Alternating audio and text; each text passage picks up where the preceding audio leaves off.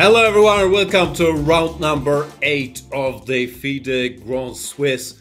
My name is Grandmaster Jan Gustafsson. Older viewers might remember me, and I'm thrilled to be joined for the first time by the casual GM, that's what they call you, Arthur Nijksans. How you doing, Arthur? Hey Jan, of course. It's a great pleasure to be back once again for an exciting day of commentary, and this is a big moment also for me because I treat you as the OG of Chess 24, of course, also being the casual chess grandmaster and a fan of following the very early broadcasts, following you and Peter Svidler and all the greats. So it really feels to be great here having potentially some of the best seats in the house to follow some of the highest level of chess. Yeah, pleasure to be back, and I think it's gonna be quite a round. We'll start with the women's section and we'll have a look at the standings. Vaishali's just crushing everybody, isn't she? Yeah, she's doing really well. I mean, 6 points out of 7, looking for a back-to-back victory. This is probably unprecedented event. I mean, still, of course, there's a huge pack of followers following her. For sure. There are some of the OGs of women's chess. Katerina Lachno, Maria Muzichuk, Antonetta Stefanova, of course Tan Chongji. It's a packed field, but I'm always very surprised when I see Vaishali's rating, 2452. Every time I see her, she's crushing. She should be much higher, so that's always a surprise, but it's far from over. Yeah, I suppose the Grand Swiss tournament is some sort of a specialty for her, and I think that her rating, 2450, it already doesn't really reflect her actual strength because it feels like she's playing about 2500, if not more. And yeah, and today she's gonna face Bibisara Sabaeva, which, you know, I checked here on the 2023 Grand Swiss edition. They already played against each other 2 years ago when Vaishali went on to win the tournament. Same color, only in round 7. Wow. I didn't know you were allowed to prepare for these things. That feels unfair. Bibisara, back-to-back, was a Blitz World Champion and now also shining in classical chess. That's, of course, a huge matchup, as is Lachno versus Maria Muzichuk. We also see Anna Muzichuk, her sister, the top seed, joining the top boards, playing against Germany's Dinara Wagner. Can you tell me anything, pardon my ignorance, about these new Chinese stars? I see Yushin Song there on board number 3.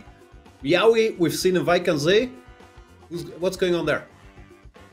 Yeah, I suppose that the Chinese have come up with a lot of chess talents. Of course, Tan Zhengyi is already household name, but these young players haven't really followed their progress too much. But I think it's not really surprising considering that the Chinese chess have produced so many world champions in the history. So could be one of the future world champions, who knows? Yeah, for sure. So far, Vaishali is dominating, but steep test today. Let us get to the open section. And there, good news for the Germans. So I followed the tournament and I've kept a close eye on the German players as German national coach, whatever you want to call it. Bit of a surprise, Matthias Blübaum in the lead after 7 rounds, the 2-time European champion, but he's rated, quote-unquote, only 2670, so to see him up there, of course, is thrilling. Jan, your first reaction when you saw Matthias defeating Pragananda a couple of rounds ago, and then yesterday, Arjun, were you surprised, or this was like a reaction? I mean, this was only supposed to happen at some point. No, I mean, he beat the 2 top seeds. Of course, you can't plan for that. Against Prague, felt like Prague was pushing a little too hard for a win. That's something we see once in a while in these fields. If the high-rated black player pushes too hard against highly qualified but low-rated players, things can go wrong. But then he also defeated Arjun with black yesterday. Arjun with a rare piece blunder. I don't think we see that much. So amazing event for Matthias. But he's not done with the Indians because we see Nihal Sarin in the second spot after defeating Parham yesterday. So, spoiler alert, these two will face each other on the top board. Yeah, so essentially he's taking on the entire Indian national team. And speaking about Nihal, I'm very happy, of course, to see that finally he has reached the 2700 ELO club after his yesterday's victory over Parham Maksudlu. It's a bit strange, right? I mean, Nihal has been very, very close to the top elite, and being a speed demon online, he has never been at 2700. Finally, he did it. I think it's well deserved. Yeah, I think we've known Nihal is super strong for years, but he's been so focused on Blitz and to a lesser extent Rapid. So now looks like he's also on the classical game. Then, oh, this is moving quickly. There's already the second page. There are strong players wherever you look. Andy Woodward, to my mind, he's 12 years old. I think that's not actually true. He's probably like 15 or something. But still, a very strong showing from the young American GM. Speaking of young GMs, we have, oh, I was told how to pronounce this, Yes Erdomush, the strongest 14-year-old in the history of chess. Is that correct? I think so. Yeah, and there's also his teammate from Turkey, this Gurel. So these are essentially teenagers. Also, of course, Mishra in the first page. And chess keeps coming younger and younger. And when I'm looking at this, I feel older and older, young, right? So yeah, I do not like it. We should have an age limit, only 20 plus for top events. My son is crushing the show. All right. So here we go, and these are the pairings of the round number 8, and it's Matthias versus Nihal, top board. Jan, I think that's the pairing for the top board we definitely could not have expected. I mean, after round 7, it just once again shows how unpredictable this tournament really is. And there's also the very, very explosive, potentially, setup on board number 2. Alireza Firuja is going to take on Hans Niemann. Yeah, it's very surprising to not have a, on paper, 2700 player on the top boards. But my son is insisting I answer the door and pick up whatever arrive. So I think I have to give in to that. Be back in a second. All right, let me just continue with us. We are seeing here today Abhimanyu Mishra, the world's youngest Grandmaster. He's been having also super fantastic tournament, playing undefeated. He's today taking on yet another world-class player, Noderbek Abdusatorov. So these are essentially the players still fighting for a spot in the candidates tournament. Of course, also the previous leader Parham Maksudlu, who takes on today the very solid Anish Giri. Parham, yesterday he was the sole leader and he decided to take his chances against Nihal, but in this crazy time scramble, things simply went sideways for the Iranian Super Grandmaster, and he lost the game. And then, of course, we have, the 2023 winner Vidit Gujarati, and it's really nice to see the previous winners like Vidit, like Firuja back from 2021. They're still within the contention and are aiming for to win the Grand Swiss for a second time. Very much so, Vidit facing another German, Vincent Keimer there. That's a pairing to keep an eye on. Who's your favorite from the scores now? You think Matthias and Nihal can hang in there on the top? Who's going to win this thing? Yeah, it's really tough. I mean, of course, they are the leaders. I think that this round is going to decide a lot of things, because if one of them is going to be victorious, I think it's a very, very serious bet already to finish in the top 2 and get a spot in the candidates. But again, those super GMs are so close. I mean, Firuja, Niemann. I mean, speaking about Hans, he's been really on fire lately. I mean, he started the tournament a bit struggling. He could have pretty much lost the very first round game, but he managed to find his pace. I would say it's just wide open. Yeah, shall we jump into the action, see what's going on? We'll start with the top board. Matthias Blübaum against Nihal.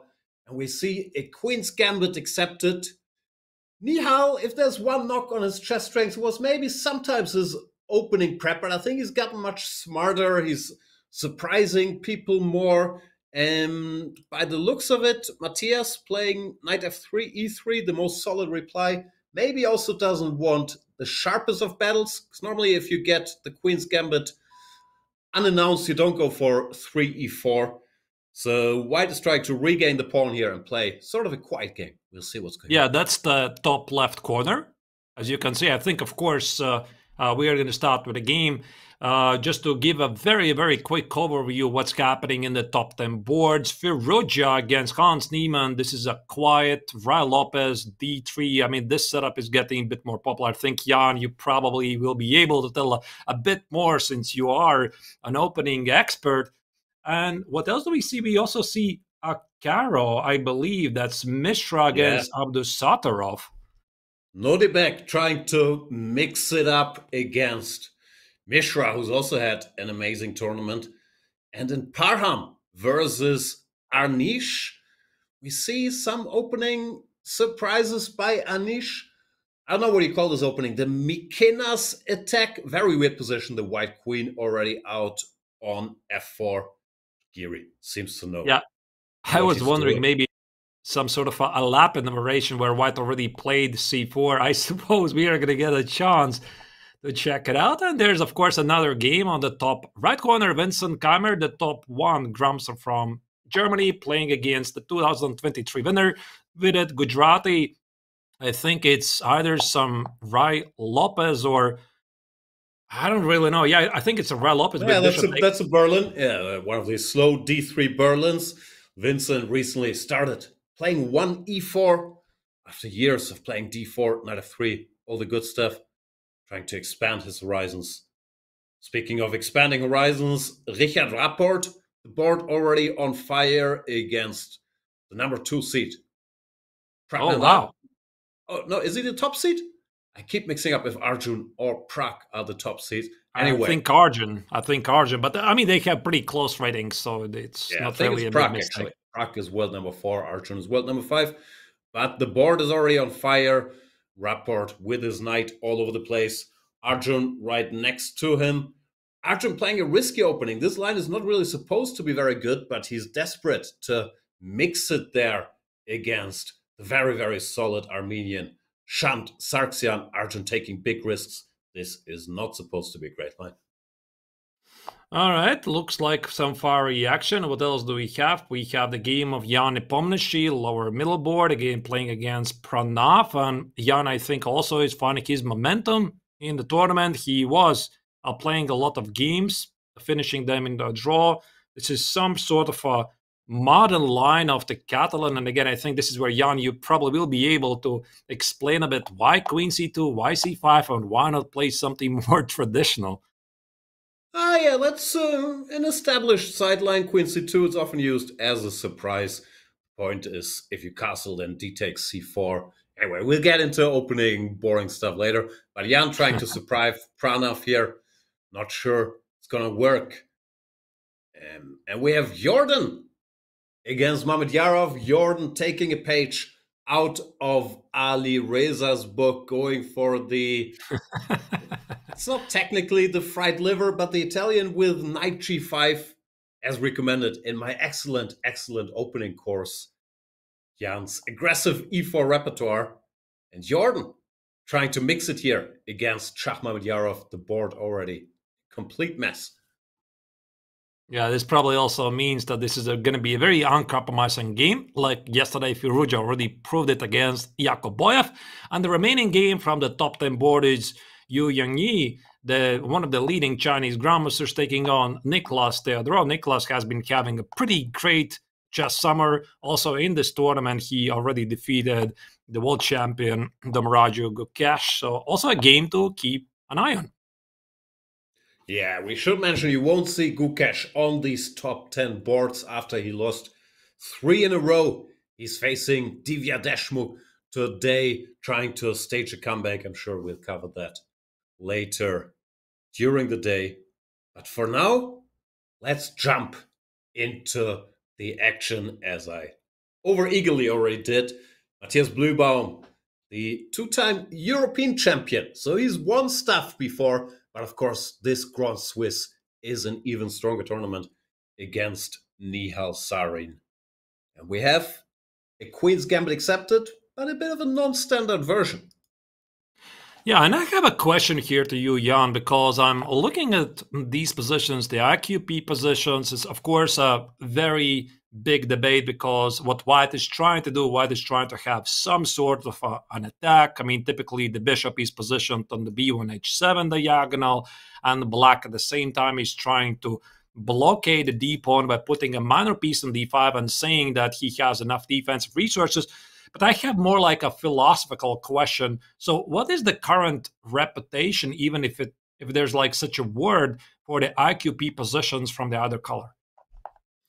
It very much depends, but in this stuff they've been playing, I'm mildly surprised by the move c takes d4, going for the IQP so early. That it's not a move that's unheard of, but it's very, very rare compared to the alternatives, keeping the tension. Normally Black plays like pawn to a6 or knight to c6. And that's where it starts. This determining the structure so early is supposed to be very risky because White gets very free development. Often it's hard for Black to stop pawn to b5, pawn to d5 from White, breaking the position open. Having said all that, I do know about this line, and I noticed some time ago, I think I even recommended it to some people. They never listened to me, but apparently Nihal is aware of this, that the c takes d, e takes d, bishop e7 is not hated by modern computers. So Nihal doing his thing, trying to surprise Matthias here early on with a bit of a sideline. But Bluebound seems to be playing quickly, confidently, doesn't look like he's out of book just yet. Yeah, so this 95 idea, what does it really threaten? Because I'm looking at this position and I'm not really a big expert of these IQP positions. I know that typically White plays something like bishop g5, a3, rook c1, brings the bishop to b1, sometimes to c2, builds a battery of the queen and the bishop, and essentially trying to deliver a brute force checkmate. So what's the idea of this 95? Is it some, again, modern trend? No, as usual, I think it's just the first computer move.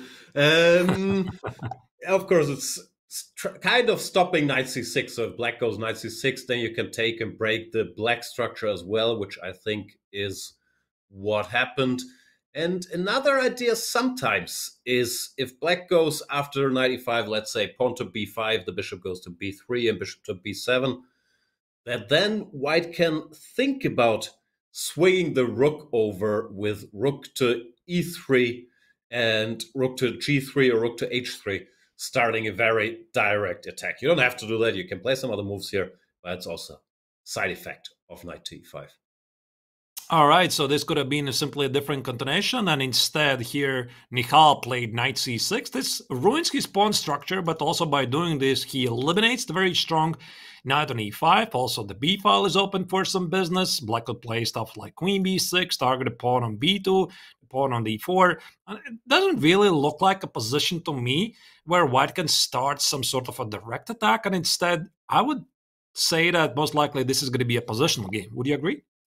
Yeah, after knight c6, now the structure has changed. Now both sides have weaknesses. Black has a grip on that d5 square in the middle of the board, but he doesn't really have any good squares for now for his bishop, the light square bishop, which is often, in many openings, the problem Black is trying to solve, while trying to free it by pushing the c-pawn forward, often runs into d5. So now this is going to be a slower game where White is supposed to be a little better. He might put his bishop in the middle of the board there. He just played bishop to f4, trying to centralize it. Then bring the pieces towards the middle. It's considered a little better for White. Sort of pleasant situation for Matthias. I would think it's reasonably risk-free, and he can just get the pieces out. Then again, against Nihal, is there anything risk-free? He's so fast, he's so tricky. But the opening, I think, went all right.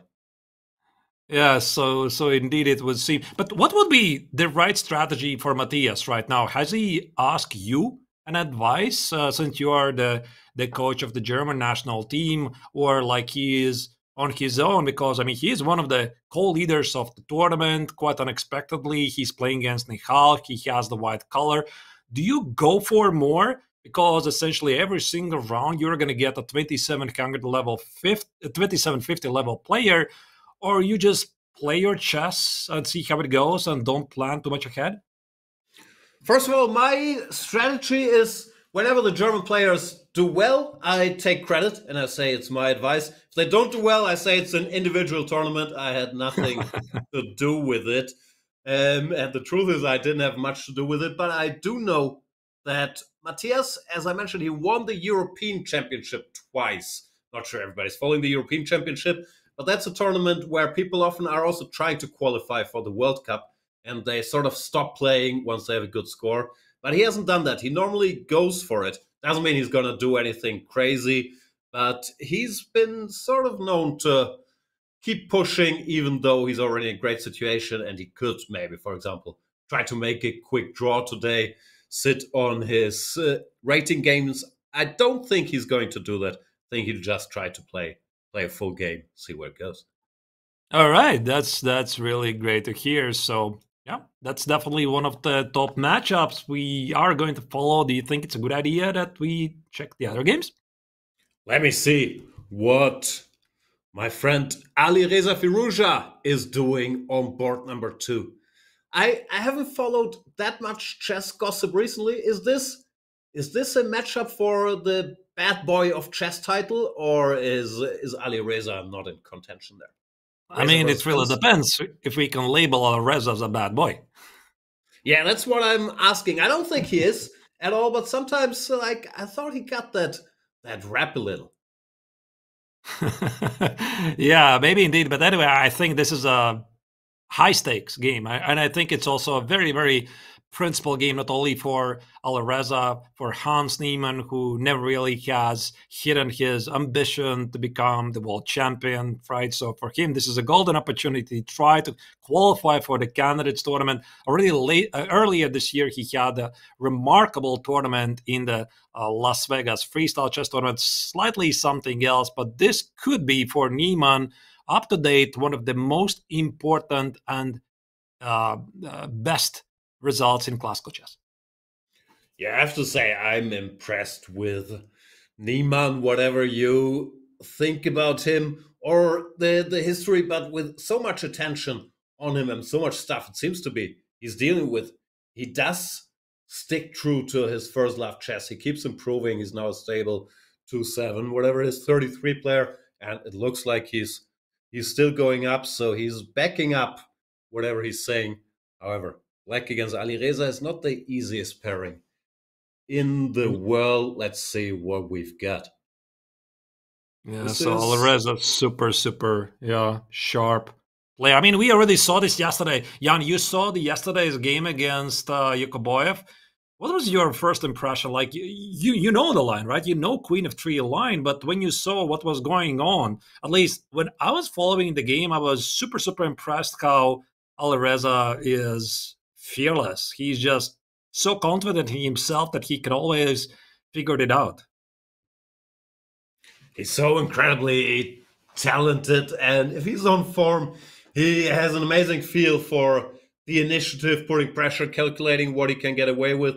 As for the line, yeah, it was a surprise line, which I also had in my courses, Queen F3, so I was thrilled to see him play it. It's one of these lines you can't play every game, because then at the top level, your opponent will click his way to a draw, but I was thrilled to see him play it at this stage and get away with it. Now, when Alireza is in shape, he's won the thing before, as you mentioned.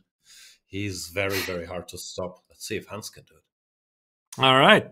So we are going to see how it's going to turn out. Here, by the way, this is quite a lovely setup from the Ray Lopez. I have played it myself from the White's perspective a couple of times.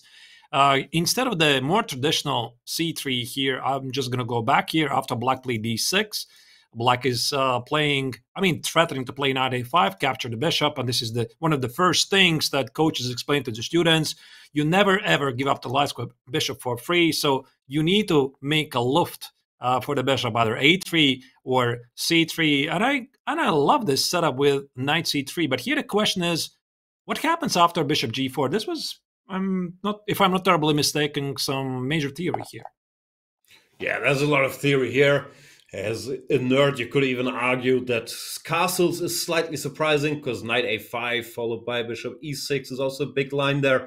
But here, if bishop g4 is one of the lines, I don't like it that much personally. I prefer knight a5 followed by bishop e6. But bishop g4, bishop e3 is also a major theoretical line. But this is the main battleground these days where white usually goes. Pawn to b4. And knight to c6 or bishop takes a2 followed by knight to c6, and it becomes very messy. So probably it's something like take it. Yeah, and I think there's somewhere b4. No? Yeah, takes is not supposed to be very challenging. Usually they go b4 directly. Like there are many moves here. d4, Kayakin played against Carlsen and so on, but b4, then bishop takes a2, then white has a choice. Sorry, I'm getting very into the weeds. White has a choice between knight takes followed by c4, or rook takes, knight to c6, bishop to g5, trying to claim that square in the middle for his knight. So this, yeah, knight d5 also exists, but I think bishop g5 is more challenging. This has been one of the big battlegrounds. It's supposed to be fine for black, but I'm sure Alireza has something up his sleeve.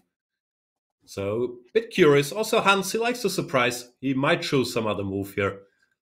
I know his position because it was played plenty in Magnus's World Championship matches. And usually you have one line, which you can tell him it's fine. But then if he wants a surprise at some point, you're running out of moves in this position. So I'll see. Hans is a new one. Rook b8, knight b8. Many options here. We'll see what happens. Yeah, like knight b8 played like the prayer. Like you can also put the knight on b7, bishop on b7. Also possible. We'll see what he chooses. Looks like he's taking his time. It's a bit unusual, actually, since Hans is typically one who is playing very quickly. I mean, we have seen him typically having extra time on the clock after the opening phase. Here, he is already behind on the clock by more than 15 minutes. Do you think this this playing quickly applies more pressure to the opponents? Because I really love the quote by Jan Nepomniachtchi, who once said in one of the interviews he's playing so quickly because his coach supposedly once told him that imagine this, you're playing a classical chess game and you have already 1 hour less, and this basically forces you to play a bit faster and you end up having a lot of time on the clock. Is this like a modern trend between the players, or does it apply any extra psychological pressure? What's your opinion on it? I don't think there's a fixed rule. I'm pretty sure Hans Niemann is still very much a book here. He's just trying to decide what to do. As for me, I normally like to not blitz out all the moves instantly on the opening, but to keep a bit more of an even pace so your opponent doesn't know for sure when you're out of book, starting to think for yourself. And Nepomniachtchi, you could also argue the opposite, that he should slow down, like drink some tea. Wait a moment, don't play too quickly. So it's always, yeah, I think very case by case. This tournament is with increment. They get 30 seconds per move. So even if you want to think a lot, you can't end up in too much time trouble. But yeah, at the end of the day, I guess more time on the clock better than less time. Yeah. All right, well, Hans is trying to let his chess speak for itself. I think we can move on to more games, but definitely this is the game we want to follow because there's more and more games going on. And here's the overview of the top boards. Is there something that jumps in your Parham. In your attention? Parham. Give me Parham. All right. There you go. Parham against Anish. What is going on there? So maybe we can pick it up from the start because this is a funny opening line in the English. C4, knight f6, pawn to e6. So far, so good. e4. This is the Mikenas, and c5 is a surprise by Anish. Small surprise. It's known, but d5 is much more common. And this is also one of those moments when you can safely play knight f6, knight g8, and you claim you have a good position, right? You normally don't show this to the kids, but if the professionals, they're doing it, it's got to be good. Now, the professionals also are doing it. Usually, instead of c5, they are going d5. This line, it's known from the old days. There are some Kasparov games where people used to sacrifice a pawn here with knight to f3, knight to c6, pawn to d4, but that's supposed to be fine for black. No, e5, knight g8. Oh, yeah. e5, knight g8. And then, while I used to play knight to f3 here, knight to c6, pawn to d4, pawn takes, knight takes e5, knight d to b5. And this is some old theory. But that's supposed to be okay for black nowadays. So they switched to going, instead of knight to f3, pawn to d4. And I'm very curious what Anish has up his sleeve here. The position gets wild.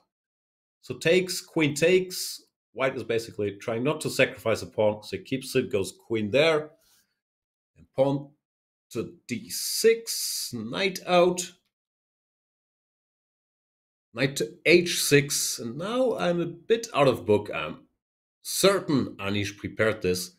Knight to h6, queen to e4. The queen moves again. Takes everything. And bishop takes h6. Yeah, nice intermezzo move here, because after queen takes on e5, suddenly the rook on h8 is hit. There's no time for bishop g7. Now rook g8 is played, and of course Anish is still within the book, but you can also see the positional danger for Parham, because if Parham is not going to show anything immediately here, black does get the powerful docks with bishop, and this can seriously backfire.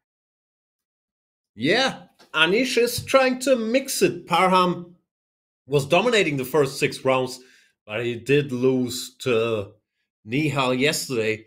And he does seem like a player who's not going to look for a quick draw after a loss, keeps fighting. And that could, of course, also go wrong against Anish, who's been playing well so far, doing his stuff, picking his spots, playing very solidly, playing the Najdorf, the Sicilian, against slightly lower-rated opponents. Won a nice game there.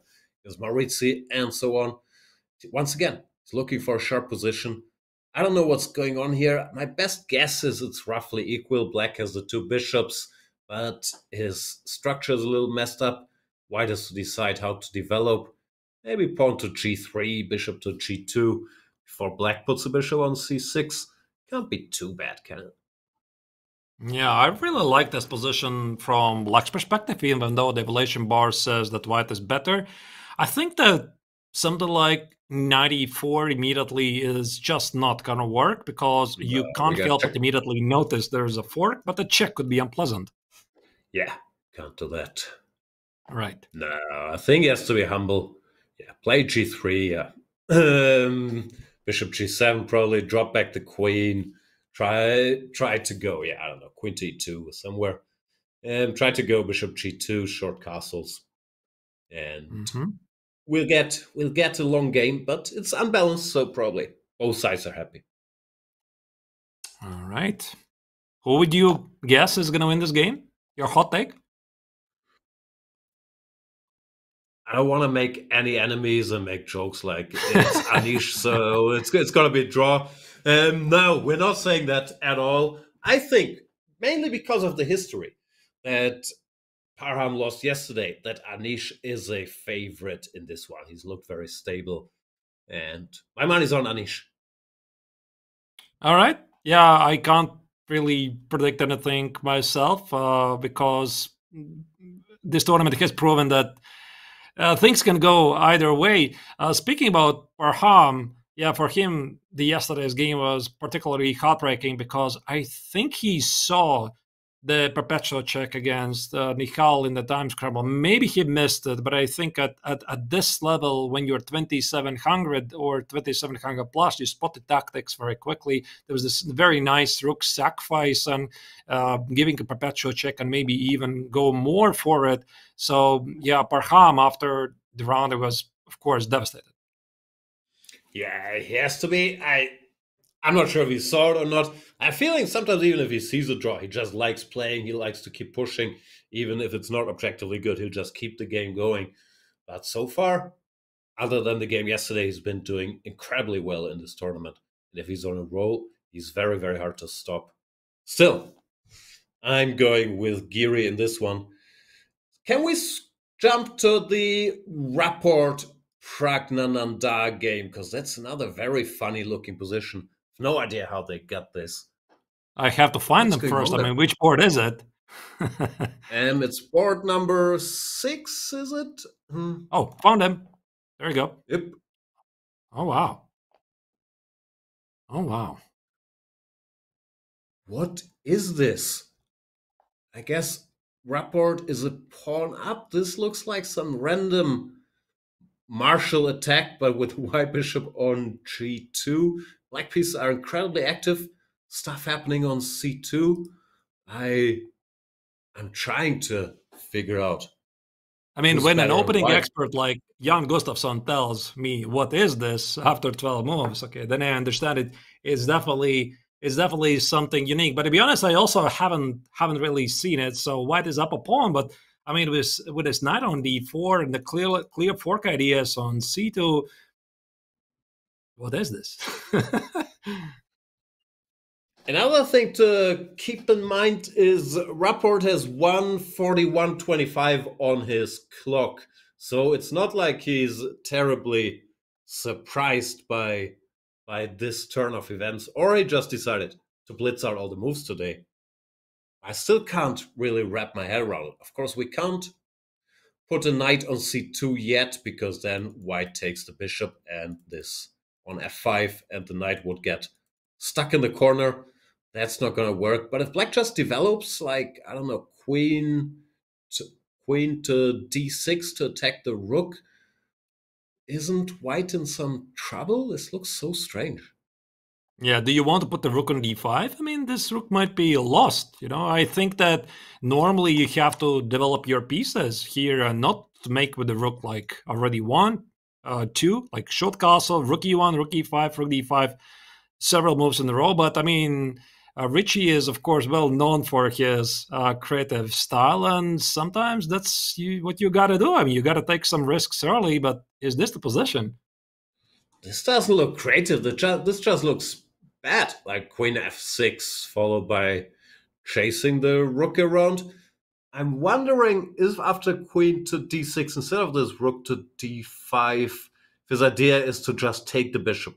Rook takes on f5, and then taking the pawn looks so slow, though.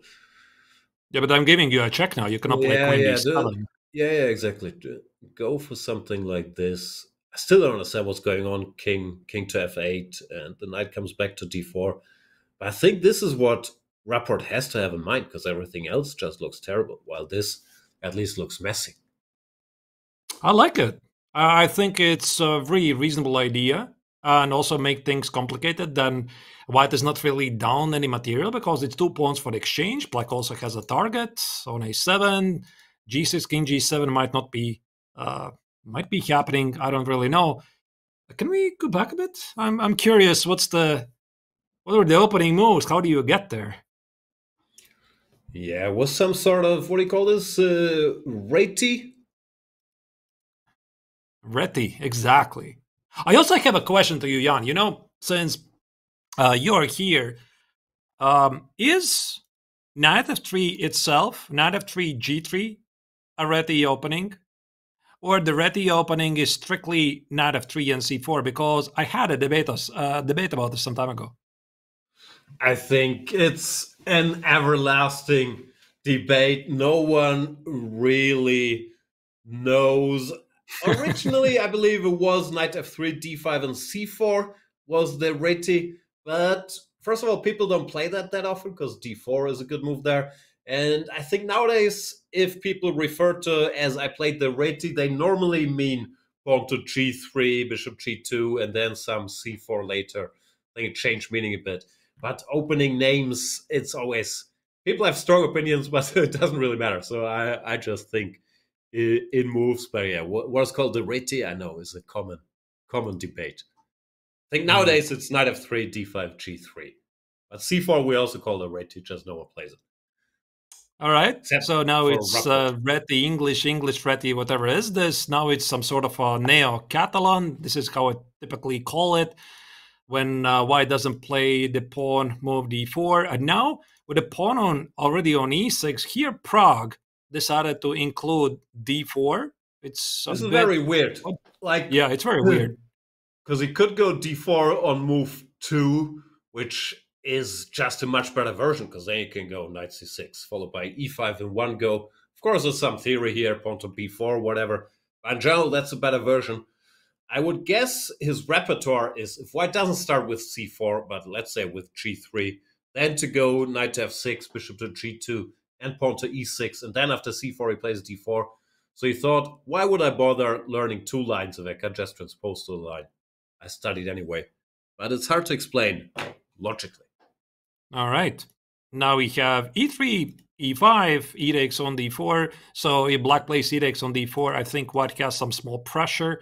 So that's why here black won the very sharp continuation e5, knight e4, rook e1, and he decided to sacrifice the pawn. Actually, all of this, now that you look at it, it looks pretty normal. So black enjoys a very nice compensation. The knight on d4 feels really strong, and black is thinking. What I don't understand, if we go through this, after black exchanged the knights there on e4, to my mind, it looks much more normal to take with the bishop instead of the rook, because then your rook doesn't get kicked as it did in the game. Like, Rapport prepared this, so I'm sure he knows what he's doing. It just looks so strange. After bishop takes e4, it's not so obvious to me what black is Maybe doing. There are some concrete ideas h5, with h5. Yeah, h5, h4, bishop g4. Maybe, yeah. Probably that has to be it, because if not, bishop takes looks so much more normal. Yeah, okay. Definitely. So rook takes on e4. It also could be one of those moments when the super GMs, they're voluntarily going for slightly worse continuations. This, you probably know all about it. I mean, being a well-known second and a coach, is that when you're playing at the highest level, you can no longer play the best continuations by Stockfish or other chess engines, because everything is analyzed, and you're just hoping that by playing the 5th or 6th choice according to an engine which gives you a slightly worse position, the opposing team really hasn't checked. Yeah, it's the eternal question in chess preparation. You want to surprise your opponent, but you also don't want to make terrible moves so that you're giving up too much in evaluation. And where that sweet spot is, that you surprise the opponent, but you also play good moves. It's the debate pretty much in every game at this level. I personally think as long as you're flexible in the opening, Prague, of course, can do lots of things. Richard plays whatever he wants anyway. Then you can play the best moves, because chess is so big, it's very hard to prepare for whatever. 1 c4, 1 d4, 1 e4, 1 knight f3, and all the lines in there. So I think this narrative, chess is dead because you can't play the good moves anymore, is a bit overstated. But of course, gotta come up with ideas all the time to keep the game going, keep it interesting. It's not easy. Yeah, I agree. I mean, people have been trying to bury classical chess all the time. I think this debate already started 1927. Maybe even earlier. 1937. Capablanca, Ayechin. Yeah, chess exhausted. So Queen's Gambit draws? Apparently not. Chess is very much alive, especially classical chess. So, what else is happening? It is a draw. What's going on the boards? What else do we see?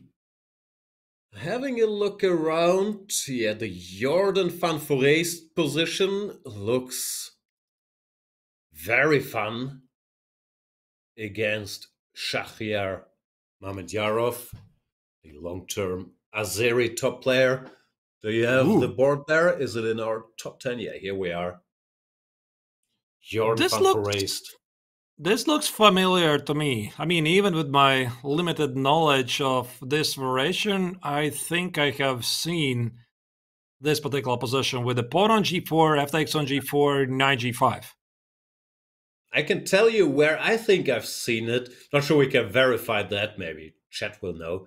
But Jordan played this line against a certain Magnus Carlsen in FIDE Grand Swiss a couple of years ago. And he got a very good position. I think it was a draw in the end. But That's what I said earlier. You don't need to do new stuff all the time. Just if you're flexible enough, you can surprise people with this same thing you did a couple years ago. And Mamedyarov, I think very clearly, does not know this line well. You can tell from a bunch of the moves he played after knight to c3. Short castle, I would argue, is a bit of an inaccuracy. Then bishop g4. Computer doesn't love. Yeah, instead of short castle, you should do some sharper stuff like knight f4 directly is better. F5 is also better. The white idea, white's setup is of course very clumsy, but he is a pawn up. So if he gets bishop to e2 followed by d3, then the black knight on the rim will look silly. And if black doesn't do anything directly, this is not so easy to play. It looks to me like he caught Mamedyarov here. I could be wrong, of course, but that's how it looks like. Yeah, I mean, this is actually a very lovely situation because visually it feels that black is doing fantastic. He has sacrificed a pawn, he has a strong center, he has two bishops, so maybe even he will play c5, knight c6 with knight e4. And if you don't play this idea of h3 and g4, which just looks insane by normal standards because you're weakening the king. But again, chess is a very concrete game, and after knight g5 here, suddenly white is pitting the bishop at h5, threatening to play knight e4, and this control of the e4 square seems to be quite critical. Yeah, I'm too curious. I believe this is exactly what Jordan had against Magnus. Let me try to look it up quickly. But I do know this line quite well, and I know this is not the way for black to play. So Jordan van Foreest, the young, is he young? He's like 25 nowadays. That's no longer young. He's young. He's young. The young man from Groningen seems to be doing very well against Mamedyarov. Jordan won the Vaishali tournament a couple of years ago. Looked like it was his breakthrough. Recently, he's been wrestling with all the attention he's getting and the 2700 barrier. But he's a very good player. He's very creative. So I do think this is not the last we've heard of him. Yeah, I think that this game really is the game that you mentioned, Jordan against Magnus, because when you told me he's played against Jordan Magnus, that immediately brought me back some memories because I think I was following the tournament while you're searching for the game.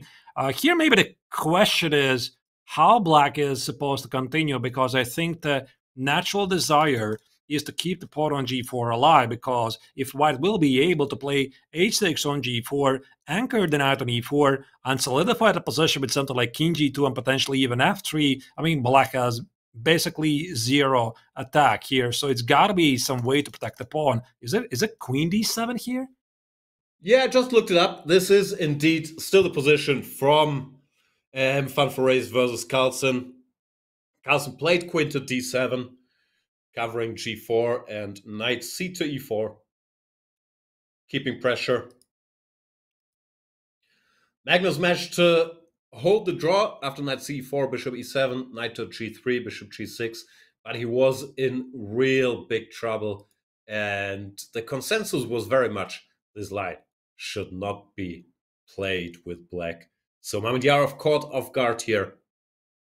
And it's not gonna be fun. Jordan probably also surprised that he tricks not one but two world-class players in the very same variation. Do you think he now remembers? Like he remembers this particular game, because I think at that level they already should know that they have seen this game before. And I mean, if we recall the game, then definitely Shakhriyar should recall this was not the way to go. I don't know. So many games, I think it's always a bit random if you followed that particular tournament or not. But of course, if you played this line with black, this 3 bishop c4, knight f6, 4 knight g5 should always be a focus of yours. And I'm mildly surprised he was caught off guard by this line, this move 10 knight to c3, which Jordan has used before. Still, yeah, theory is only one thing. You still got to play. Yeah. Then again, if white stabilizes, knight c to e4, reclaims his pawn on g4, pawn up with a grip on the e4 square, the black knight on a5. It's not even that sharp. It's just sad for black.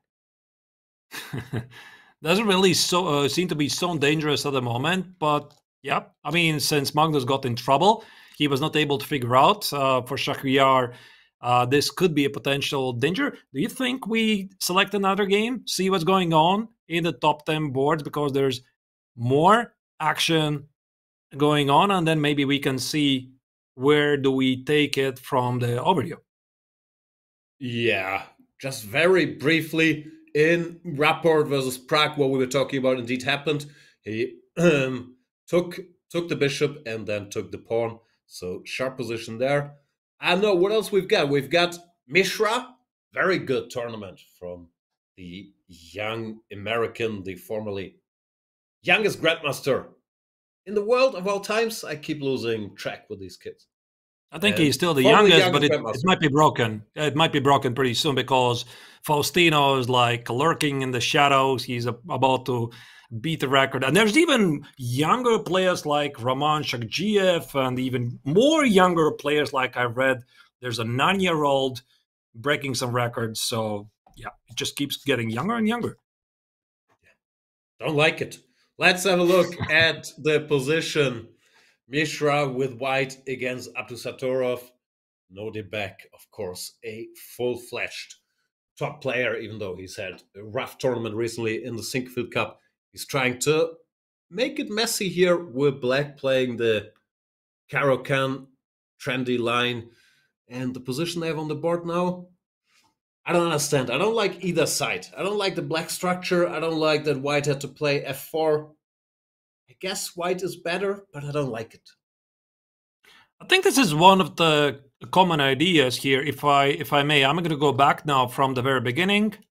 So this was the Caro, the Tartakova variation out of 6, and it's quite amazing how the perception of this variation has changed throughout the years. Because I mean, okay, maybe I'm exaggerating a bit. Perhaps like 20 years ago, you're going to definitely correct me on this.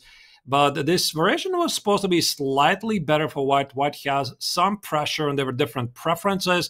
And yet now, exactly the Tartakova variation, the way I understand it, is the reason that the players are more looking into the advanced variation with e5. Or do you think it doesn't really matter here? Or it's just a matter of taste?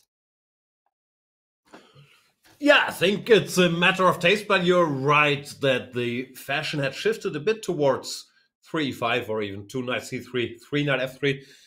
But no, I agree with you. In the old days, this position we thought was just bad for black. After knight takes f6, e takes f, you learn, okay, the pawn endgames are winning for white. White has this majority, black has double pawns. He can't build a free pawn there. But the times have changed a bit, first of all, with computers, and also, secondly, just king safety is very important. And if black gets bishop d6 and short castle, he can hide his king behind 4 pawns, not 3, and can even use one of the f-pawns for aggressive ideas sometimes. So this, yeah, it's a bit similar to this Petrov variation where white goes knight c3 and accepts the double pawns. This has, yeah, very, very much been re-evaluated. I still don't like it because I grew up with this old belief white has the pawn majority there in the center. This can't be good. But computers in practice have proven that this is a very viable line for black. Yeah, and with the short castle, with my limited knowledge, I know that this f4, f5 idea is one of the common ideas. Sometimes you want to play knight f4, try to get to the pawn on h5, and this is exactly what happens. So here h4, h3, I think you need to stop the h pawn to create some logical weaknesses. Knight e7, pawn to h5 in itself. Like nowadays, it's become so standard we barely look at it. But of course, it's a crazy move. You castle, and then you go pawn to h5. What's going on there? Play h6. Do you think it started with the Najdorf? Like, or which was the first pioneer? Because in the Najdorf variation, this one of the main lines in the English attack, black started to play h5 to stop g4 advancement, or there were earlier signs. Yeah, but there at least you haven't castled yet and you're stopping g4. Here you've castled and you're not, well, maybe you're making knight g3 a little harder, but it's such a weird move to my eyes still, even now that this is the very main line, so I'm being a bit facetious, but it's still always strange to me. Like, if you gave this position without computer input and without being used to h5, I would think, okay, g6 or h6, but h5, so insane. Now that's the move that put this line back on the map, and here we are after f4, as you mentioned. I think still computer's first choice, queen to d6, pawn to c4. I think that the c4 move is necessary because Black's typical idea in this position is to play c5. He wants to generate some counterplay here. Maybe also the bishop could get to the long diagonal, target the pawn on g2. So that's why here, from the first sight, it feels like Mishra is playing all over the board, and this can definitely backfire because, I mean, you cannot play on both flanks at the same time. But here, concretely, it's top c5 because he's about to meet it with d5, and that's why here, this rook f3, bishop e3 feels like some computerish choices, but, I mean, the engine loves it. Looks to me like Mishra is still just following his preparation very well, prepared, very booked up.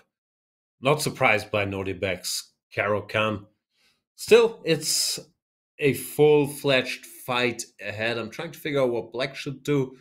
Positionally, I would like to go g6 and knight g7 and bishop f5 or knight f5. Not sure there's time for it, though, or if after g6 there are some sacrifices. Yeah. Maybe I'll just very quickly put it on the board. Looks pretty scary. Maybe it's playable. Maybe this idea doesn't even work. Queen takes on g6, knight g7, and we are probably not ready to join the attack, but I like it. But also, if you play g6, you need to watch out for f5. Is f5 an idea? Or are we afraid of check on h2? Don't know. Yeah, it looks risky, right? Probably we shouldn't do it. Well, White also has c5 and then f5, so this could escalate quickly. I'm not sure about g6, but that's the only plan I could think of to reshuffle the pieces. So what else are you going to do? Like bishop d7 or bishop b7 doesn't really do anything. White can always go c5 if the bishop ends up on b7. Don't know. Nodibek will show us. What are you thinking? All right, lots of action on all the boards. We'll go for a brief breather. Let Alireza and Anish think about what to do next. See you guys in a couple minutes.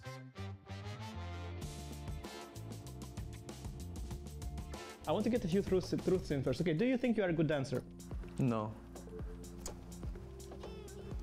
Lie. What? I knew this. You are a terrible dancer, but you have high confidence. That's important. So you are decent. I actually think I'm a bad dancer. It's one of my pet peeves. No, but I knew that it's gonna show that. And please. Wait, I have to make moves also. It's time. It's time for the question. He's getting nervous even when you just said that you were going to ask him a question. Yes. No, because really nervous. Because the thread is stronger than the execution. It's one of the chess things. Do you consider me a friend? Yes. Yes, true. Good friend is a different question. That's fine. I'm not gonna push it. Obviously, I've had my. Have you ever, as a spectator, rooted against me when I play chess? Maybe. It could have been. Not sure. Yes, he did. He did. I know he did. Okay, that's fine. That makes two of us. Did you hate me for making you walk from Hotel Hoogedaan to our house in Wijkenzeven when you were my second? Briefly, very briefly. But very intensely. Yeah, sure. Yeah, no. Hate fair. Comes naturally to me. Yeah. Okay, speaking of friends, do you consider Samay your friend? Yeah.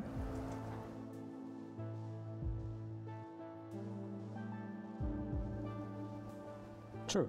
Oh, I thought it was gonna say. Yeah, I wasn't sure. Do you, the long was really. Okay, but that's an easy one, Basami. The hard one now. Do you actually find him funny? Yeah, he's extremely funny. Sometimes. Do you consider Sagar Shah your friend? Yeah, very good friend.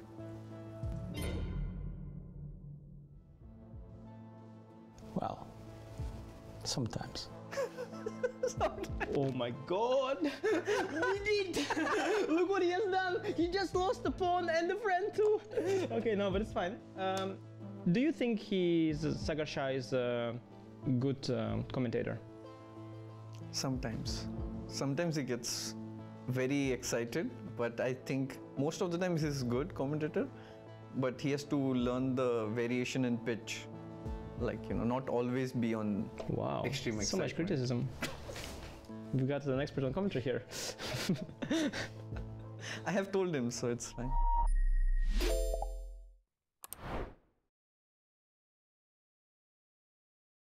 Eric had no idea that my life was literally falling apart at this time. Like, my marriage was in shambles.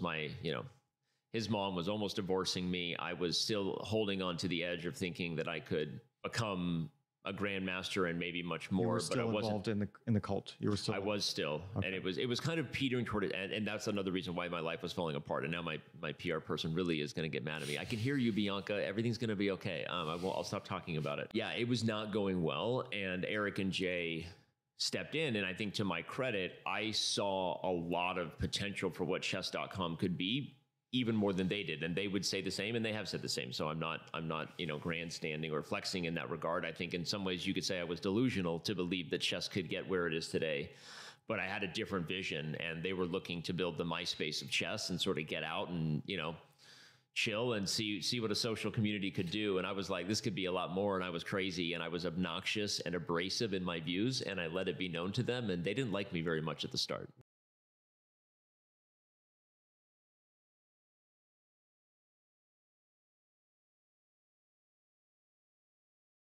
And this is white to move, yeah? So white to move and win. It's waiting one, yeah? Okay, let me think. Actually, I think it's quite hard. Because now I don't have any clue about it. It's quite a tricky position. Queen to g3. Correct. Yeah. Very good. Yeah. Sure this is mating one? Ah! Now I got it. Queen g3. Queen g3. Yeah. Lovely. Yeah. Thank God I'm a chess player. I saw that. Yeah. Fine. So many pins. Yeah. So many pins.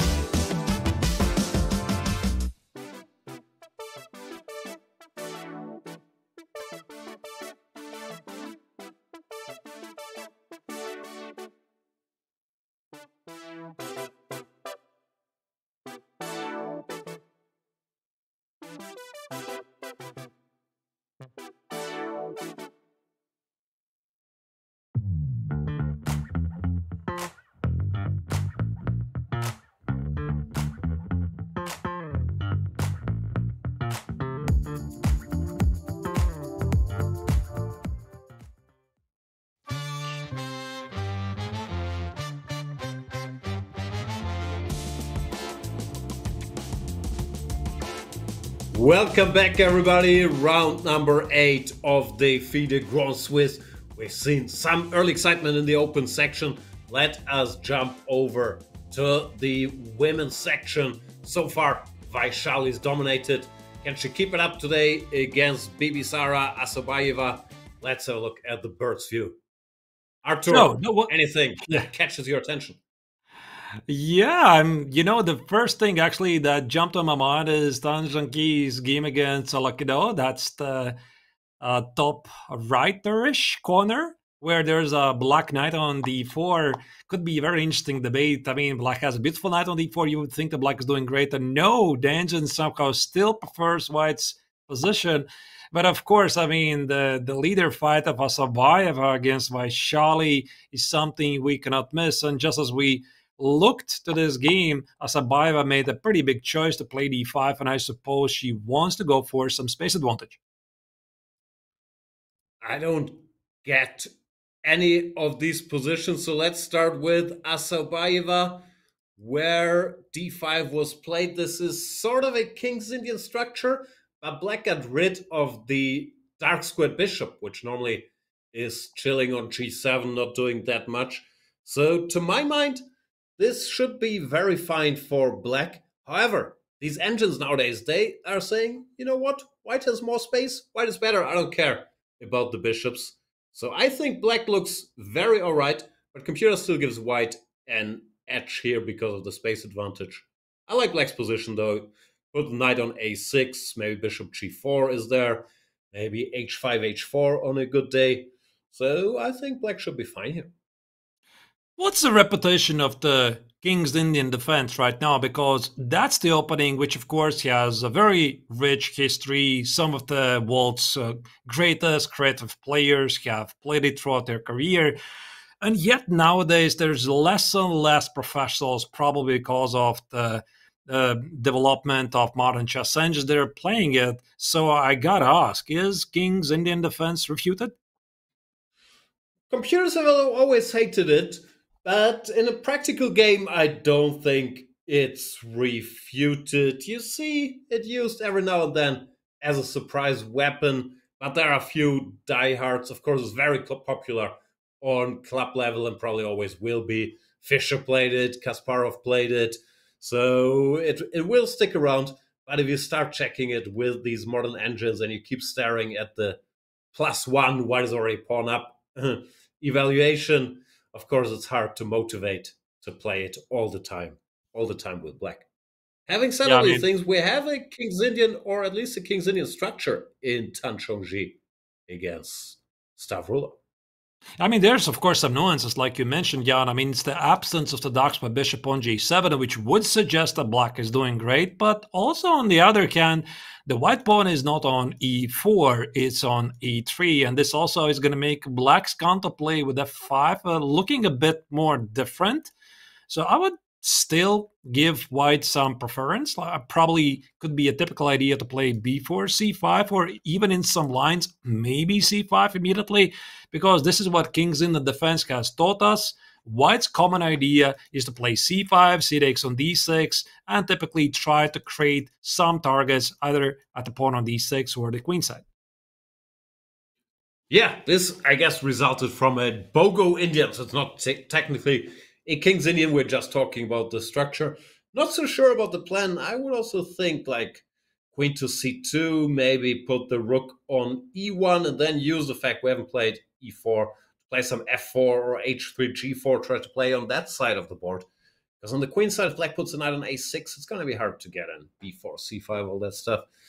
I don't know. I still think black is all right. So maybe not going for f5, but for some h5, h4 as a source of counterplay. Still, it's a rich position, and Vaishali is not playing to equalize here, trying to neutralize Bibisara. She's going for a full-fledged battle, even with black. And of course, I think for Bibisara, this is a very, very important game because she is trailing behind the leader by full point. And if she doesn't win this, might be her chance lost to qualify for the candidates tournament. Because again, it's pretty much the same story as with the Open tournament. Top 2 places in the tournament finish, get their tickets to the candidates tournament. So for Bibisara, if she wants to do this, it's got to be today. Yeah. We'll keep an eye on it. I wouldn't bet against Vaishali. She hasn't shown any weakness thus far. On the second board, we have 2 legends. Lucknow against Maria Musichuk. What is this game? What was a semi-Slav, but a quieter line. Looks a bit like that Anish game we've seen earlier, like bishop pair versus pawn weaknesses. It also resembles some Caro-Kann with the Tartakova, except of e takes on f6, g takes on f6. But of course, this is not a Caro-Kann, but the structure looks pretty similar. Never heard of this Tartakova character. Can white just push d5 here, blow it open? It makes sense. So let's try it. Let's try to put it on the board. So d5. The point, of course, is if black accepts the pawn twice, it's going to come with some consequences. Rook e1. Rook c1, rook e1, knight d4. This should. This looks really bad. So probably black going to do it, and he has to run away from the center. So here you play short castle, but can I now play d6? Can I do that? That's what I was wondering. Trying to win the queen. And queen b6. Is it? If I manage to play c5, this is basically very close to strategically winning position, because with such a strong pawn on d6, black cannot survive. But I suppose, again, this is a very, very concrete position. Yeah, it does look suspect for black. I'm not sure about d6 here. This pawn could also be a weakness. But after castles, even if I just go, let's say d takes e6, am I not better? How do you take back with a pawn, yeah? I suppose with a pawn, because if I play bishop e6, all I'm seeing is a big, gigantic weakness. Knight h4, queen f3, knight f5. Yeah, exactly. Looks terrible. Yeah, so that takes on e6. Position. I don't trust it for black, but maybe it's not too bad. I don't know, some pawn to c5 or queen e2 first. Very, very sharp position. Black has a good long-term situation with the two bishops, but they need to get out, and it's so hard to get them out without weakening the king. If black ever moves the pawn to e5, then he weakens the light squares. Pawn to f5 you can do, but I guess it really depends if black is in time to push both f5 and e5, which looks difficult. So anyway, d5 not forced, of course. Yeah, I mean, if black would be able to play f5, e5, and e4, black is just better. But I don't think it's going to happen because, like you said yourself, I think this c5 idea is a very strong inclusion. On most likely, he simply won't have the time. Although there's also bishop takes on b2 idea, which is going to deflect white's attention. Yeah, it's very sharp. I don't know what's going on. Queen e2, e5, bishop c4, knight h4. But it could go either way. I don't know, like rook 81, yeah, or something like that. Maybe knight h4 directly. Very sharp. I don't know. All right. Potentially a 3 result game. Of course, d5 is not forced. Like white could play any move here. Yeah, she played bishop. And she just played bishop c2. Yeah. That also looks reasonable. The engine doesn't like it though. It says that bishop c2 is a pretty serious inaccuracy. Yeah, I don't like it either. What's the point? Like, I guess the idea is after castles, queen d3 to threaten a check. But even then, f5 for black could also start with f5. Looks very slow, this bishop to c2 move. I agree. I think that white should have played e5 immediately. Now bishop c2 feels like a bit a waste of time. Yeah. And also, I mean, the position, you got to play d5 anyway, I think. What else do you do? No, I'm wondering for black, if black could also castle queenside even, trying to spice it up even further. Instead of f5, bishop to d7. Yeah, bishop c2, bishop d7, long castles. What's going on here? And again, the big question is what happens after d6, queen b6, b4, c5. C4. You're opening up your queenside, yeah? Oh, this could be dangerous. Okay, this will be fun battle for sure, but bishop c2 feels like a step in the wrong direction by Lachno there.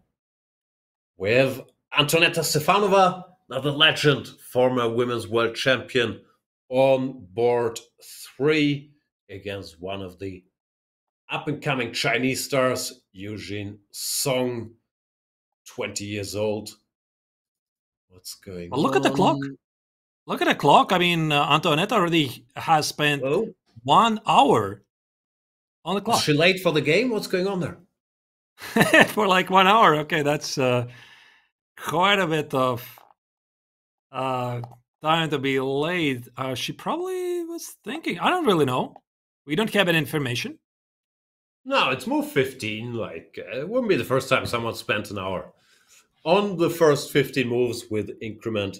It's not the end of the world. The position itself, it's, I don't know, quietish, I guess, roughly equal Don't see And rookie one, Engine says it's a mistake. Yes, so here black could have played a5. I5, I suppose, comes with some ideas to play G5. Is it? Is it G5? Can you really play that? Oh, I can take on E6. No, this can't work. Yeah.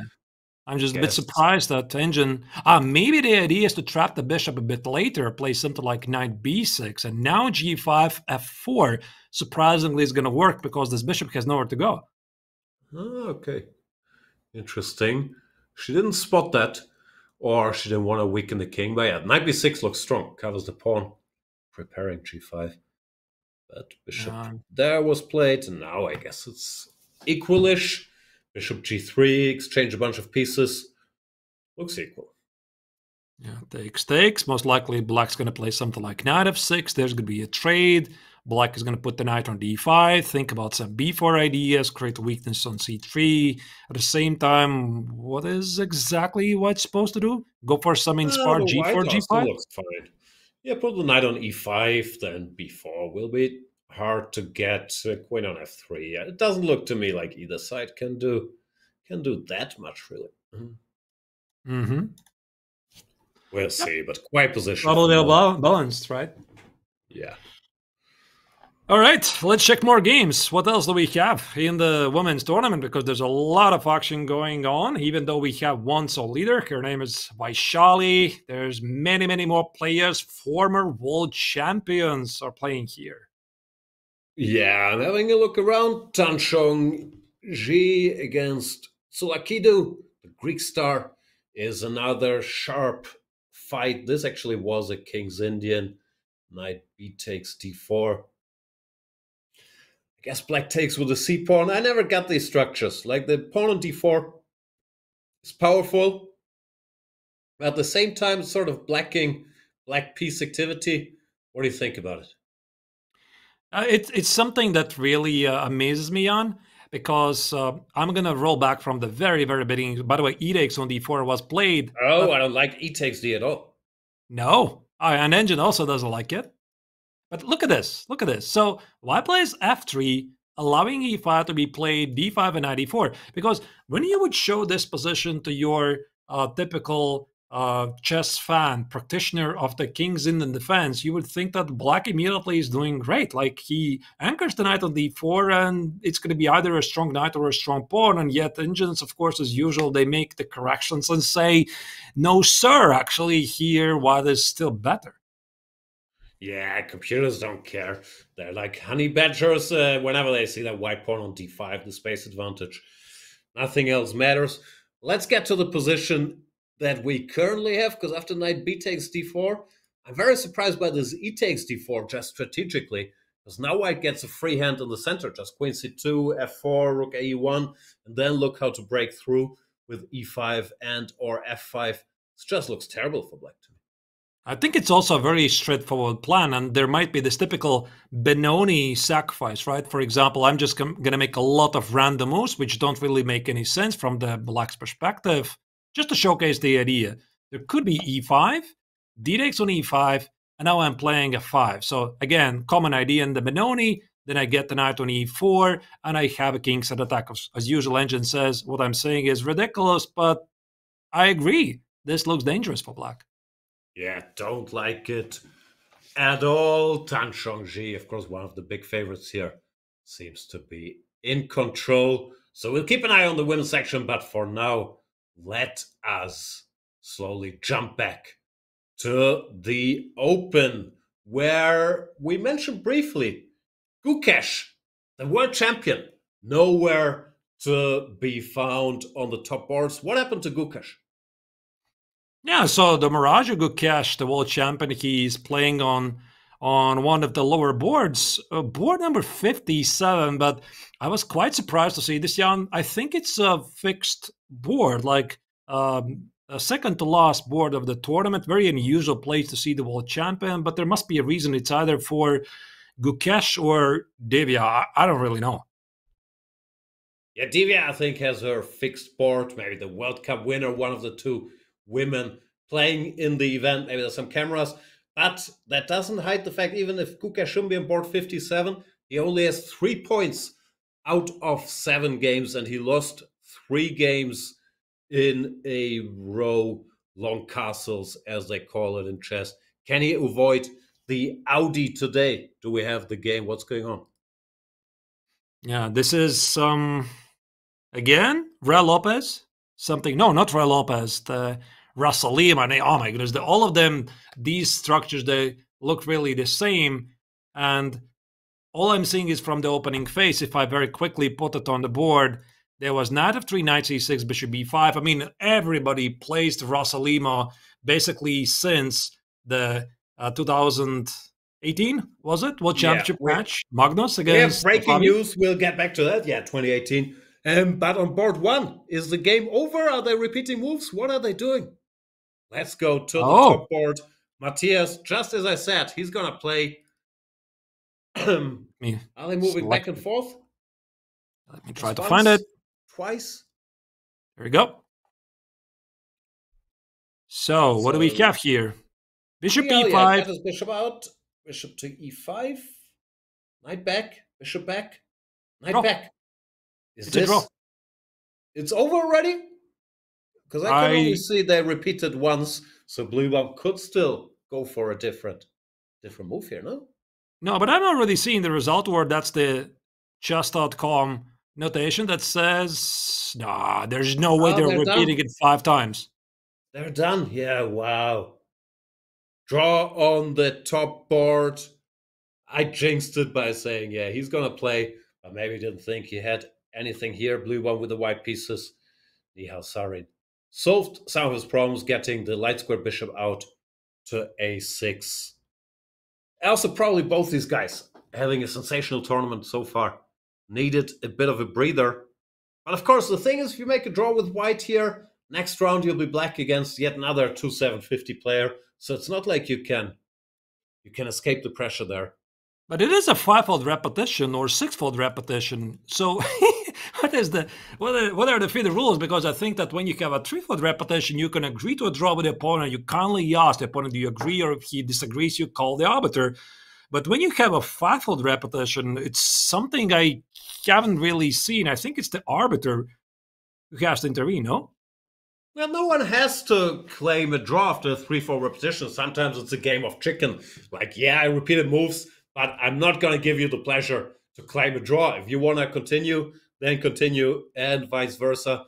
I'm not sure if the rules are after a 5-fold or something. The arbiter has to intervene. I remember in the old days, Luc van Vele at some point he had like an 18-time repetition because he was too manly to claim the draw. But yeah, this is officially a draw. I mean, we had once a situation in the Latvian women team Olympiad. I mean, they played in the Olympiad Latvian women team, and they repeated the position about 15 times because they were not aware of the rules, and they had to reach move 30 because according to the Sofia rules, in the Zaitsev variation of the Real Lopez, they're playing this knight g5, knight f3, knight g5, knight f3 up to move 30, and then they kindly agree to a draw. So I've seen weird things happen, yeah. Yeah, and we're being told by John Sargent, a man who actually knows the chess rules, that after a 5-time repetition, the arbiter should step in. So I guess that's what happened here. Either way, draw on the top board means that Nihal and Bluebaum stay at least in the co-lead because they were half a point ahead. But there's still some chess to play. And we are being told by our Dutch producer, who's very unbiased, to go to the Jordan Van Foreest game, the man from Groningen. Let's see what Jordan is doing. So there's a deviation from Magnus's game, right? Because Magnus didn't play g6. I think he went for something else. And here, Stockfish immediately confirms us with the bar that g6 is just a terrible move. But it probably also means there's got to be something concrete. Yeah, Jordan had this position against Magnus Carlsen a couple of years ago in Vaikansee. Magnus played bishop to g6, got to draw. g6, in a way, it's more logical because it's not giving the pawn back immediately. But the computer does not like this one bit. It's also weakening a bunch of squares around the black king, like the h6 square, the f6 square, the g5 square. And yeah, if white just goes knight 5 to e4, keeping the other one on g3 to keep this bishop in check, preparing bishop g5 or bishop h6, I guess black just is in a world of hurt. But at least he keeps the pawn. And, oh, there's another resource I just noticed. Look at this. So, for example, if I... Yeah, I mean, if I... Oh, you said b4, knight b7. No, I noticed something else. I noticed, let's say black tries to activate the knight. You play bishop h6. Surprisingly, this rook doesn't really have a lot of great squares, because if you play rook f3, this is where your puzzle knowledge kicks in. You find queen f3 and knight f6, and unsurprisingly, white wins. Yeah, I thought I had to go to f7, but it all looks fairly grim for black. Maybe Jordan can also just be greedy, just take another pawn on c5. Big mess. Probably right. Of course, it's easier to say, seeing the engine bar here, that black is in big trouble. But Jordan will also have analyzed his game against Magnus Carlsen, and he will know that white is better here. So now it's one of those, I know this is bad, but I'm out of book. I'm going to have to think. And of course, Mardyarov, one of the best tacticians in the game. He told me, I'm not sure if this story is true, but he did tell me that he used to go to the park before school as a kid and solve tactics exercises for 5 hours a day, which before school sounds rough. In the park. Oh, wow. Maybe he had like a little puzzle book. I don't know. No, I mean, now kids would do it online in the school. Yeah. Anyway, he did put in his time, and he's very, very dangerous tactician. But he got caught in the opening here by Jordan van Foreest. Yeah, I agree.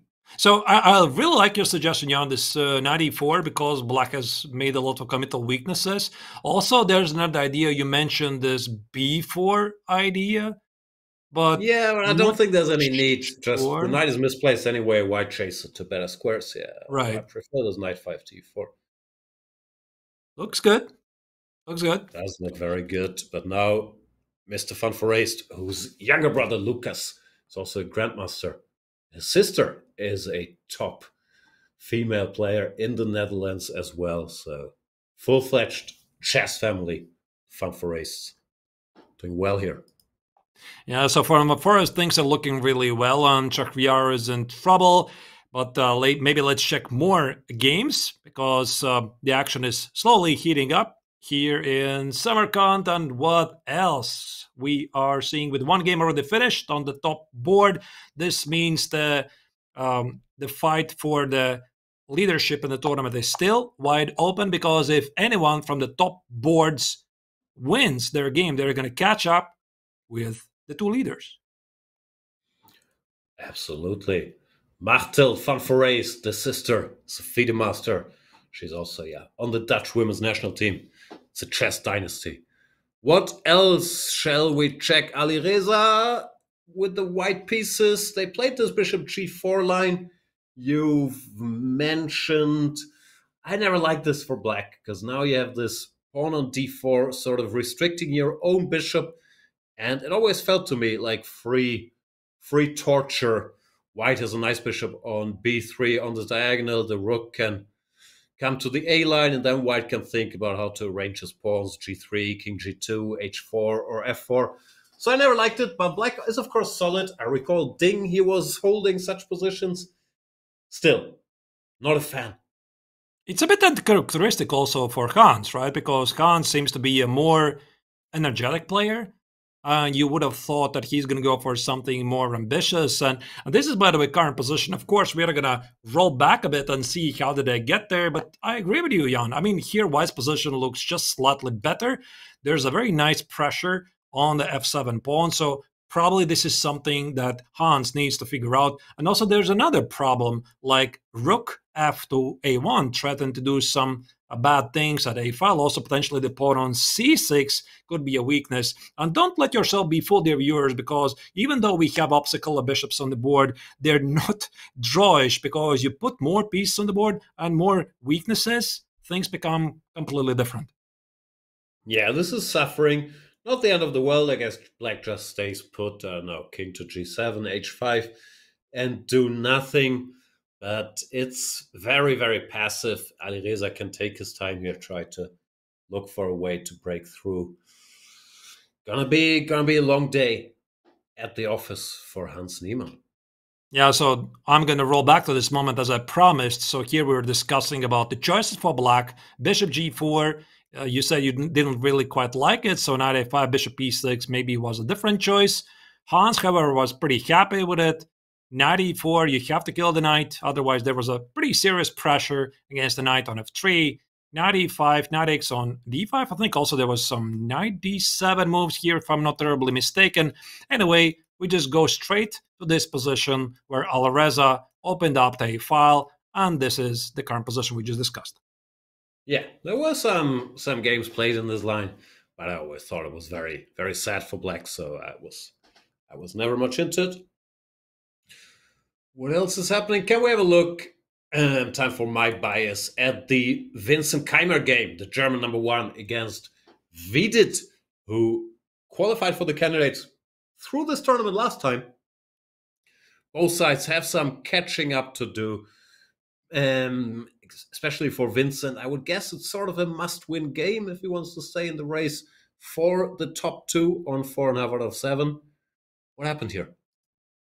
I mean, Vincent's position looks slightly to be preferred. Like, if we don't really go into what happened in the previous moves, because a couple of moves ago, the Indian Grandmaster decided to go for f5. I'm not really sure about that. I mean, it kind of makes sense because after e takes on f5, rook takes on f5. Okay, I'm just showing here on the board. There we go. f5, e takes on f5, rook takes on f5 was played to activate the bishop on b7, but at the same time, it's at the expense of weakening the pawn on e5. And I think here Vincent has a pretty clear idea, probably play at some point f3 to limit the bishop, put the bishop on c3, and double or triple the heavy pieces at the e file, because the pawn on e5 is a very obvious target. Yeah, it looks better for white. Another opposite colored bishop situation. Maybe that was the memo for today.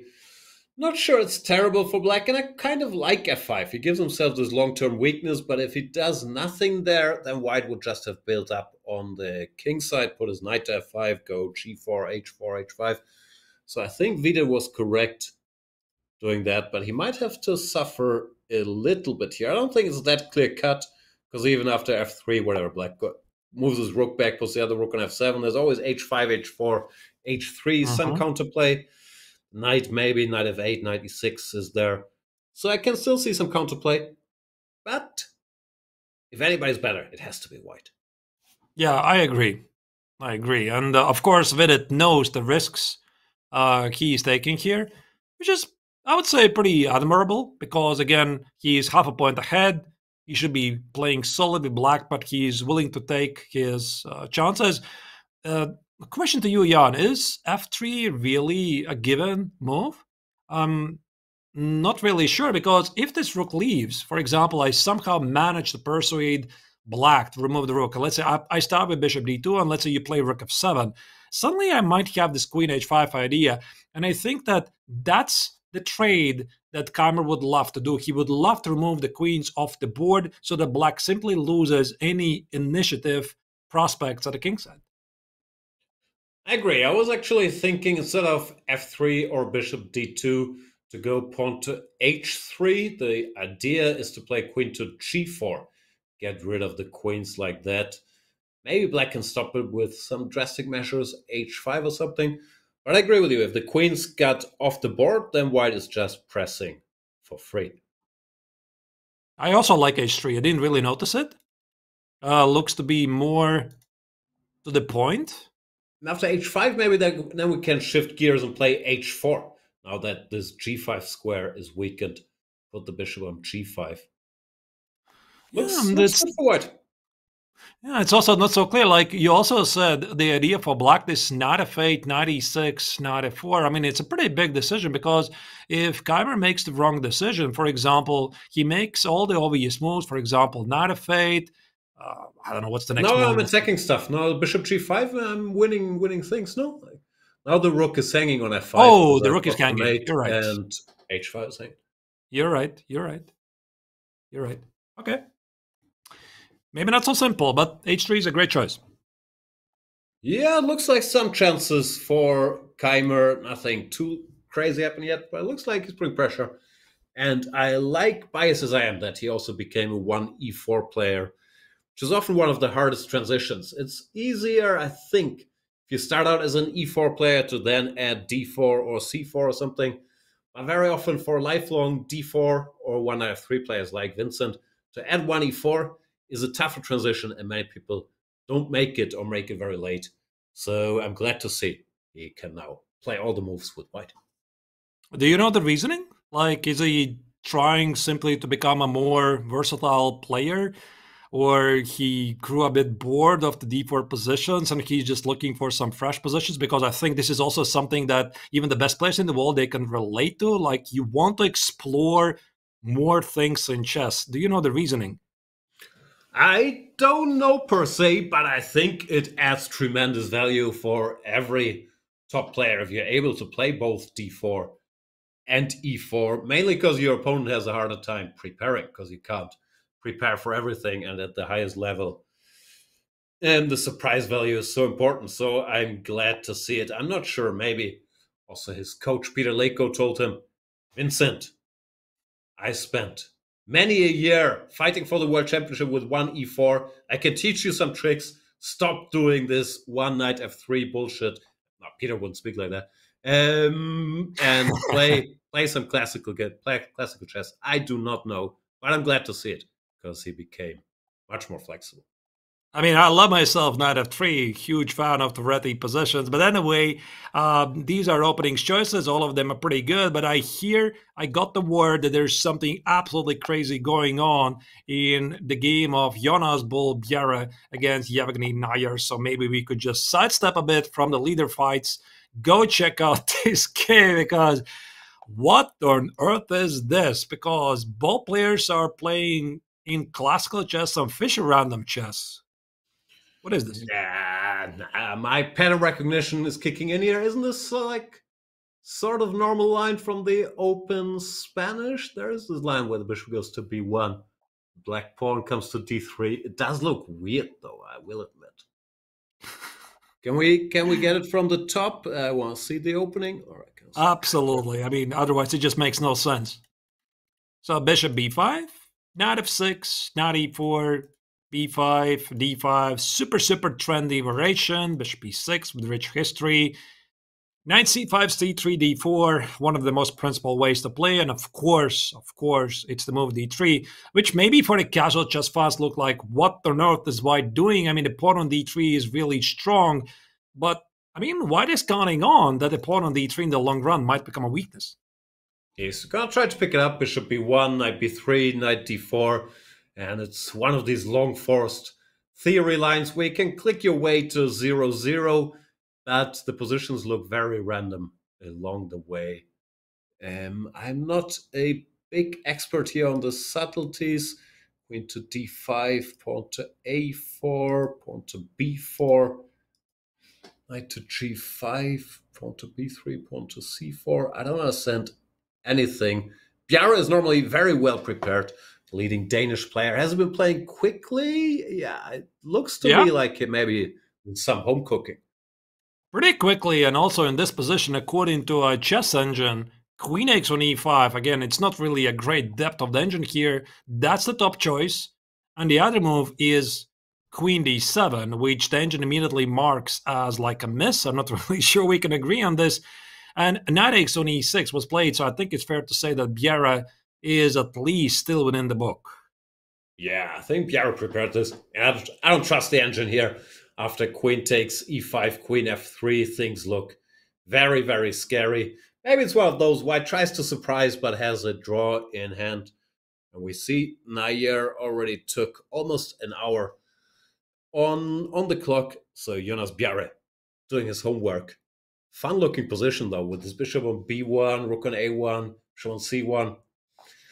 Modern chess, this developing pieces, all that stuff, they don't do that anymore, do they? No, I mean, they just start to care for the pawn suddenly. Like, I mean, this yesterday game of Perugia, engine fully supports. I mean, Black is playing like a game which resembles a 19th century old Masters game. And no, Stockfish says everything is good. This also looks just crazy. And I think there's also a fair share of risk for white, because if he mixes up in this position, and for example, after something like f takes on e6 or whatever move is for black, black plays knight d4 and knight c2, white is very close to strategically lost. But don't I take the pawn on b3 next move, no matter what? Like here, I'll just start taking. Probably you're perfectly right. Yeah, you're probably perfectly right. That's why I'm just trying to imagine some things. So maybe indeed knight takes on b3 is making all of those things. I think no matter how you recapture, white will start gobbling the pawns up. I'm actually not sure how black keeps control or counterplay. Probably this, and now just hang on to d3, rook d8, or maybe knight e5. d5 is also there, but that looks slow. Rook e1 or f4 maybe. Yeah. Even f4 and f5, and the strange things in this position still continue. The king, by the way, is pretty weak. Yeah. Also, once d3 falls, the white pieces will get out. No, I like this for white. I like what Bibisara has been doing. All right. It seems he has caught his opponent in the prep, which is why, of course, the very reason why strong grandmaster, they're analyzing the position, spending countless hours of doing analysis with cloud engines. I think we have to select another game, probably somebody from the top boards, and see where the action is going to take us. Yeah. Now, the good news nowadays, you don't have to think anymore. You can just let the engine do the thinking, and then the skill is in picking the line, finding the surprises, which looked like Bibisara did well today. On the top boards, things have slowed down a little. Parham taking his time against Anish Giri. Mishra noted back up to Saturov. We saw that move g6, which we talked about, I think, one move later. Where's the drama? There's a rook endgame somewhere down the stretch. Sargsyan against Arjun. We haven't seen that game yet. Maybe we can have a look. If Arjun Erigaisi can come back from yesterday's loss. But Shan Sargsyan, very, very solid Armenian grandmaster, very well prepared. I don't think he's giving him any winning chances here. Doesn't look like it, at least. Yeah, all of the pieces have basically disappeared from the board. It's only 2 rooks each side and only 4 pawns. The pawn on f6, not really a weakness. There's a counterattack on the pawn on g4. And even if black, I mean, if you speak from Arjun's perspective, that he's trying to be ambitious, he's going to win the pawn on g4 or h4. Probably the pawn on f6 will be gone. So even in that scenario, 2 pawns against 3 at a queen side, yeah, I think it's just a draw here. Yeah, it looks like it. And I believe Arjun, because I mentioned in passing early on, that he's taking a lot of risk in the opening because that line is not considered to be good. And I believe he was gambling a bit that Sargsyan maybe wouldn't know this line, but Sargsyan seemed to know what he's doing, went for the most solid continuation. And Erigaisi had prepared deeply enough to know he's not losing there. But this is, the typical modern gambles. Bishop c5 has a worse reputation than bishop b4, which is very dry. Here he was betting on the fact after knight takes d5 maybe that Shant wouldn't find this bishop g5, bishop c4. But Sargsyan knew his stuff. Mm-hmm. Oh, the bishop takes an f6. Maybe that was the... Don't trust the engine there. This is all home cooking. This is how you trade off all the pieces. Endgame by force, which is slightly better for white, but probably can be held with careful play. That's how we got there. All right, so it looks pretty peaceful, even though we saw a lot of trades. Let's move on to another game. Speaking about endgames, I think I saw there was something close resembling to an endgame in Nepomniachtchi's game against Pranav. Also, we haven't had a chance to follow Jan's progress so much. I mean, being twice challenger for the World Championship title, he's again attempting to qualify for the candidates tournament. The start for Jan has been pretty rough, like he was held to a draw many times, but he is still at the +2 score and within the striking distance. But I mean, here, Jan, we have to talk about 2 Jans here. Do you think Nepomniachtchi has any realistic chances here? Doesn't look like it. Looks fairly balanced, doesn't it? Pranav really also coming into his own here. One of the many rising Indian stars. Very, very solid tournament. Yes, for Nepomniachtchi, he struggled to win games early on, but as long as you draw, win every now and then pick up another win, these favorites, they tend to stay in contention. So I thought he was very much in it still. Here, if he draws again today, of course, it's getting tougher with every draw. I'm sure he's going to continue trying, but the black pawns aren't really that weak. These double pawns, they are well covered, give the king some shelter. Like the double pawns on the F file, the double pawns on the B file cover a bunch of squares. Looks fairly equal to me. Yeah, I agree. It's going to be pretty difficult for him to make any progress. I'm trying to imagine some scenario where he could do something, is maybe get the queens off the board. Because with the queens, I don't see him making any progress. And here Pranav is about to liquidate the game immediately by playing 94. It's most likely heading to something peaceful. Yeah. Draw incoming. Good job. All right, Pranav also on fire in this tournament. He has a solid +2 score. Probably one of the future strong grandmasters. I mean, he's already a very strong grandmaster, but most likely about to reach 2650 in no time. And what really amazes me, Jan, is just India keeps producing them. Like, also there's some other grandmasters like Vranik. He is rated 2640. He is approaching 2650 level marks. Of course, there's the Indian national team, Gukesh, Prague, Eric Gaisi now. Nihal has reached 2700, is leading the tournament. There's the other like casual GMs about to become super GMs, and Pranav is one of them. Quite amazing. Yeah, the Indian chess keeps improving and improving. I lost track of the number. There must be close to 100 grandmasters now, and no signs of slowing down. Yeah, it's very, very impressive. They clearly claimed the mantle, also with the top 3 seats here as the leading chess nation recently, and it doesn't look like it's going to stop anytime soon. One nation that has 2 super talents in chess, though, that might do something about it, is Turkey. And let's check in with one of them, with Yash Erdemouche, who is playing against Levon Aronian, is that correct? That's correct. So it's a clash of generations. Levon has been having a pretty fantastic year this year. 14 versus 40. Exactly.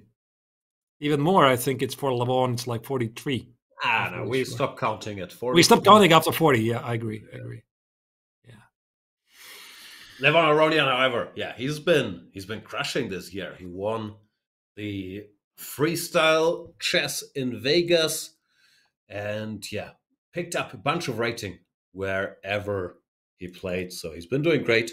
How's he doing today? I think it's still a playable position, but I do sense some danger in his position because this bishop on b4 probably causes him some sleepless minutes or hours. I'm not really sure because it keeps the king in the center. Also, white can at some point position the bishop on d6, maybe put the knight on d4. And if he castles the short side, is this really bringing the king to the safety? Because what if white's going to play g5, rook g1 and go for a kingside attack? But also look at the clock. Once again, we are seeing exactly the same situation, Jan, that happened yesterday. Yes is out of the book because in yesterday's game against Hans Niemann, like he was caught off guard in a rather unusual Petrov line. And here again, he's spending a lot of time for the first moves. Yeah, that seems to be a pattern. It's so interesting that Levon, who used to be a diehard e4, e5 player, has fallen in love with the French recently. Seems to be like that's his main opening now. Maybe all he needed to rejuvenate his chess was some French in there. And I kind of like his position. Compy is not too thrilled, but Pawn to d3, intending to take with the rook on g4 is looming. Knight b to c6. Not sure the bishop can keep that diagonal. Then we look at the clock situation. He's also usually a great psychologist, Levon. I don't know Erdős that well, but it looks to me like he's very good at playing solid classical chess. Levon maybe trying to mix it here, making it not so easy for Jas to do exactly that. I like the idea of d3. Like, I didn't even notice it immediately, and I thought that rook has to retreat. And most likely this is also the reason why the Turkish young star is not playing b3, because let's put it on the board.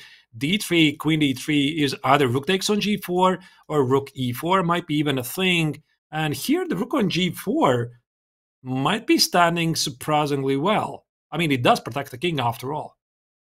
Yeah, just looks good for black to me. Then knight c6 next. The other knight has a square on f5. What can white do? Let me cheat. Computer says rook to g1. You gotta cover that pawn to prepare. He just played it. Prepare this t3, and he's done that. Good job by him. Now, funny computer move here is pawn to g5. Just claiming some territory there. H takes g, knight takes g6. Not an easy move to make. H takes g, I guess, is a mistake. Just right, but is sure this something? G5 move. Is this something that falls under your radar? I'm not sure I would think of g5. Knight b c6 looks normal, but black has to think what happens after b3. b3, and there might be a room for, again, some exciting lines. But I think that he probably already should spot that in some lines he has access to the f4 square. And then after queen bishop e3, d2 or queen e3, let's say. I mean, what I'm saying is that here he might be noticing that now suddenly he has g5. Yeah, queen e3 is also knight takes b4. I think that's good for black, but maybe bishop d2. All right, bishop d2. And there might be room for some exchange sacrifices, a knight e4. But if you start to think about these lines, I think he might notice the g5 move. The question is he going to notice? Because very often, I mean, you are distracted by other choices. I mean, knight c6 is a move, d3 is a move in some lines. Short castle might be a thing. I'm not sure we can completely discard it. Yeah, g5 is... If somebody could find it, it looks ridiculous. I'm not sure. Sometimes even if you think about it, you think, nah, come on. Let's be normal and play knight b to c6. Curious spot. But yeah, I was just intrigued to see it. All right, so we have a draw on the top board between Matthias Bübaum and Nihal Sarin, but on all the other boards, the fight is still in full swing. We'll go for a brief break. I'll check out what move to make against Gotham Chess next, and we'll be back after that. Gotham Chess versus the world. Gotham Chess, you might have heard of him, has garnered the biggest audience over the years as a chess content creator, but now Levi Rossman is looking to draw a crowd to a massive game of chess. Gotham Chess versus the world. How will the community fare against the man who brings them recaps, chess news, and segments like Guess the Elo? Great read by me. To join the team and battle Levi, use !play Gotham in chat. And with that, we're going on a brief break. See you then, and I have more questions about Gotham, as I heard you taught him, so nothing to stop him on his way to the GM title. See you soon.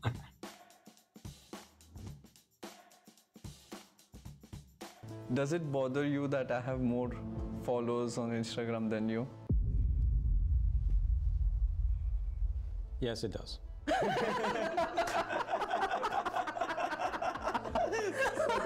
It's so good, this show. This show is so good. Have you ever been jealous of me? I think when you qualify to the candidates, probably. Yes, it does. That's probably one. Yes, it's probably one. You're close, so yes, I can understand. For sure. Do you think you would be a better influencer than a chess player? Honestly, like, it's so for me, like being an influencer is so much less rewarding than being a chess player. I see it just as like a byproduct that might slightly help me in my chess, and that's why it's a thing. Probably true, but there are some other thoughts. He has some other thoughts around that, so maybe he have been thinking about it or something like that. There's more to his answer than he just replied. Do you like look down upon influencers?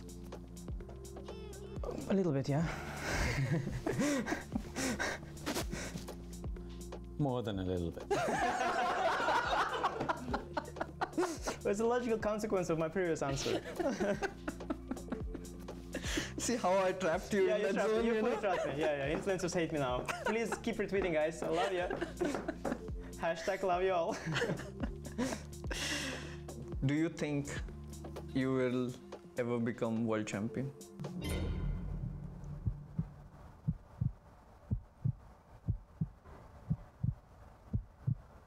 I think actually I might. Yes. Ambitious. Where do you get your optimism from? I'm so happy. No, I'm so happy. See, like the work I'm doing on myself is working. No, but I think like I'm a good player, honestly. I think I'm a good player. I'm not too impressed with the people at the top right now. Yeah, Gukesh will likely become world champion. I don't see him as someone much better than me, so I'm okay.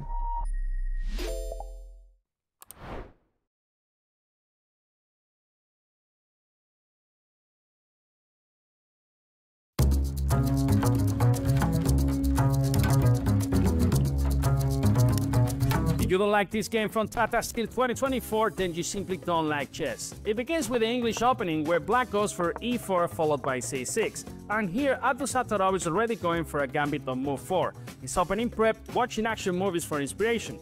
The idea is that after knight takes e4, black gets a lot of counterplay. The knight on g3, let's just say, is like a tourist in a bad neighborhood. Instead, the game continued with queen a4, and after a couple of moves, white is trying to place a bishop on d6, making life miserable for black. Abdusattorov, who fears nothing, decides to sacrifice the exchange, because those perky dark squares on white side are like an all-you-can-eat buffet for black's pieces. Parham does not grab the exchange and then plays knight f2. Rook e8, and Max Outlaw, who's not afraid of chaos, plays h4. Black breaks with b6, and after this couple of moves, white misses a chance to gain an advantage with queen to a3. After this sequence, guess what? The queen is trapped.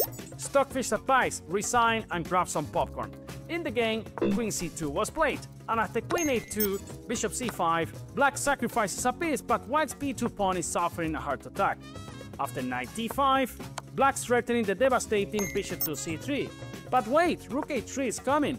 And after rook e3, this is like a bomb dropped on the board. If white captures everything, then the a6 bishop will finish the job.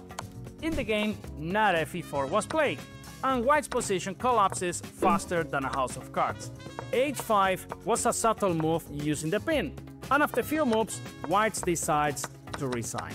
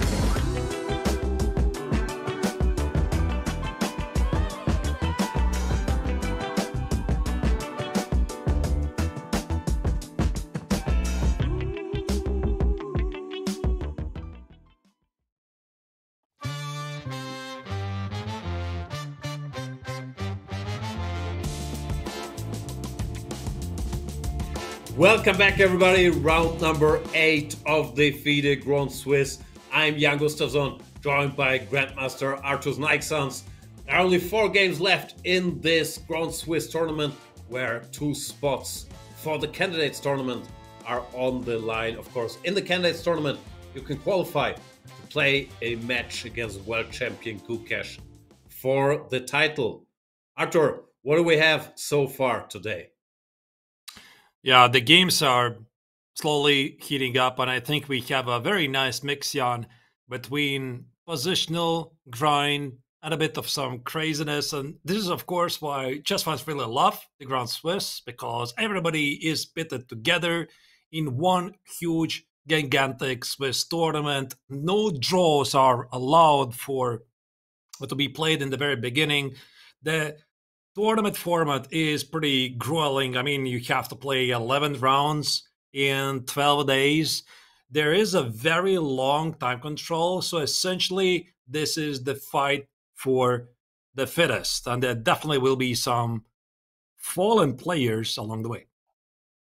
Yeah, so the guys, maybe they weren't aware that no draws were allowed because we got some early. But of course, there are ways around that with a 3-fold repetition, for example, as we've seen in Blue Bomb against Nihal Sarin. On the top board, shall we jump into the action? I would like to see a bit of the Mishra versus Nodibek Abdusatorov game, because that's sort of heating up, isn't it? Oh, wow. Quite a bit, because there's a major change in the last couple of moves, and this is the current position that we are seeing right now. But what we saw in the previous overview is that the black did play this g6, Jan, that you suggested, try to reroute the pieces. I'm going to roll back a bit this moment here. I think it was here. Like, or maybe a move before you set the g6 kind of makes sense because you want to play knight g7, control f5 square. c5 was also one of your suggestions. Try to limit the black's bishops.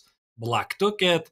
Queen e7, f5. Now that the queen is pushed away from this long diagonal, Mishra goes for a counterattack. And according to an engine, knight g5 is not really so great. And the question is why? Probably take the pawn on g6. That's what happened. Knight g5 looks normal. Maybe he had to take on f5, but that didn't look so pretty. So knight g5 played, takes, and white takes the pawn. No, he hasn't yet taken it on g6. He should take it, yeah. Probably, yeah. Nodibek Abdusatorov, the top player from Uzbekistan, here in front of his home crowd. In some trouble, maybe. It's actually quite problematic, because now I'm starting to wonder how. I guess you can't recapture. You have to play f6, but is that fun? This can't be right. No, but what else? I don't see it. Looks like he's in big trouble. Or maybe Nodibek is just taking very big risks here. So what I'm thinking, like, it's a bit abstract thinking, and then we can try to maybe calculate some lines. So he's thinking, okay, the pawn on g6 is, of course, a very strong pawn, an extra pawn, but I'm going to play king g7. And if you try to play knight e4, get the knight to f5, I still might go back queen e5, queen h2, bishop g3 ideas. I mean, white has those dark squares weakened quite a bit, but probably this is where, Jan, you'll most likely step in and say, but listen, I mean, chess is a very concrete game, and I'm going to agree with this. It looks quite shady.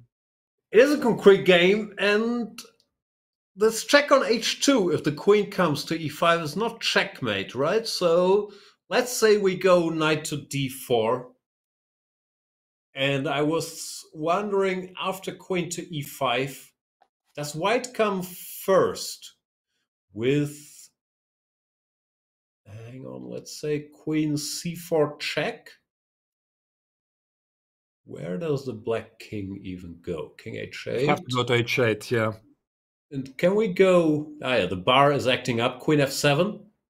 Isn't that checkmate? Because queen h2, king f... f1, check, king f2, bishop g3, takes, rook e3, king f2, and the checks expire. Then there's queen h7 mate. Even 2 checkmate ideas here. Yeah, this looks actually really powerful. So the entire sequence after knight e4, queen e5, probably then it's not the move, because again, this looks very straightforward. And queen e5 is not what you want to do from black. No. Also, white could probably technically go queen b3 with the same idea, then queen d5, bishop c4. Yeah, might be even better. Queen e5. So I guess queen e5 is bad, but if you can't do that, then you don't have much to show for your missing pawn and frankly bad position. Then bishop f5 or knight f5 will come next. Just looks bad. Can I play g4? Whoa. It's probably a bit too much. Oh, so loose. Yeah. I don't believe it myself, I gotta say. Not sure how to punish. I guess h takes g, yeah. Bishop takes. Maybe a check. Oh, so many options. Check, and then knight f5 maybe, yeah. I don't know, let's do knight f5 directly, because now c5 is hanging with check. Yeah. Oh, you see, engine still doesn't like it. Bar is telling us there's something better, you idiots. Puny humans. But what? g4 takes, bishop takes. Could it be even some knight c6? Knight c6 and queen c4 ideas. Ah, yeah, that's strong. Computer's just saying, take everything. Take everything and worry later. Because of bishop c4.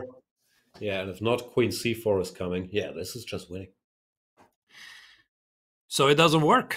Once again, after f takes on g6. Now that here the big question is, what exactly Noderbek has planned? I mean, he must have felt that this is obviously a forcing line.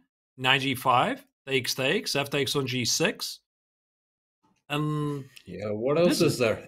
f5, but that also looks a bit insane. I don't know. I don't see it. Yeah, probably you can even take, but no, I don't trust it. I'm just thinking, he hasn't yet made a move. No. Yeah, but he will take. Does he have any alternatives? No, he should take.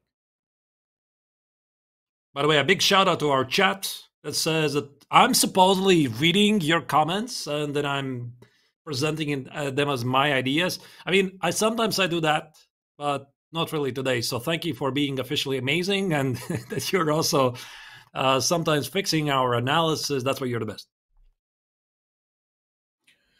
Chat is good at chess. Mishra, also good at chess. I haven't followed his story that much. He became the youngest grandmaster in the world. Rating-wise, I felt like he was higher a while back. Maybe improvement often is not linear. He took a bit, but in this tournament, he's looked incredibly strong thus far. Yeah, this might be his breakout. His breakout tournament, essentially. So, I mean, he's been around 2,600 already for quite a while. Right now, he's, 16 years old? So he became a grandmaster, youngest grandmaster in chess. What was it? 12 years, 4 months, and 25 days? Okay, I mean, I keep forgetting the number. Very, very impressive. And we briefly talked about this, Jan, today, that there's a younger generation, even younger players. Now we have, like, storylines of every day.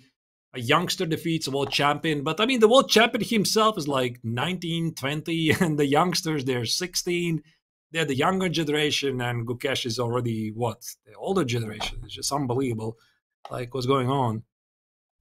I don't know. I feel in chess, there's still, at the top, it's a clash of the now older generation. That's still the guys in their 30s, Magnus, Hikaru, Fabiano, Levon, who's even a bit older, Wesley, Anish, that generation that took over from the previous one, the Kramniks, Anans, Topalovs. But now we have all these guys between 19 and 22 entering the top 10, of course.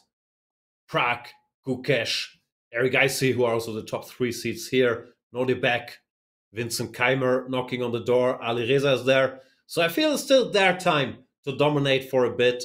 And the 14 till 16-year-olds probably have to wait in line for a little while. But clearly, there is competition even for the guys in their early 20s looming already.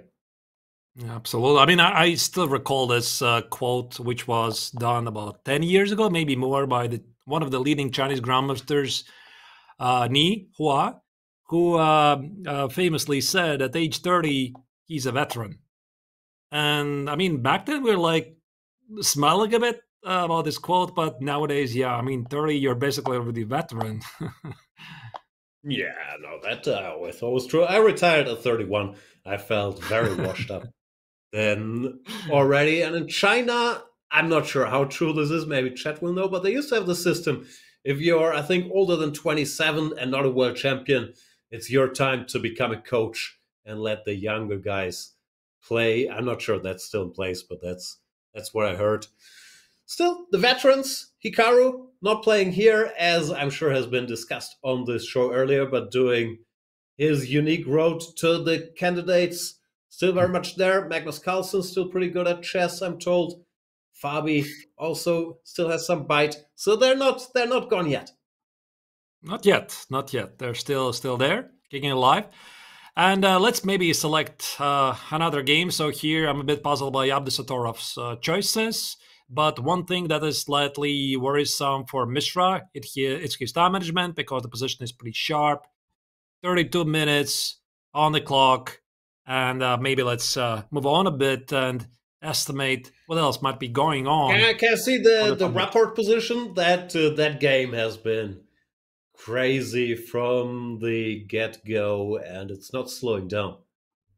Oh, wow. This was the game where he played this weird pawn sack. I mean, from Prague's perspective, then he sacrificed an exchange for 2 pawns, and now I see there's a lot of things happening in the meantime. I like this arrow I see there, knight to b7, threatening bishop c5, and if the knight gets taken, bishop c5 is still coming.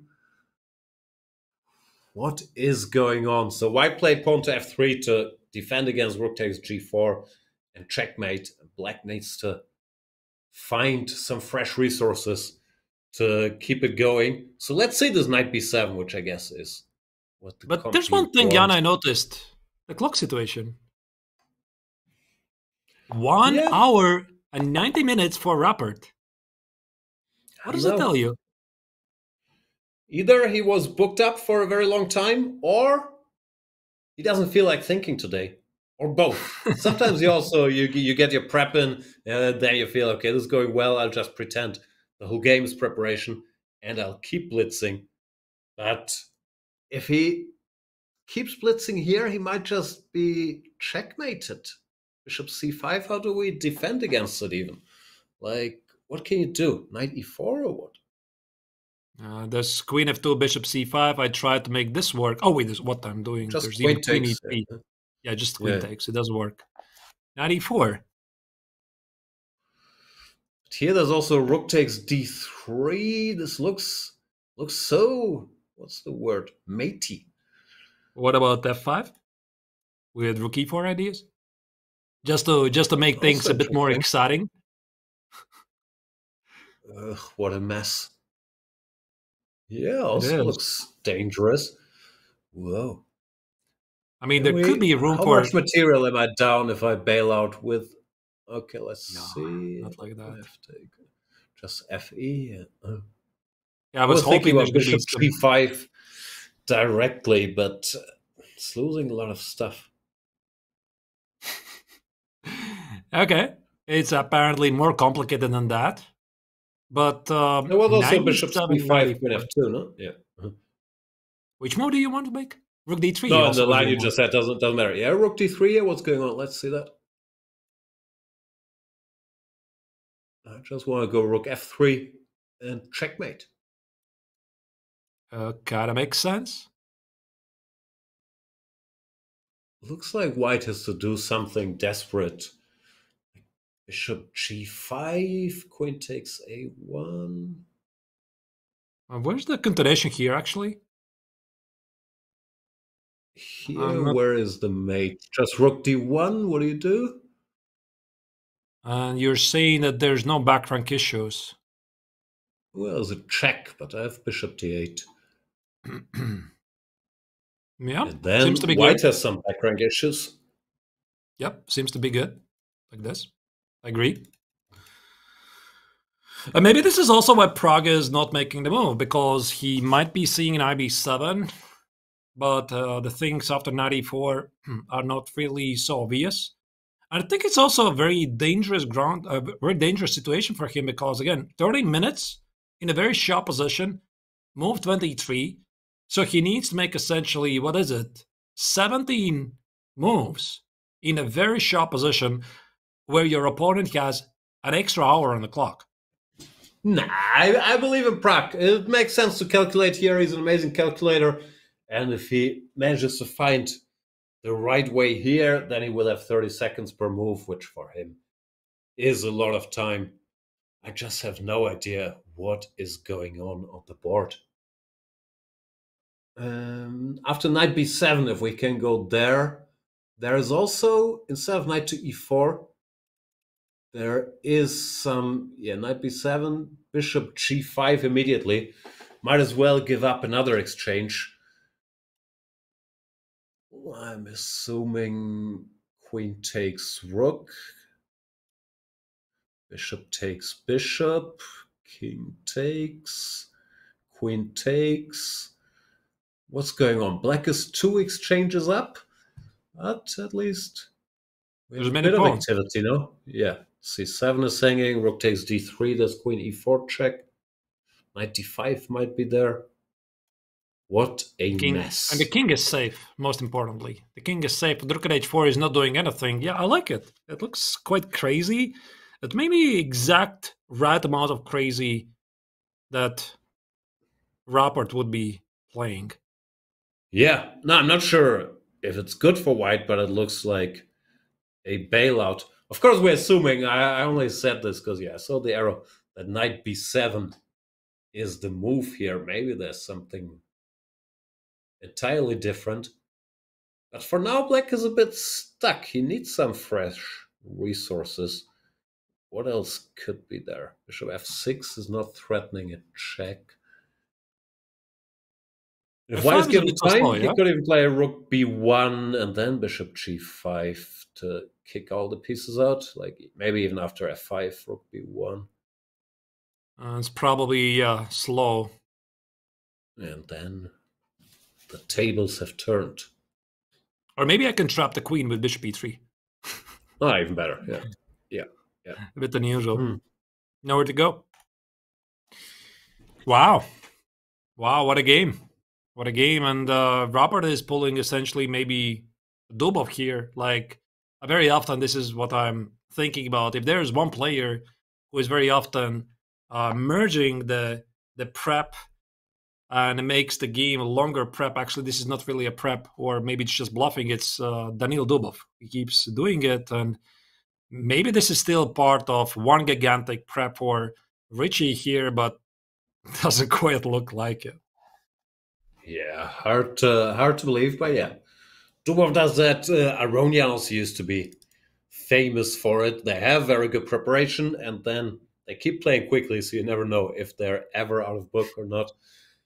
Anyway, poor Prag, down to, what is it, below 10 minutes now?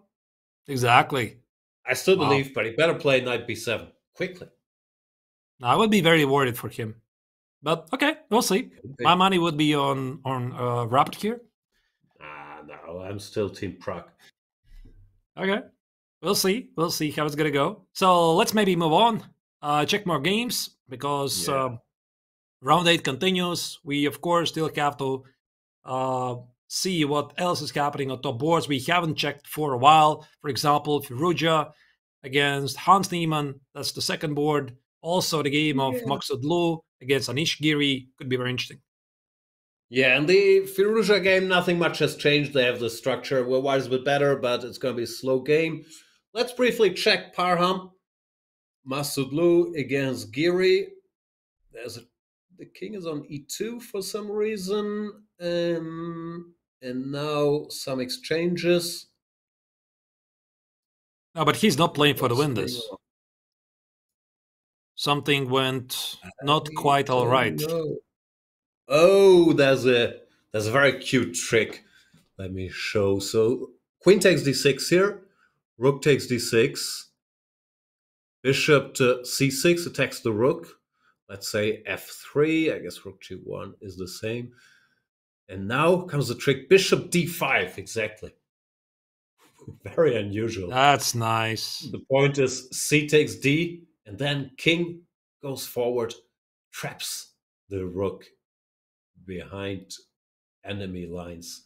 Very unusual tactic. But is this actually winning material? Is Anish just better?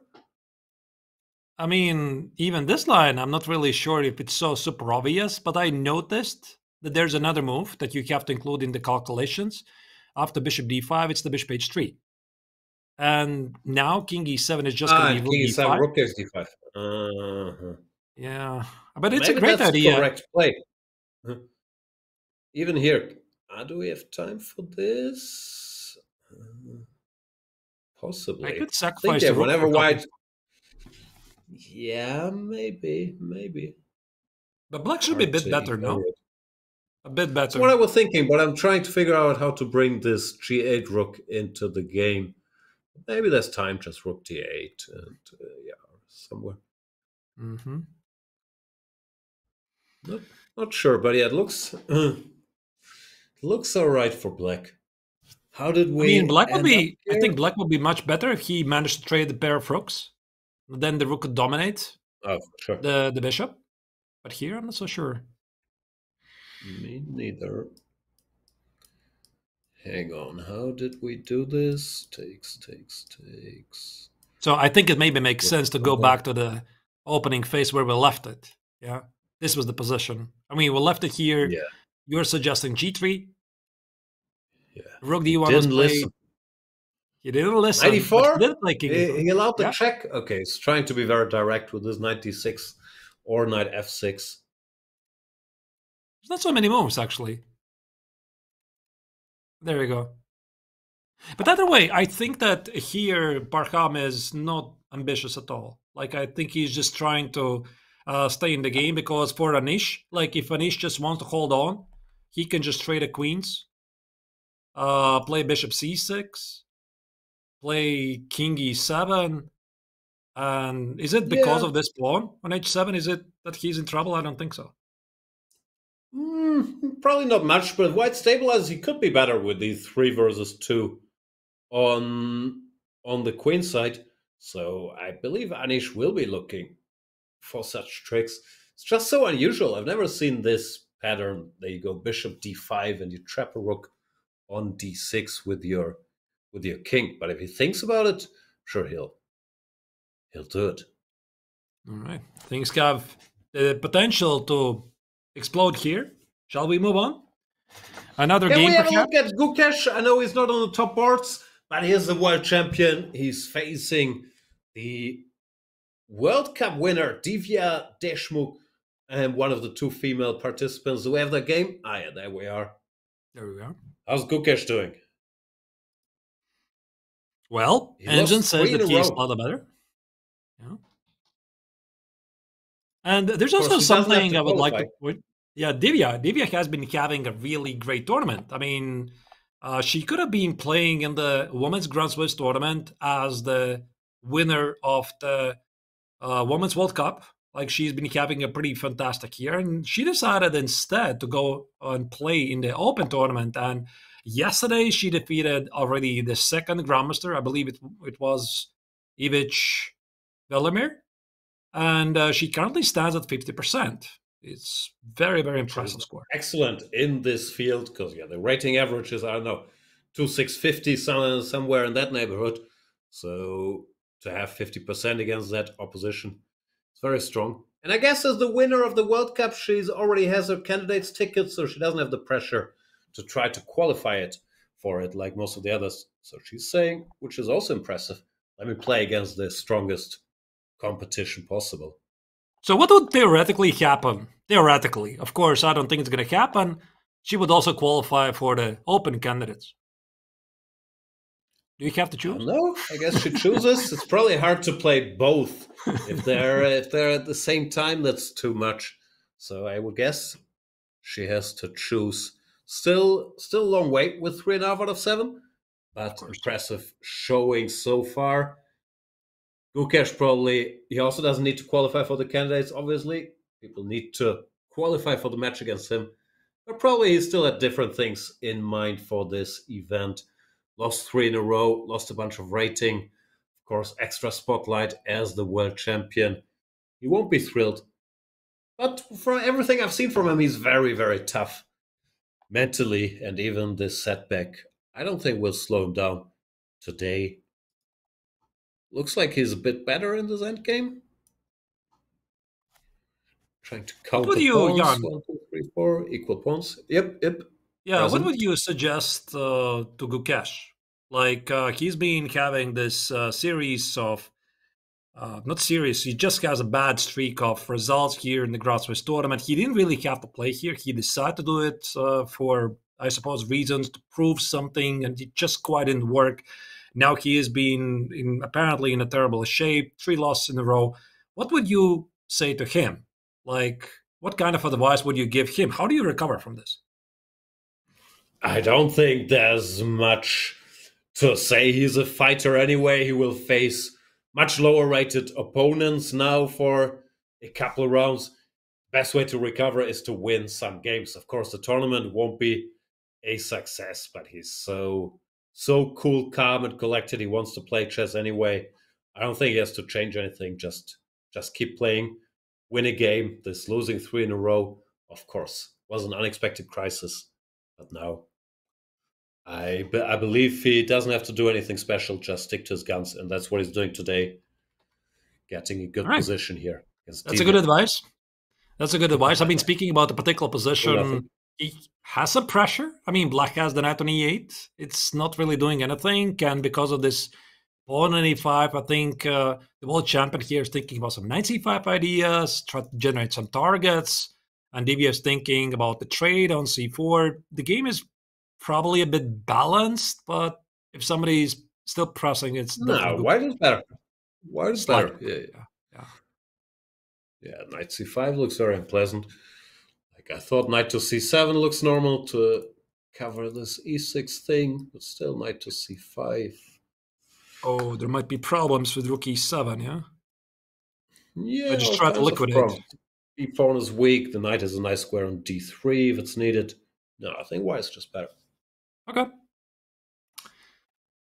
All right, so where do we want to take the game from here? So we have definitely more games to cover. Let's have a look. It's hard to take my eyes off this Rapport Prague game. Let's just see briefly what happened. Such a mess. Okay. Oh, wow. So and you're right, played knight to b7. He did play it. Knight b7. Knight e4, rook takes on d3, and queen f2. Series of great moves. I'm laughing because I see the computer line. Guess what the computer move is in this position for Black? I have to guess, yeah? I have to guess. It's probably something crazy. Something like this. No, it's probably too much. No, it is crazy, but not that. Not that crazy, yeah?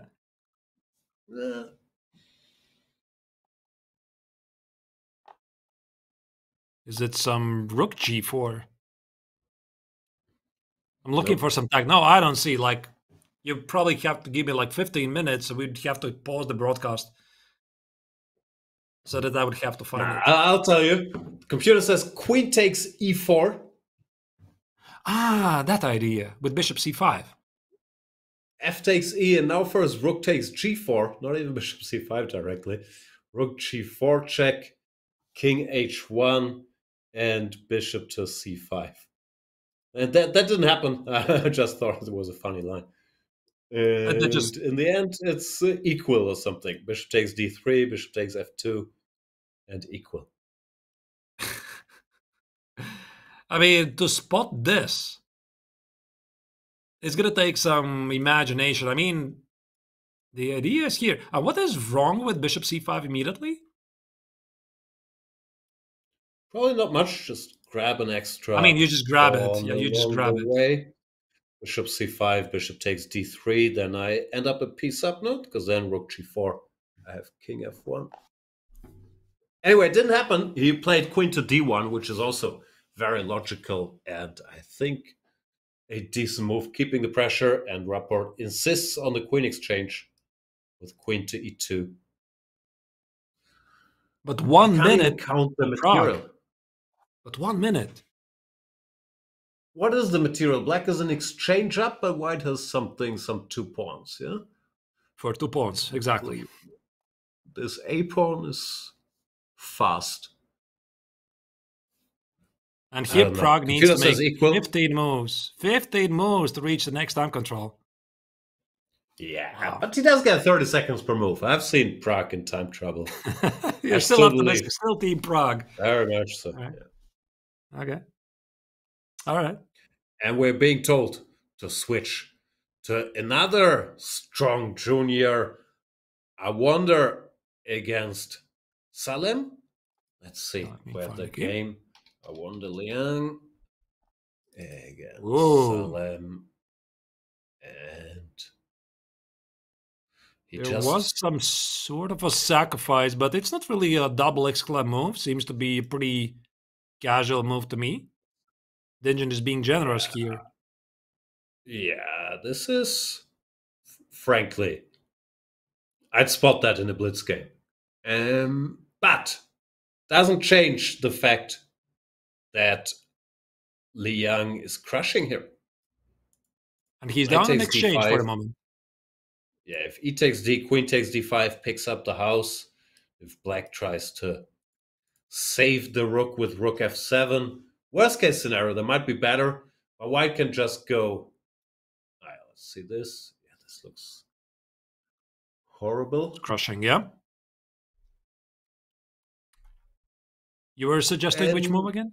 Rook f7? I was saying if, let's say, rook f7, that might be even better. But even if white just plays knight to b6, he is an exchange down on paper, but that knight on b6 sort of dominates the rook on a7. So white is just much, much better. Yeah, I wonder Liang crushing through here against Salem. This just looks very bad for black, no? I would like to check the opening so that we get some ideas. How do you crush such a strong grandmaster as Salem? Salem is a very enterprising player. I think he is normally not looking for ways to equalize, but also to bring the action. So we have some Parham. A6, H3 is some computer trendy stuff. And then the move knight to G5 apparently was wrong a bit later. So he wants to get to the pawn on D4. Kind of makes sense. Yeah, it looks logical. But yeah, this is the position we got. And here, boom. Maybe he missed knight takes D5 from afar. He thought white should take on F8 or something. But after knight takes D5, it's just very grim. So the question is, when did he realize this? Maybe here. Like he played knight G5. He thought that bishop D6 is not possible. And yeah, maybe he realized it about here. But there's already nothing better to be done. Yeah, now it's too late. Also, what I'm wondering, why did he play rook A7 voluntarily? What's that about? Here it looks like a normal position. I don't know. Can play G5, can play. Maybe he didn't have so many moves yet. But rook A7 looks so strange to me. Do you want to develop the bishop? I'm not really sure. Maybe he wanted to play b6 and rook b7, but no, I always have knight a4. Yeah, b6 is also queen takes. I don't know. I don't really understand. Probably bishop d7 to cover b7 was the idea. strange. Either way, yeah, Liang doing very well here. Nice sacrifice there. Not so much as knight takes d5, but the sequence leading up to it, just understanding he's winning there. Nice. Yeah, but also speaking about a wonder, like he's been slightly in the shadows, but slowly but carefully, he's approaching 2700. Like, I remember that he used to be, I mean, a talent, of course, a strong GM, and it seems that in the past year, or maybe past 2 years, he has slowly granted himself to 2700. So this means that American chess, they're about to have one more super GM. Yeah, this American generation that doesn't always make the national team, like Sam Savian, Ray Robson, Shanklin, of course, was a bit older, and Liang. They're all very serious 2700 players in their own right. So USA keeps producing very, very strong chess players. Hans Niemann, obviously, not sure he's on that list. Always feels like Hans is his own entity, but he's also a young 2700 US player. Yeah, and I think speaking about Hans, it maybe makes sense to go back at his game against Alireza Firouzja. I mean, I don't see there's a lot of action going on, but still, I think it does make sense to look at it. That's the game on the top left corner because the top board has finished, and see where the current position is taking us. And by the way, there is a change in the position because, Jan, I'm seeing an extra pawn for Firouzja. What happened? So black played f5, opening the position, and Alireza picked up a pawn, but at least Niemann's pieces have some breathing room now. So probably he doesn't mind that change. Yeah, he tried to break free with f5. Firouzja. Oh, he sacrificed a pawn. Yeah, good move, blocking that bishop, activating his own. As I say, with opposite color bishops, it's not so much about the number of pawns, but about the activity.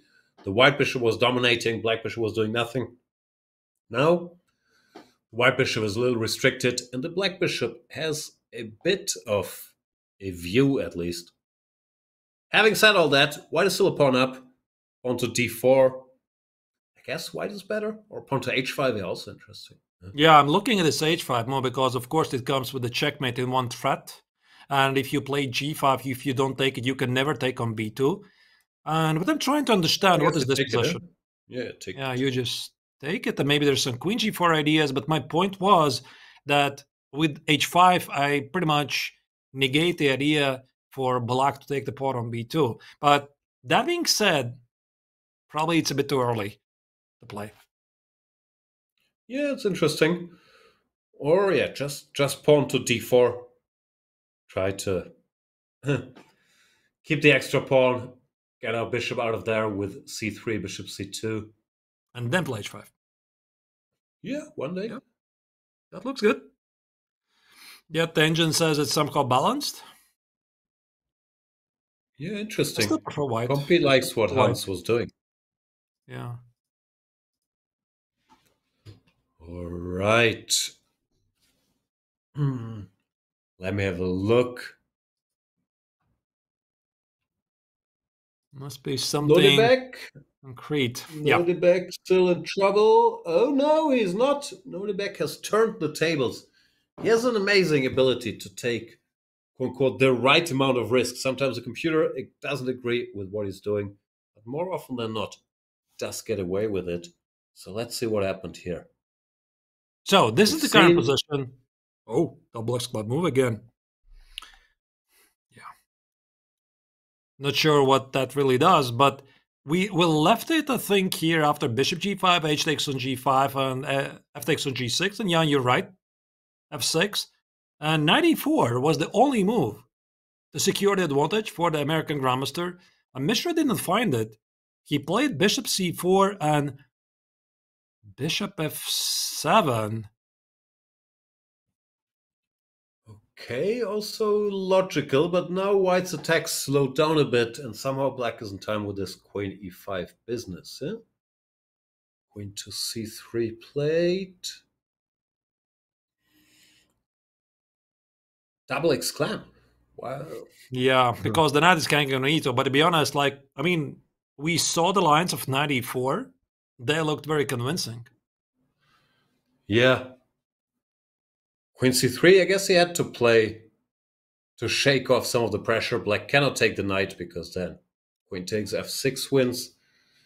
But if Black just plays some slow move here, apparently he's okay. Like rook a b8. Why is it so good? I don't like this. Like, I don't like what he did, because now I think with the bishop at f7, it feels like it's a nice bishop. It protects the pawn, but it also comes at the expense of the bishop. I mean, apart from protecting the pawn on g6, it doesn't really do anything. And I could easily imagine some scenario where white is simply missing the slots of a bishop. So with the queens gone, knight e4, knight f5 doesn't seem to be a threat. Black has a powerful dox with bishop. He should have played Yeah, looks like Nonibek is doing well. He has to make a move now, but apparently he even has a choice. Compy says it's roughly equal. But the moment for Mishra to punish him has passed.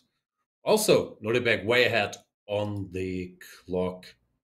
So this could be a pretty big game. Yeah, if one of them wins, they are catching up with the leaders. What do you think? Abdusatorov is playing at home. Do you think in chess it's an advantage, disadvantage? Doesn't matter to play in your own country? I mean, it definitely depends on the player. But personally, myself, I find it very difficult to play at home. So if I have a chance, I have to go somewhere far away from home. The reason is that you disconnect from everyday's troubles, everyday's life. I mean, there's always something happening at home, so you could concentrate on the tournament. And I don't really know about Abdusatorov, but I suppose it depends on the player. How about you, Jan? No, I feel the same way. Because in other sports, you say that you have this home advantage, but there, the crowd is cheering for you, and it might give you some adrenaline, dopamine, whatsoever. Chess, the crowd is normally pretty quiet. So you only have the disadvantages. You have the distractions, maybe more media attention and whatnot. Like not in my case, but in general, yeah. For me, it's always good to be far away as well. Nordebek, however, I do think he's the type of guy who might feed from the added attention, added pressure. He's very confident, very cool, calm, collected guy. So I wouldn't be surprised if he's very happy to play in Uzbekistan. But for me, I also always believed in chess home disadvantage. I think even in World Championship matches, this might be random, but normally whoever had the home advantage lost. I haven't done any stats on this, but that's my feeling. All right. I got it. All right. So here, if you're playing Abdusatorov, what do? Do you trade the queens? Don't you trade the queens? Because I think this is a pretty major choice. And we saw him doing this earlier against Erdomus. Like when Erdomus was in a time scramble a couple of rounds ago, he could have simplified the position with a pawn. He decided to keep more pressure. This might also play a role. So he sees Abhimanyu has slightly less time on the clock. So maybe this is also an opportunity for him to complicate matters, to keep the queens on the board and play bishop e5 with something like g4, which I think is kind of in the spirit of Abdusatorov playing style, but of course, it's got to be a very concrete calculation here. And the queen on h2 might be essentially in a harm's way. Yeah, I guess it's a problem. After queen c1, the queen is stuck, and if he has to move the bishop back, he hasn't really achieved anything. So I guess he can't do it, even if he wanted to. And he's going to be thinking, well, what's the most constructive, like, waiting move here, like rook b8, bishop c8, pawn to g4 is also there. Because white really can't take on f6 with the rook, because then you go queen h2, bishop e5, and you pick up material. That's a nice trick. If it works, does it? Yeah, queen f3, rook b2. I think it does, yeah. So let me again put it on the board. Check. Here, bishop e5. There's no queen e3. They can have 6, yeah. Yeah, so. we can just take. No tricks. So rook b8. What if I play b3? I just protect the pawn. Or is b3 necessary even? Maybe not. I don't know. Has anything changed? Queen h2 is still the same story. Yeah, I don't know. Maybe after b3, I just keep waiting as well. Like bishop c8, make some useful move. Activate the rook, hint at bishop a6. Maybe black can just play slowly. And there's still the same threat of rook f6, queen h2, and bishop e5. And what is this position? Let's say if we trade the queens, this knight on e2 is looking pretty sad. I mean, it's a rather unique position. So white has an extra pawn, a very strong pawn on g6. And he's worse. Because the knight on e2 is not like anything. Yeah, bishop a6 is coming, rook d2 is there. And yeah, this bishop on f7, as you mentioned, it's nice that it protects the pawn, but it's not really defending or doing anything. So no, it looks like Nuribek is out of the woods for now, at the very least. And Anish Giri has spotted this trick we talked about with bishop to d5. How can Parham escape this grip? You know what I think he should do? Let me just think this through. Yeah, now... Bishop h3? I was thinking bishop g2, actually. Because we played rook g1, not f3. In our earlier lines, we didn't have that. But now king e7, rook takes d5. I don't think that's so bad. E takes d, bishop takes d5. Then the c file stays closed. White goes king d3. But it should be a bit worse. Probably. No? It should be a bit worse for white. Depends if you manage to activate the rooks. To me, it looks equal. White can even go f4. I don't think how you can get the rooks in. King d3, f4, a4. Maybe it's a little dangerous, but I think white should hold this. And what's the other continuation? The other continuation was bishop h3. Yeah, maybe. Yeah. With the same idea. Again, king e7, rook d5. But now the question is what happens here. Again, here you have to sacrifice the exchange. So no matter what you do, you have to sacrifice the exchange. So here. Yeah, it's different versions. And somehow I like the one, I'm not sure, here I think we have one more pawn. I like the one with this bishop on d5 and the c file closed. But I'm not sure. I'm not sure about that here. Yeah, rook goes somewhere, f8. I don't know. So it looks like Parham is not yet lost, but he is the side that has to defend here, which is probably not his hobby. But we'll see. If also a pretty big game in the making, yeah? So the winner also is going to get 6 points out of 8 if indeed this is going to happen, because we already have 2 leaders. And this game is heating up. It's getting very, very tense at the leaderboard. I know.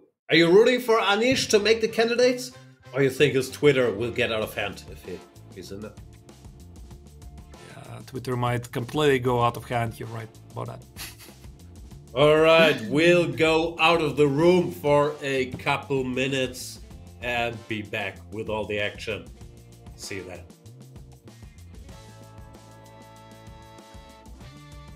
Do you think I was a good second? The smile. You had your ups and downs. I think it's a second. Yes or no? Oh gosh. There were definite highlights.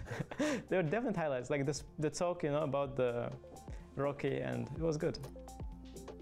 He didn't. You didn't think I was a good second, eh? No, but there were massive highlights as well. Guys, is there a napkin? I need to remove the knife which is stuck here, It's paining a bit. Do you think you underpaid me when I was just a second?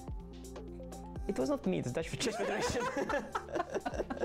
I was never taking care of the finances of these things, and I do think that probably Dutch Chess Federation underpaid. But do you think I was underpaid? He didn't think he underpaid you.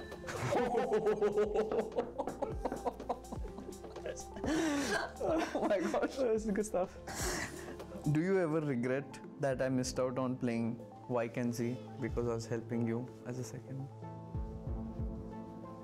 No. I had this invitation and then... Oh, didn't bother me the slightest bit.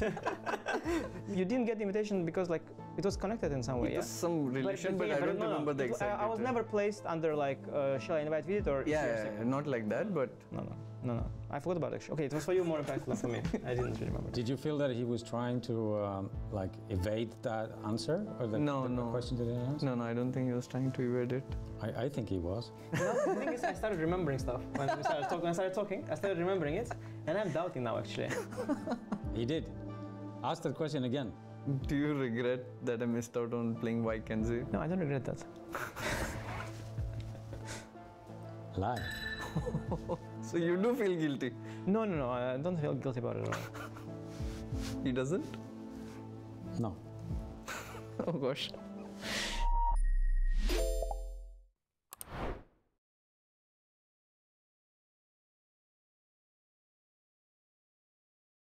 I'll go for a safe bet, like a favorite chess piece. I think that's pretty easy. Sounds good. I think I already got it wrong. Let me take a look. And 1 second, how does this guy look like? No, this is difficult. Okay, this I can try. Okay. I'm going to be artistic on this one.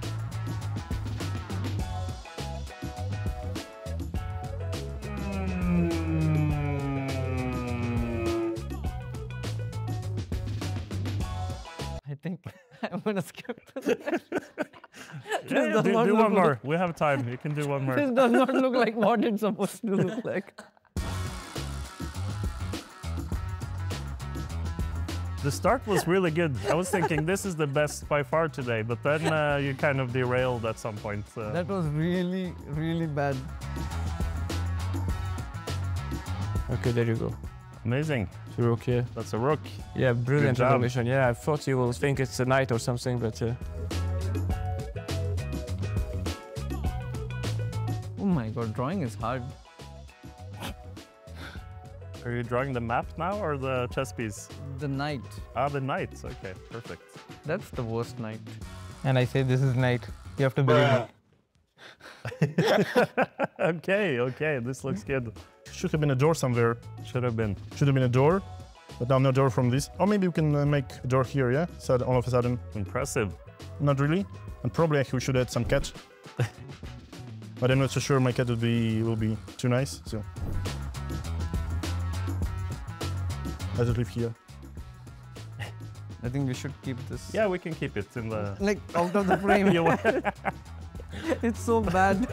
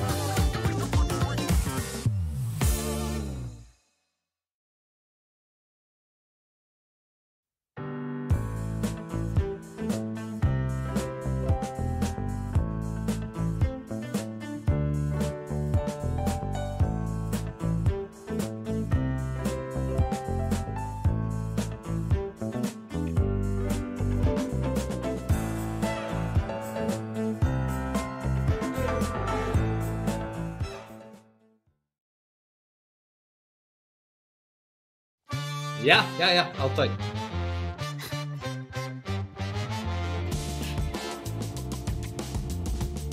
Welcome back, everybody. Round number 8 of the FIDE Grand Swiss. 4 rounds to go. Find our 2 qualifiers for the candidates. And one game I wanted to have a look at is the Jordan van Foreest versus Shahryar Mamedyarov game, where Jordan surprised Shahryar in the opening by repeating his game against Magnus Carlsen. What's going on now? Right now, what's happening is that he has managed to keep the material balance on the board. But first thing I'm noticing is that White simply has the better position pieces. The knight remains on e4, and even though the last move that Shahryar played was rook af7, I don't think that rook takes on f2 is really of a big threat, because White's going to get 2 strong rooks for that. The knight on a5 is also disconnected from the game. And at the same time, White has a pretty significant pressure here at the king side. But still, it's a material balance on the board, so Jordan has to find a way to capitalize on his advantage. Yeah. And Arthur, if you'll allow me, I know the show is in English, but I'm being told we have many Dutch viewers out there. And to keep them updated, I will briefly explain in Dutch what's been going on, if that's all right. Of course, we'll switch back to English. I don't speak Dutch, but sure. And neither do I. That's the fun part about it. Vandaag heeft Jordan van Foreest tegen Shahryar Mamedyarov, een heel goede speler, een beetje slechte opening gespeeld. Maar die Mamedyarov heeft helemaal niet geplucht. En Jordan doet zijn partij tegen Magnus Carlsen een tweede keer. En hebt een gewonnene stelling nu. Koning naar G1. En later kan je lekker pakken op G4 of A7. Jordan met een heel goede stelling. Ga lekker winnen tegen Shah Mamedyarov. Anish Giri, Nederlandse nummer 1, heeft ook een goede stelling. Hij heeft een toren gewin tegen die Parham en weet ik veel, Masoudlou of zo. En Anish gaat winnen de lekker tortje. En Jordan moet winnen. Heel goede dag voor Nederlands. Max Warmerdam weet ik niet. Hij speelt ook. Maar Anish en Jordan gaan 2 keer winnen. En volgens mij twee spelers in de candidates. Anish Giri en Jordan van Foreest. Dankjewel. That was the Dutch segment for our Dutch viewers. Here's your Dutch producer, everyone. That was pretty good. I don't know why you kept shouting though. It's very aggressive. I don't know. It's more fun for us when we shout. I'm just trying to turn the tables because Dutch people think it's very funny, understandably, to speak German. So I'm trying to get some Dutch in there, but I don't really speak. I've just been around Dutch guys enough. So you say, but actually sounded like you speak really well in Dutch. Yeah, it is true. It is true. I'm very gifted. Best players, we are gifted for languages. Anyway, the only word I really know is Scheveningen. Yeah, back to action. Scheveningen, yeah. Scheveningen. Isn't that where Anish is from? No idea. Like Den Haag. So, the thing I like most about Dutch is... Sorry, let's get back to the action. Where were we? King F1 played. King of Fun. Yeah, back to the serious business. Jordan here is trying to get the pawn on G4. So he played King F1. Looks like a good plan. What should Mamedyarov even do? First, the question is rook G4 really a threat? Is it a threat? Like, let's say I play C5. Can you take it? There's rook F2. I'll take it. Why not? There's queen H1, but I suppose I'm still happy with this. Just queen F2, no? Yeah. It's a threat. I just wanted to figure it out. So you have to protect it, but if you play queen E6, there's knight G5. I know. I think he's just lost. I think it's just a horrible position for black. And if I play rook G7? Yeah, but also sad, no? But yeah, that's maybe the way. Rook h6 is a move. Just looks very sad, the black position. Yeah. And if I play g3? Oh yeah, probably you gotta go rook g7 and try to keep it going. Was it rook h6, g3? I'm just trying to find some hope for yeah, trying to mix it. But the black king is so open. Okay, let's look at this. g3, knight takes g3. Rook takes h7. There's got to be a mate, right? 3 heavy pieces, hunting the king. I don't know. If we keep giving checks, rook 1 h7. What that? Yeah, I don't know. Rook e8. King f6. Something's gotta give. No, rook f8. And then if king e6, rook takes f4. Are we being mated? Okay, there's no tricks, yeah? No tricks. No tricks. No idea how we got here. But the whole position it's not so super obvious from afar. I mean, you got to calculate something still. Yeah, for sure. But first moment, Yaro has to make a move and everything looks bad. So he's in a world of hurt here against Yor. He's playing rook g7. He played it, yeah. All right. Rook g7 protects the pawn. Also enables g3. Rook h6 might be not so super obvious because that's a pretty long line you have to calculate. Yeah, also maybe not necessary. If you just go... I'd like to run to b1 with the king, but I'm not sure if that's worth it. You could also go king g1. I was going to say king e1. I'm not sure if that's the right... it also is going to give black some time to rearrange the pieces, get the knight on a5 in the game, and the knight cannot get to f3. Yeah, but after c5, don't I have rook h6 now? My point is after knight c6, I want rook d6. Pick up some stuff. Yep, looks like a problem. Just looks bad for black. Yeah, but I mean, Jordan has plenty of time to figure it out. I mean, this is move 30. He has half an hour on the clock. He just repeated the game he already played against Magnus Carlsen several years ago. Jacques-Pierre didn't really remember it. Nice prep. Yeah, just keep doing what you've been doing. People will forget. How's our boy Erdomush? He's better against Levon, apparently. Let's check it. The 14-year-old prodigy. So he had a pretty rough game yesterday against Hans Niemann. Like, he played as offbeat Petrov. He was surprised. I think he made the wrong decision. In a time scramble, he was going for the win.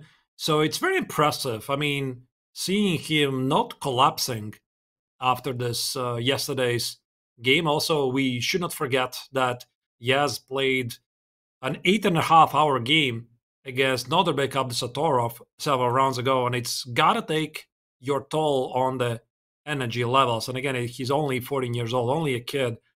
But this knight on He's G6, 14. He has endless energy. Unbelievable. And he's better. He played rook c2. The knight on g6 is nasty. The black king is always in all kinds of mating nets. Not over yet by any stretch, but it looks like he's putting pressure. But he made a move with only 4 seconds on the clock, by the way. I feel this is a pretty important factor. And only 31's move having been made. So he needs to make 9 more moves. It's 30 seconds per move. He's a very, very strong blitz player. I'm not concerned about it. Then again, yeah. Might not always be the most accurate moves, but I've seen him in time trouble plenty. Yeah, this also puts you like in a very difficult situation. Imagine this to yourself, Jan. You're sitting there on increment. You have 30 seconds. Your opponent has 50 minutes. So this means that Aronian can legally sit there for 50 minutes or 40 minutes. And you're like sitting there, you're expecting the move to be made. I mean, you cannot get up from the board even if you really have to for the next 50 minutes. It's going to be pretty tough. I'm not sure about the rules. I think if you really got to go, can you stop the clock till the arbiter? I don't know. No, he's used to it. He grew up with increment. I don't think it will matter much. And fun fact, I see here, Levon was ranked number 3 in the world the day Erdemouche was born. That's 14 years ago. And Levon used to be number 2 in the world, clear number 2, behind Magnus Carlsen for a while there. Has played very well again recently. But today, he has some suffering to do against the 14-year-old. Even though, I mean, Aronian is up a pawn. This is, by the way, something we should mention that, yeah. Yeah, I mean, a pawn is a pawn. Like, I mean, we do see the bar, but I think there's got to be some concrete problems, and I'm trying to understand okay, let me show you some trick. He takes f6. Rook takes f6, I guess. Maybe rook e4 is a threat as well. Yeah, ef, rook f6, then rook e4. Okay, let me just... Oh, there you go. E takes an f6 is played.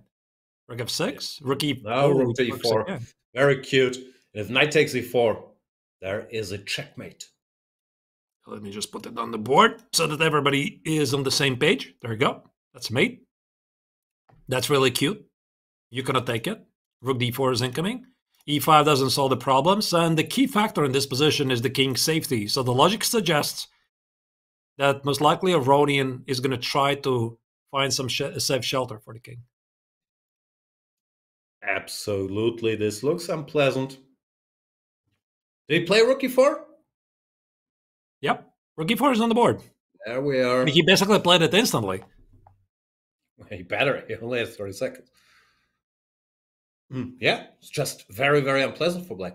Rook takes d4, then the king will still be in all kinds of mating nets. The other rook gets activated. I'll try to... going places. Yeah, I'm trying to somehow escape, but there's already probably a mate somewhere. Too many pieces are surrounding the black king. Yeah, this looks rough. I don't know if there's a direct mate, but the king is so bad. Rook g8. This doesn't look great, does it? Yeah, I agree. All right. So, big result in the making here. Yeah, let's maybe select another game. Something we haven't seen for a while. Vincent. How's Vincent Keimer, the German #1, doing in his game against Vidit, the Indian star? Played in last year's candidates. Okay, now it's getting pretty clear that Vincent is so much better here. He has the better pawn structure. And now Vidit's h5 move. This was something that Indian Grandmaster played earlier to generate some counterplay. Now it's becoming his undoing because the pawn on h5 is becoming a pretty clear target.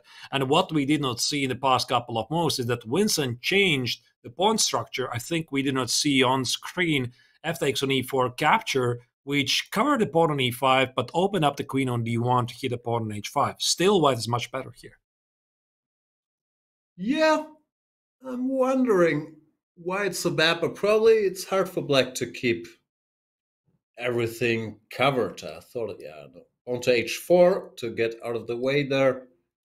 Rook takes, let's say knight takes, queen to h5. And white is just too active. Yeah, rook f1 is coming, the h4 pawn. Queen f6 stops rook. Nice. King g1. And nice. G1, knight e6. Again, I mean, the line, of course, still continues. Knight f4. But I think now the pawn on f4 most likely is going to fall. Okay, maybe not the most precise way, but it just feels, or maybe queen f5 is here. It just feels, again, I'm missing something. It doesn't really matter. But I mean, here, these pawns are pretty significant weaknesses for black. Oh, rook f4, maybe. White is there for sure. E5 is also there. E5 is the move. There's many moves. Yeah. Okay, so Vincent Keimer putting some pressure here. The young German number one. I think he's also only 20 years old, or 21, I always lose track. But he's young for German standards at the very least, and has a great position here against Vidit. I think we're heading for the line. Yeah, we're going here. We go there? I just suggested Jan. H4. Yeah, H4 is on the board. I think we're going to get it. Like rook trade, queen H5. I think there's going to be queen F6 and king G1. Going exactly. It looks very natural. And I see Keimer so far 99.4 accuracy. That is very impressive. I hope there's a team of informants checking this game very, very carefully. All right. Yeah, rook takes f8 is not forced, but it looks so natural. Rook takes f8, followed by queen to h5, and then rook f1. Yeah, nice game by Keimer so far. Also ahead on the clock. What's not to like for the German? I think it's a very, very forcing line. Maybe here White still has some choices. But again, I mean, bishop f4 makes sense. e5 makes perfect sense. Queen f7 is basically the only move. And then I suppose you just start collecting the pawns. Yeah. Just up a pawn. Just up a pawn. Maybe queen g5. Takes. Here. And maybe black can hope to escape here. Actually, yeah, I'm not sure. Maybe this is not so good. I never know. I guess even this is very good winning chances. But also along the way, there were many promising options. So no, Keimer clearly in control here. Mm-hmm. Also a chance to catch up the leaders, being only half a point behind the leaders. Vincent had a pretty slow start. And he is slowly recovering. What was his score? Let me check at the very beginning. No, actually, he had a good start, 3 points out of 4. And then he lost against Maurizi. Yeah, that was a bit of a setback because that was a very drawn endgame. But accidents are supposed to happen along the way. If he wins today, he's still very much in the fight for the top two spots. All right, where do we take it from here? We have looked at Vincent's game. His countryman, as one of the chat member jokes that actually Vincent is number 2 because number 1 is playing on the board. With all the respect, I do believe that Vincent still remains the number 1 German player. So we're talking about Matthias Blaubaum, one of the tournament leaders. Where do we take it from here? No, I keep being fascinated by that Rapport Pragnanandar game. It has quieted down somewhat. At least the queens are off the board. How's Pragnanandar's clock situation? Still solid. Solid minute. Who's better and why? Maybe. Yeah, we could check it for a while, but also I see some changes in the game of Roja against Hans Niemann. Maybe we can stay here. Yeah, the endgame. Oh, and Hans got his pawn back. So it's just equal. Whoa, how did Hans... it was this, what we're talking about, h5 played. And g takes h. And then queen g4. And Alireza just went for the equal endgame. Which, yeah, you won't be thrilled about this. It just looks drawn. Or equal. Okay, but then I'm really puzzled. Did he really have to do this? I know we're talking about h5. Computer said d4 instead, but it also didn't look like it was that much d4. Black just rearranges his pieces. Maybe Alireza was worried that he could be worse there with his bishop on b3 locked out. So let's say d4, bishop e7. And then, yeah, queen e5, bishop f6 back, and queen e3, some queen g4 maybe. It looks like black just had enough counterplay. No, I meant with... yeah, okay, we can also do it here. I mean, with the bishop on do I really have to? Do I really have to give a check here? Can I play queen e3 immediately? Yeah, no, that's what I was talking about. Queen e3 directly. Oh, here, okay. queen g4. But now there's bishop takes h4, maybe some bishop d6. It looks like enough counterplay for the pawn somehow. So he decided it's a bit too risky to continue. Yeah, so he saw that. I think so. Yeah, he saw definitely queen g4. I don't think he blundered this, and he realized, okay, let me just go here. So how realistic is it for this game to finish into anything than a draw? This looks very, very equal, doesn't it? I think it's gonna be a draw. Queen takes. If anybody's better, it's maybe black. Some h5, h4, but it's opposite color bishops. Probably some exchanges of a bunch of rooks are imminent. Nah, this is equal. But I mean, this is very instructive, Jan. I have to show this once again, this moment when in this position. So here, nice. Alireza had positioned all the pieces perfectly. I mean, this is literally the best he can do in the position. And Hans just played e5. Locked the bishop away from the game. And seemingly with no compensation. I mean, white is just up a pawn. But apparently he just evaluated this position a bit more deeper. And he realized he's always going to have a full compensation. And Alireza immediately bailed out. He decided not to continue. No, because Alireza's also an attacking player. He likes the initiative. He saw he didn't have it here if he continued.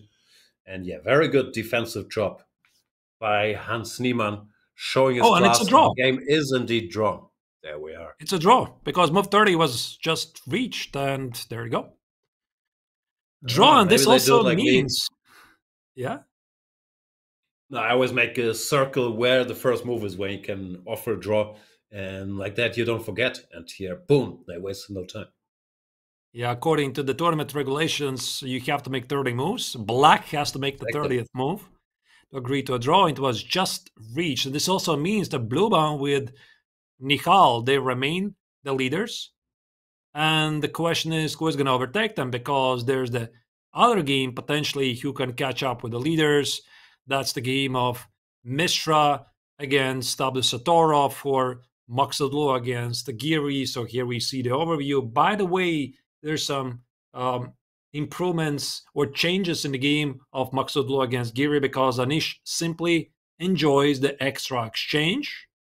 And by the looks of it, that's the game on the top right corner, not at the very corner, but in the righterish corner. He simply has the exchange for opponent. The position is pretty open. So I would say that he has very, very good practical chances to win it.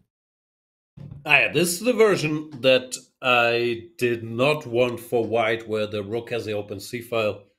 Because the other rook can come to d7. This just looks very bad for white, no? Yeah, pretty dangerous. I mean, maybe the only hope for Parham is that this pawn on h7 is a target. I mean, with a pawn on g7 or g6, this would be just probably technically winning or very close to winning for black. But with this pawn on h7, it still gives Parham some hopes. Yeah, some hope, but it has to be bad. The a2 pawn is also a target, with the rooks having all these open files. I like Anish's chances here. So where did he go wrong? I think we have to go back. We had the moment where he had to choose between bishop h3 and bishop g2. Not sure. What did he do to get here? He played bishop h3. h3, which... And he went d takes e6, not rook takes e6. Why? That's just one less pawn, no? In this, why would he not go rook takes e6 though? Here, takes, and here we looked at this position. Yeah, but it's more or less the same as in the game. Just he keeps the d5 pawn. Wouldn't that be good? Maybe he felt that the threat of rook c2 is a bit too much. Like, perhaps black plays some move, like, I don't know, rook f8. That's a threat, but I play... And then you could have played king d3. Bonus hit. Ah, okay. Uh-huh. So he saw yeah, this that and has he to be didn't like why. it. Even though the engine says, I That mean, makes this is sense. somehow holding, but it looks quite unpleasant. Difficult to go here if you don't see the next move. Ah, yeah, no, I missed this rook f8. We can't stop rook c2. Ah, that makes sense. Anyway, Yeah, but even then, more reason for me to advertise bishop g2 instead of bishop h3. I think that was I agree with such you a better completely version where the because rooks don't have the c file. this looks so much better. I mean, this is basically what we have in a game, except the c pawn is traded for the f pawn. Yeah, and exactly. black simply has one more open file.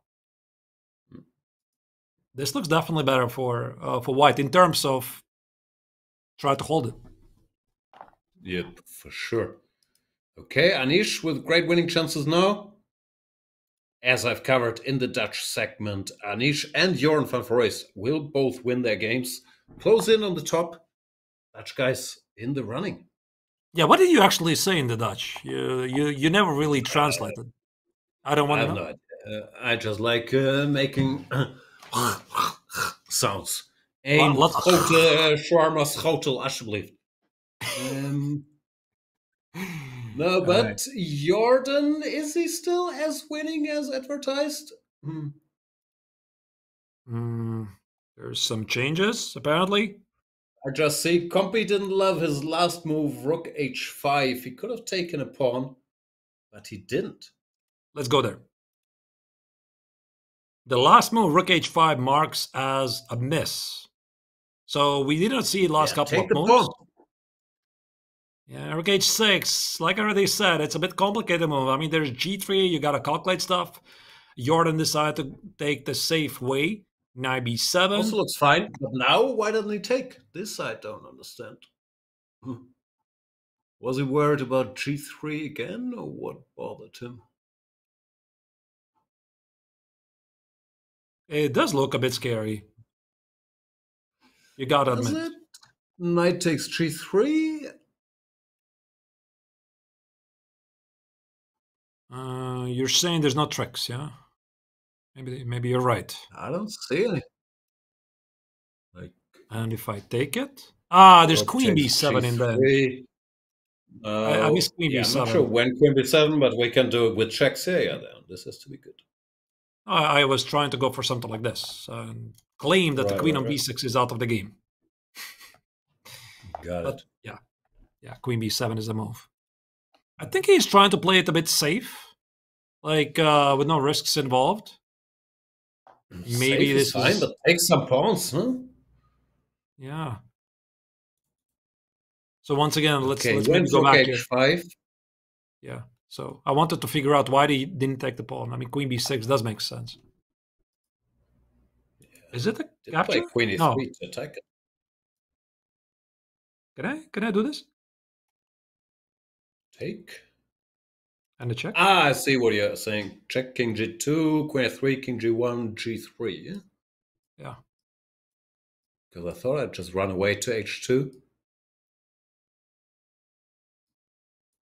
We can bail out with rook takes h7. No.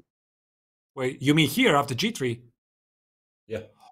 Oh, could it be that he missed from afar this move? Yeah, that could be. That's a very cute line. I'm also not sure. Is white winning here? Is this a perpetual? What's going on? Probably white is somehow winning, yeah? King can maybe even trading the queens. Yeah. King, check, here. I'm slowly approaching. You cannot go to a file. King goes here, check. Yeah, you have no squares. Yeah, it's winning. 25. This could be actually like, it's pretty human line. Like, you don't take on b6, rook e4, takes, queen d1, check, king f1 is just a draw, g3, and you'd have to see from afar you have rook h7. Yeah, which is not that hard to see if you calculate this, but it could also be because Mamadjaro is such a great tactician that Jorn is just trying to keep control without having to worry about such stuff. But then, of course, you risk letting him back into the game. So he played rook to h5. What's natural? Knight d8. Does he want to play queen g3, queen h4, or knight g5? Maybe knight g... No, knight g5 is not the move, is it? I'm not sure. Well, maybe he wants knight c3, queen takes e5. He's targeting e5 at least. Another idea. So if I get the knight closer, somewhere to the defense? Yeah, I thought that looked natural. Now, if I do my knight c3 business...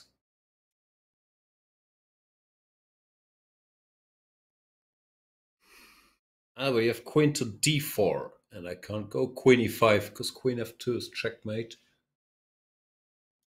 Guess the endgame is still fine, but less impressive than what he had earlier, no?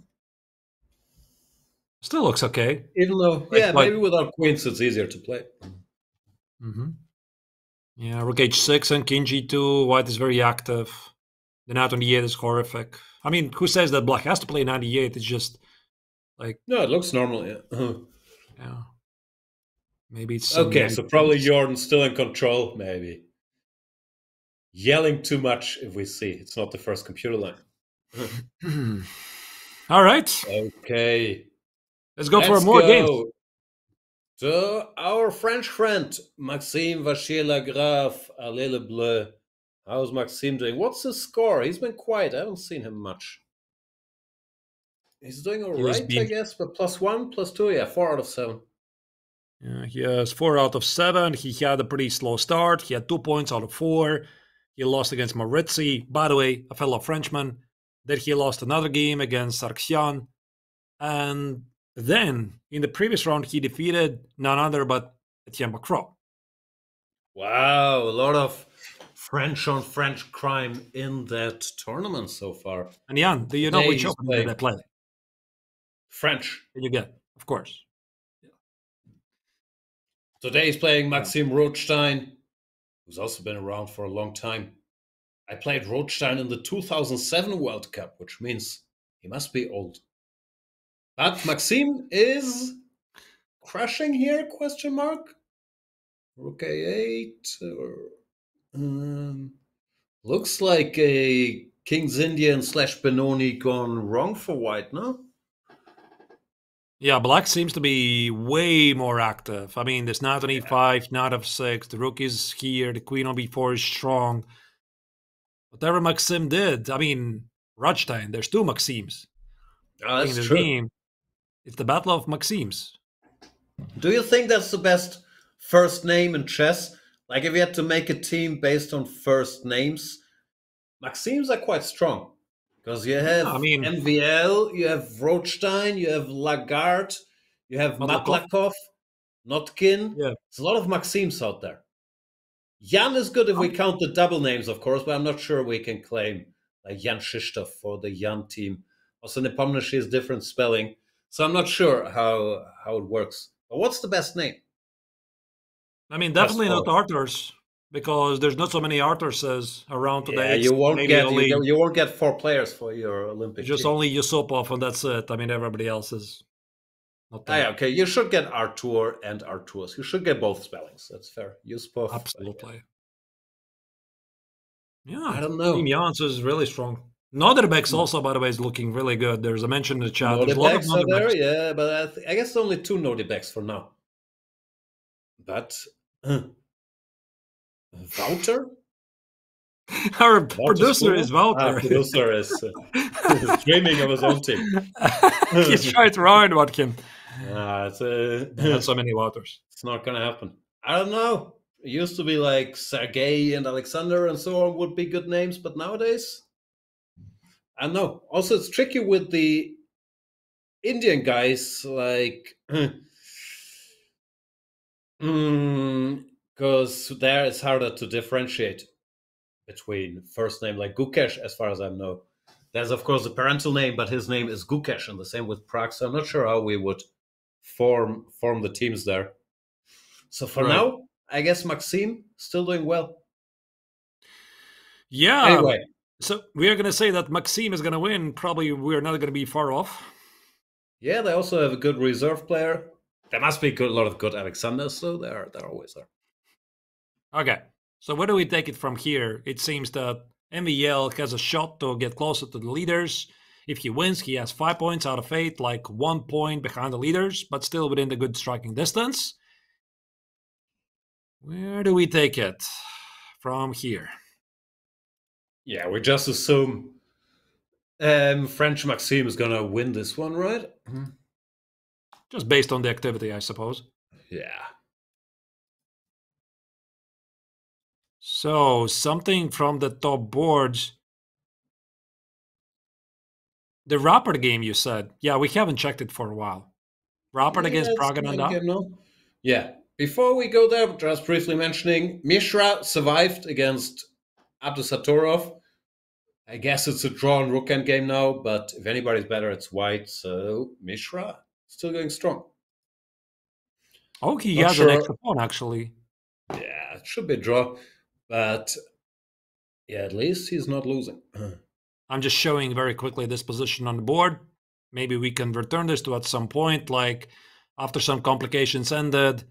This is the current position for the young American Grandmaster. One strong pawn here, but I mean, black is so active here, and there's basically 2 things you have to know in endgames: activate the king, activate the rook. Noderbeck seems to be well aware of that, so yeah, probably he's going to make it. He's been told not just rook b5 here. This I think is pretty straightforward draw. Rook a7, rook c5, and black is too active, and this 2 versus 1 with the a pawn is normally clean draw anyway. Or he gives a check first, which I guess is also good. King f2, what's his point? Maybe rook c1? That's what he wants to Probably do. Rook c1. Yeah, I like this less than rook b5, rook c5. Maybe it's the same thing. Yeah, okay. He should hold, but he's fighting for a draw now. Okay. So Rapport against Prague. Because Prague is sitting in a time scramble for quite a while already. This has somewhat stabilized, but it's still weird. Your trust into Prague seems to be I still believe. correct. Is it? The a-pawn scares me. So for some reason the material is now... Is it equal? Is white a pawn up? I can't count. 1, 2, 3, 4. No. Yeah, white is a pawn up. Wait, how? Really? Wow. Yeah, he is. 1, 2, 3, 4, 5. You're right. I mean, calculating up to 5, it's really difficult sometimes. I know. But who's better? Because the h-pawn on h2 is also annoying. Computer says equal as usual. But stuff could still happen. So Pragnanda is a pawn down. And let's check with his compatriot, the world champion Gukesh. Is he a pawn up at least? That's a good call. So let's see how is he doing. Oh, wait. This can't be happening. Gukesh is worse. Worse? What happened? He is better when worse. we checked. Oh my goodness. What is going on with him? He didn't listen to my great advice, win some games or something. I said. It's just, I mean, the pawn on a6 is a target. And last time we checked, Jan, it was here. Yeah, after 94, here. He was just having the better position. Bishop d5. Yeah, he pushed the a pawn. Why? Okay, maybe it was fine. Bishop d5, I push, knight d2. Yeah, but he started with the knight e2 first. And Divya picked up only moves. Something went very wrong. Looked like Gukesh was a bit too casual, thinking he was winning. Either way, and now all of a sudden he's worse. That's shocking. That's a serious test for resilience. After losing 3 in a row, then he has a much better endgame against a lower-rated player. Of course, all respect to Divya. Gukesh does outrank her by almost 300 points. And then to be worse, oof. Can I take the pawn on b5? I mean, I just want to see where this line is going to lead us. Like, of course, I see the pawn on d2. Yeah, here I guess it's just It's just too much. This, I suppose, is the idea. Ah. I mean, why there's simply no time to collect these pawns. Like, I was hoping, you know, play rook b7 something. But, I mean, your king's safety is all that matters. Well, why not king f3? Just run forward. I can give it a try. Here. Yeah, maybe it's a better shot. Still let's say check. Bad, does it? King e4. Takes, and here. Now we do something here. Rook b7, or rook b8, rook b7. Maybe push a king a bit further. You're right. Oh, no, yeah. Who knows? Or even start with b4, b5, b6, and a7. Yeah, it doesn't look like white should be worse at the very least. Rook b7, rook a7 is probably faster than b4. No? I don't know, but he did not like it. Maybe also saw there's not enough winning chances. He played king to d2, covering c2, but now just rook takes a6, stopping knight takes b5. And at the very least, white is not better. No, yeah, rook a6 played. Yeah, this is the current position. b4. Whoa. b4? Whoa. I would never go b4. Quickly, why is she allowing this knight to join the game? Yeah, like it was to keep the b pawn. But that can't be right. No, b4 I really dislike. I think it made sense something like rook c6, play a6, try to keep the knight disconnected from the game. Yeah, I think a lot of moves make sense. Rook g6, rook e6, rook c6, but not b4, knight c4. Really don't like it. Even this. Yeah. Takes, and if you take on b5, there might be rook b. Okay, but I mean, rook maybe b8, not take. Yeah, I don't know. Who's winning? Also, f takes was there. Yeah. Of course, f takes on e6. Keep the knight on a3. I think she should have kept it, and no, she lets it out. Okay. Gukesh should be very happy about it. Good news for Gukesh. I don't know if he's better now, but at least now position is easy to play again. He has a strong knight instead of a knight on the rim. Maybe dodge the bullet there. A bit of breather for the world champion. Not definitely his A game so far, but no, also not clear if he's better here. He's still a pawn down and doesn't have any direct threats. But now he has chances. All right. Shall we go back to the leaders? They made a draw. Ooh. the leaders, I mean. There's many draws. And Nihal, yeah. You're referring to the very leaders, I understand. Yeah. We could also switch over to the women's section. We haven't been there for a while and see how Vaishali is doing. And just as I praised Vaishali earlier, of course, she gets crushed today by Bibisara. Oh, that's going to be a pretty major result because Vaishali is still at the moment leading the tournament with a full point ahead of Bibisara. I mean, of course, Lagno is half a point behind her. And speaking about Lagno already won. So Lagno defeated Maria Mazachuk. So Lagno at the moment is half a point ahead of Vaishali, who has simply technically losing position. I mean, but the clock situations, you can see the both players are down quite significantly on the clock. But it's just game over, no? Queen to d2 played. Queen d2, that's it. It's resigns. Like knight f4 is the only try, but then queen takes f4. Rook takes d4. Rook c7, and we win the house. That's nice. If not knight takes f4, then black just lose a piece. So I think it's just resigns. Yeah, I didn't realize that rook on d6 is falling. Yep. Yeah. Bibisara is going to do it. She's going to overtake Vaishali. Not overtake, but catch up with Vaishali and Lagno. Should be the new leader. Yep. Other news. Eugene Song has a rook endgame, a pawn up against Stefanova. Tan Shongji won her game against Avrula Tsulakidu. How's Dinara Wagner doing? She's struggling against Anna Muzichuk, the top seed. Yeah, all to play for. If Vaishali falls, which it looks like, then all of a sudden everybody's going to be close together at the top of the rankings. It really, I started to develop a feeling that Vaishali basically is in a very commanding lead, like a pretty significant leader, 6 points out of 7, half a point ahead of Lagno.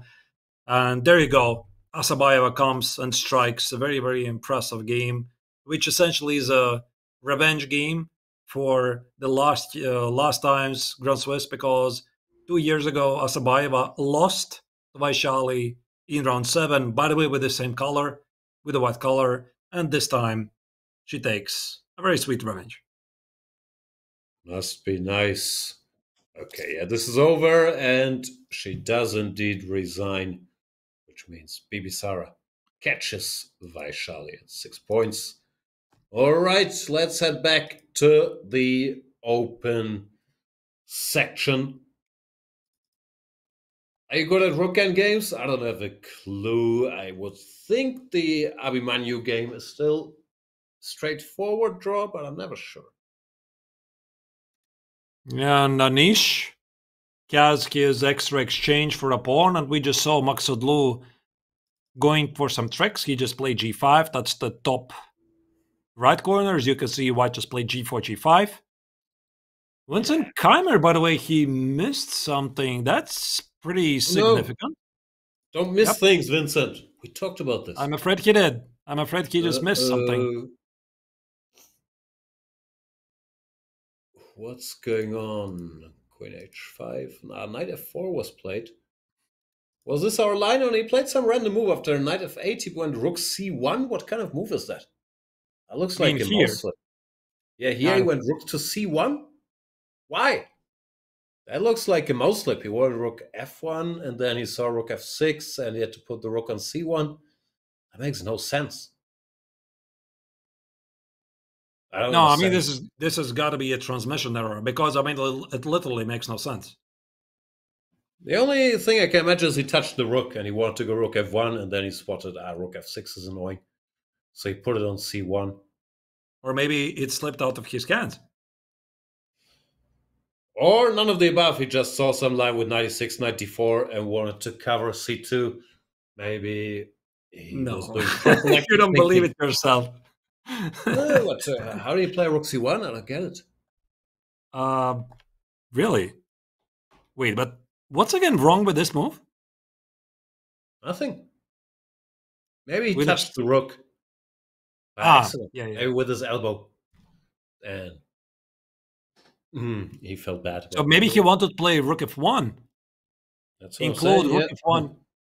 Rook f1, yeah, 96, and then some. And then he missed rook f6, yeah? Yeah, I'm not sure, but that's the working theory. Okay, so now his advantage is gone. This gave FIDE time for 96, knight f4. Rook g1, rook g3 on the board. This is so weird. Some counterplay. So strange. Either way, maybe we'll get the word what happened here. Yeah, maybe he touched. Maybe you're right. Maybe he wanted to play rook f1, and then he noticed rook f6. But I mean, he does have plenty of time on the clock. It's not like he was in a time scramble, unlike Vidit. I don't know what's going on now. He plays e5, queen c6. I think was played. Rook g1, rook g3. Good move apparently. And the idea is queen takes h4, g5. Yeah. Why is that so good? g5, queen h5. I mean, black is incredibly active here. White is just playing without the rook, essentially. Okay, what to do? What does king black g7. do? Just king g7, cover the squares. h4.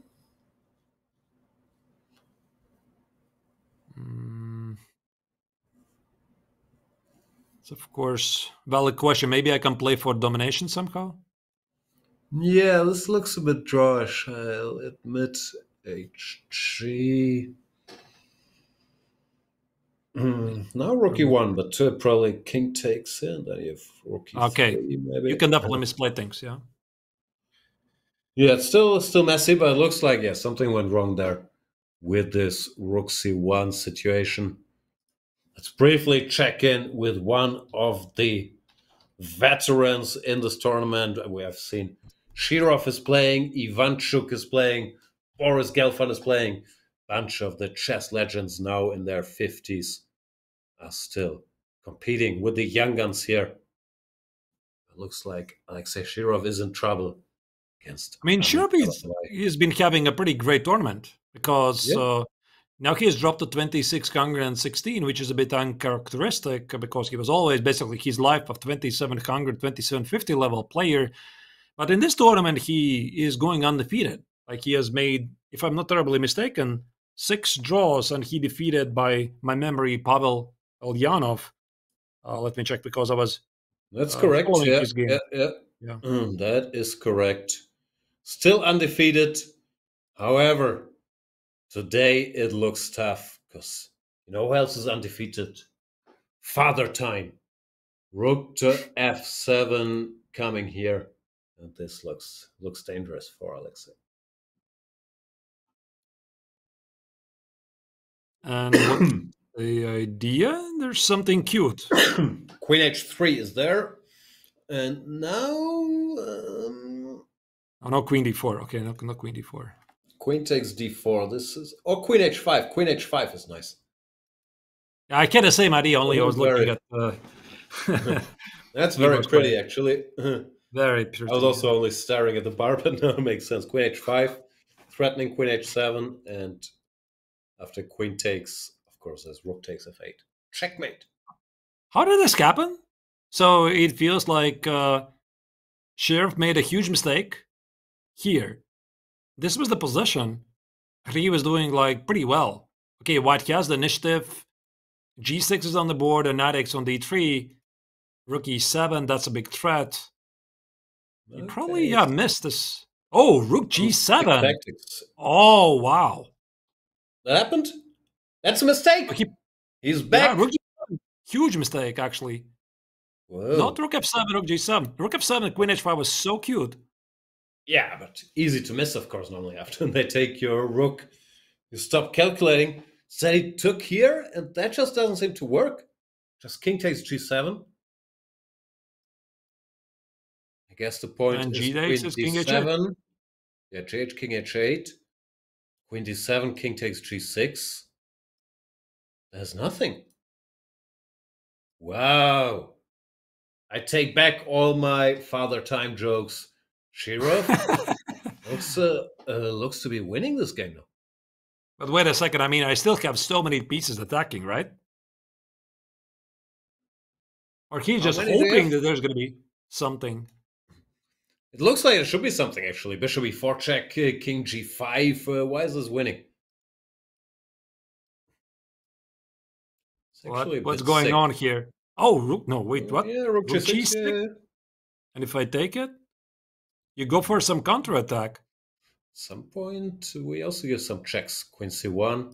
Ah, yeah, of course. This is easy with computer, but incredibly hard over the board to calculate. Oh, this is so nice. Boom. And if you play king h2, there's queen f4. And there you go. Everything comes with checks now. That is really nice. Look at this again. So king g7, queen d7, king g6, rook e6. I think that Tabatabai is sure there's a mate. Like, how can there not be a mate? I mean, you have 3 pieces against the bare king. Here. As they say, the entering king is safe. Yeah, rook g6. And apparently there's nothing. You can also take with the rook, but then one of the attackers disappears. Can I switch on the engine? I want to check if these are the only moves. Oh yeah, I have the engine on. Of course, I'm not that smart. I don't have the engine. Instead of rook takes g7, there were a bunch of ways to keep an edge, but they are both based on this trick. But after rook takes g7, yeah, king takes g7 is forced, queen d7, and now king f6 and king g6 both keep an edge. Both with sick lines, but black has a choice. Actually, this is strictly the only line. Like, everything else loses. Rook f6, bishop e4. Okay, king h5 is also a move which literally, humanly makes no sense. So, king g5, queen g7, and strictly rook g6, bishop g6, and strictly it's queen c1. So I think that here it's safe to say that Dabadabay miscalculated. And now the big question, the $1 million question here is if Shirov, who used to be one of the strongest calculators in chess, like he was so precise, can he still do it in this sharp position? He should be able to do it. Yeah, so it looks like he doesn't have a choice, no? He had to take the rook. Now, after queen d7 check, probably has to take the pawn. Or king f6, which is also good. And yeah, it's if he does anything else, he'll just get checkmated. So maybe he's not sure if he's winning or not. But he will make the moves. Tabatabai also down to 1 minute. Whoa. 5 minutes. I mean, he should be able to figure it out. I mean, once again, like you said, Jan, he is like in a position of no choice. Okay, here, king f6 is a choice, but king takes on g6, rook e6. So where humanly he could misplay this? King f5 makes no sense to walk into a discovered check. He just can't. He has to find it. I mean, rook f6 is a human move. He's going to see bishop e4 check. King h5, king g5. Again, out of desperation, even you can find rook g6. And then you you're go looking to the line because you're checkmated everywhere else, and then you have a look around for sure. Yeah. You should be able to find it. So he's forced to find it, as one of our chat members puts it. Must be nice. Okay, let's stick around a little bit. They only have a couple minutes each.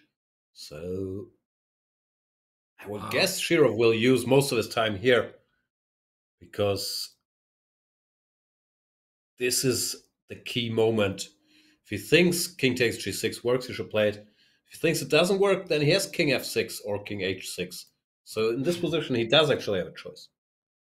All right. And what happens after king f6? Let's check the engine here.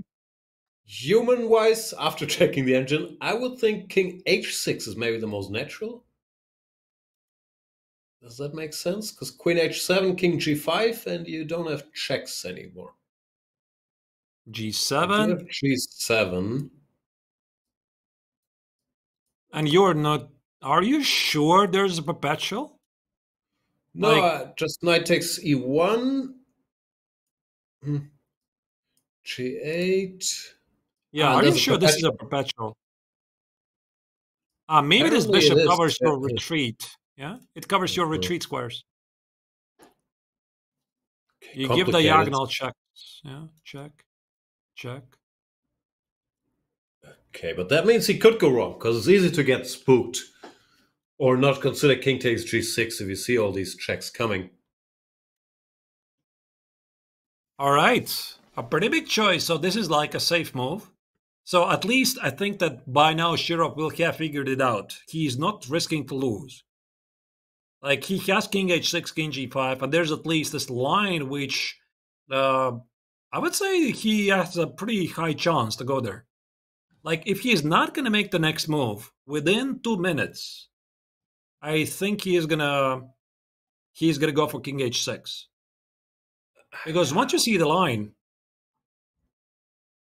this feels so much more riskier. But again, you have to calculate this. There's also king f6, which looks a bit strange, asking for check on e6, but apparently that's also possible. Now king g5. Which one? He played it. King f6 and queen f6, by the way, is on the board. This could be a pretty funny draw. And now king g7, queen d7, or king g5, g7. Whoa. I mean, this suggests that he doesn't see the rook g6 line if he already played king f6. He might be convincing himself that it's just a draw. Because if he plays king g5, there's going to be g7, g8. By the way, we still have to check this. So king g5, let's put it on the board. g7, 91. And now I do have the pawn on h7. This time is different for some reason. f4 check, draw. Whoa. f4, this literally makes no sense. Don't ask me why. King takes queen h6, I understand. This is... What a mess. Then you're winning. It's got to be strictly king g3. Because if I put another queen, there's a mate. The king is like a key piece. Poor guys. Both don't have any time. The good news is if it's a draw with the perpetual, both will be annoyed. Tabatabai will have missed his very pretty win with rook to f7, and Shirov will have missed a very pretty win with king takes g6 just 2 moves later. I mean, while the key is thinking, I would like to once again put it on the board. This is very instructive. This rook f7, so beautiful. So pretty. Knight e1, queen h. Very beautiful. Yeah, so it's a deflection of the queen. And is there nothing that black can do? I mean, it's not like white is even threatening anything. It's just a... Queen h5 might still be a bit of a threat. Okay, and if I go back? Fair question. You have a double attack. Okay, slightly this side. unusual. Yeah, nice. Very unusual idea. And there you go, the moment of truth. Queen d7, the position is repeating. Is Shirov going to go for king takes on g6, or he's going to settle for a draw? Only 1 minute and 20 seconds. What do you think, Jan, is going to happen? I think draw, like if he's so low on time. But he's a very precise calculator. I don't know. But if I was a betting man, I'd bet on draw. I mean, before the previous move, I would have said he's going to find it. But now he already once played king f6. I also agree. I think he's going to go for the draw. Maybe play king h6. Now, king f6. There you go. You repeat. Yeah. He's going to be so mad. He's going to be so mad when he's going to find it. Hard to calculate. I think Tatabai is going to be more mad about rook f7. Who knows? Oh yeah, this will be a draw now. Let's just stick around. See what happens. Maybe Amin will talk himself into playing on with g7 or some move. Do we also have any updates from some other games that have finished while we're following this one? Is there something major happening? There is, by the way, a result. Richard Rappert has finished a draw against Pragananda. That was a cool game. Draw in the end. Any other results? MVL won the Maxim battle against Rothstein. Liang won against Salem. Sam Sevian, another US American, beat Bartel. Dubov made a reasonably quick draw against Maxim Chigayev. Fedoseyev beats Hernandez. David Anton beats Harikrishna. Yeah, a bunch of results. But the top boards, no changes.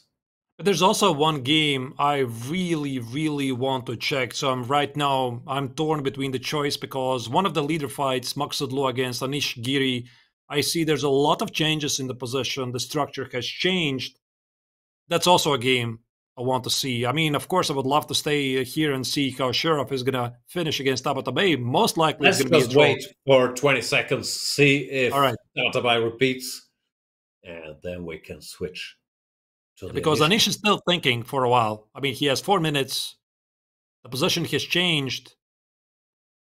I mean, 10 seconds, 9, 8, 5. Time to make a choice? Or did I make move 40? Are we going nuts? No. There he is, queen e6 check. This is the way to the draw, king g7, queen d7. All right, so it seems that this game is still heading for a repetition. So maybe let's jump in now around a bit and see what's going on in the other games. There's a lot of time scrambles going on because this is the moment when the first time control is approaching the finish line. So let's start what we see in overview.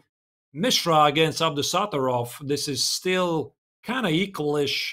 Rook game, that's the top middle board. Well, yeah, white is better, but a bit better, maybe. maybe. Should hold here. Yeah, and then we have Max to go against Giri. Yeah. What is going on there? Asudlu managed to create some counterplay, but he might still be in trouble. Many moves have been played. As you can see, it seems that Giri has made some progress, but is it really a progress? Because also Parham has managed to capture this pawn on h7, and he has counterplay. Yeah, it doesn't look like Anish is fully in control here. Parham might survive this. But there was a mistake by Anish, by the way, if I may go back a couple of moves, which was here. On this position, apparently Anish had a pretty large advantage. And instead of this, he decided to take the pawn on a2, which was a mistake. But the question is what he should have done. Give a check first, and then take on a2. And what's the difference? Okay. What's the big difference?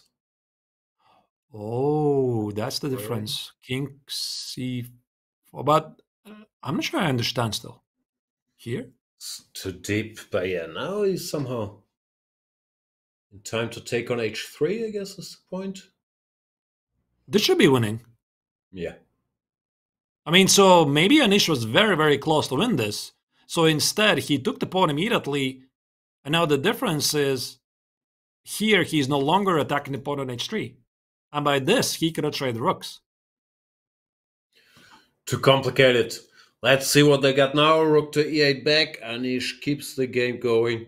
He is still better, apparently. But this won't be easy.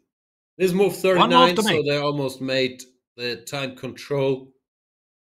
Parham has to make one more move. I guess bishop somewhere to free the h-pawn.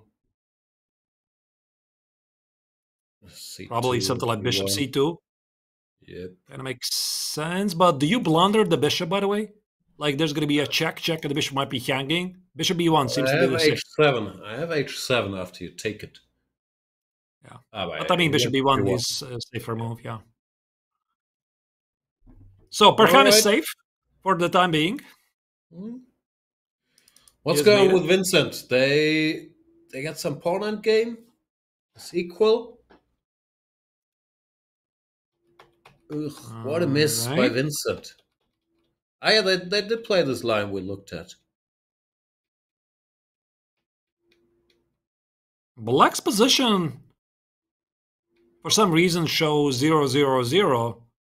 I should assume that he made it. It's just the clock has not yet updated. He should get extra 50 minutes on the clock.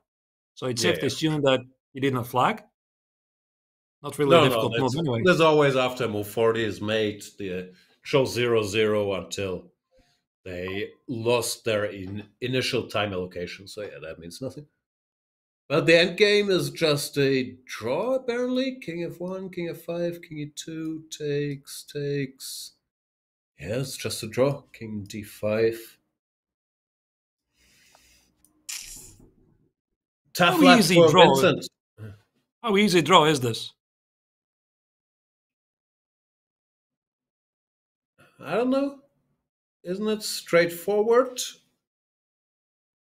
Yeah, but I also have some ideas here. Like, I do control with black a bit more space. You want to play for a win with black even? Whoa. Why not? I thought you were thinking about ways for white to win. Here for white, I think Vincent chance already is gone because black is so active here. He simply has space. But maybe these double pawns really matter. I'm gotta confess, like I find these pawn endgames to be so tricky. I don't think they're easy at all. I agree. Whenever I do tactics exercises and there's a pawn endgame, I just guess and move on to the next one. It's tough. All right. But yeah, apparently it's a draw. They will have enough time to figure it out. Do we have more time scrambles? What is there? How did Jordan do? He's still doing well. to Jordan, and he made it to the next time control. This is the current position. He has an extra pawn, but Mamidyarova is holding on. No, he's knight g3, and that makes it 2 extra pawns. Oh. FIDE defended ferociously. It looks like, from a German perspective, yeah, I'm still confused about that rook c1 move by Vincent, but FIDE played perfectly after that. Hung in there. So h5 apparently was a mistake on move. Oh, it's just a 1-move blunder. Knight g3 just picks up the pawn clean. I mean, this is what we call unforced error. Totally unnecessary. I mean, of course, his position is dangerous. I mean, you can still hold it on. It's got to really hurt for Shahryar because he was, leading a pretty difficult defense. He was finding some moves, and Jordan was not finding the most accurate continuations. And when you reach the next time control, you feel safe. You get extra 50 minutes on the clock. Boom, immediately comes the blunder. Famous blunder on move 41. Looks like we've made the time control everywhere, which makes sense because it's more than 4 hours in. So we'll go on a brief break, give the players a chance to think about their 41st move. We'll be back.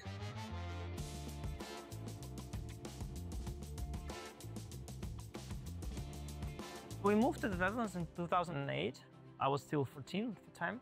So we came here and I was already a pretty good chess player, like a master, international master, maybe a FIDE master. I was a Russian champion under 12, in fact, but I was one of many Russian talents, one of the many other little prodigies, and nobody really noticed that I changed federation or that nobody really noticed my existence very much. I was just doing my little thing, playing my little game, and I got great coaching here, and it helped a lot. It's something you really need as a kid who is developing. So Anish, yeah, congratulations, amazing. 3 norms in less than a year, right? Yeah. And what's your ambition? What do you want to be? What do you want to get? No, of course I want to become one of the strongest players. And is there also a certain player, maybe from nowadays or maybe from the past, which you have been studying a lot? Some kind of favorite player, perhaps? Yes. Okay. I like the games of Kasparov, and okay, now from players who's playing, I think the Anand is the strongest and best player. In 2010, I got an opportunity to work with Vishy Anand. He was preparing for one of his matches. He was world champion in that period, and it was definitely much more useful for me than for Vishy Anand, I guess. And when I saw, like their prep, because I thought that I came in there, I thought I had a good prep and some variations. So I was showing my lines, and then he was refuting them with such ease. And he refuted all my ideas in like the very first evening. And in hindsight, I think he must have been very disappointed. Like he thought, like, what am I seeing? What is that? Like, what kind of trash is that? Because I thought like these are great ideas, and yeah. And then I realized like I'm levels behind, and I think it's very important to see like the very top, and then like what level you have to work towards. Yeah, that really made an impact on me for sure. Ladies and gentlemen, it is with great pleasure for me to ask the winner of the Grandmaster Group D, Anish, to come forward and receive the first prize. What is your first impression, your first reaction? Of course, I'm very happy that I won tournament, and I'm happy that I can play next year in any group. It's of course a great challenge for me. It's maybe first top tournament, of course, for me. And now how are you going to celebrate? I don't know. Tomorrow I go to school. So I don't have enough time to celebrate, I think.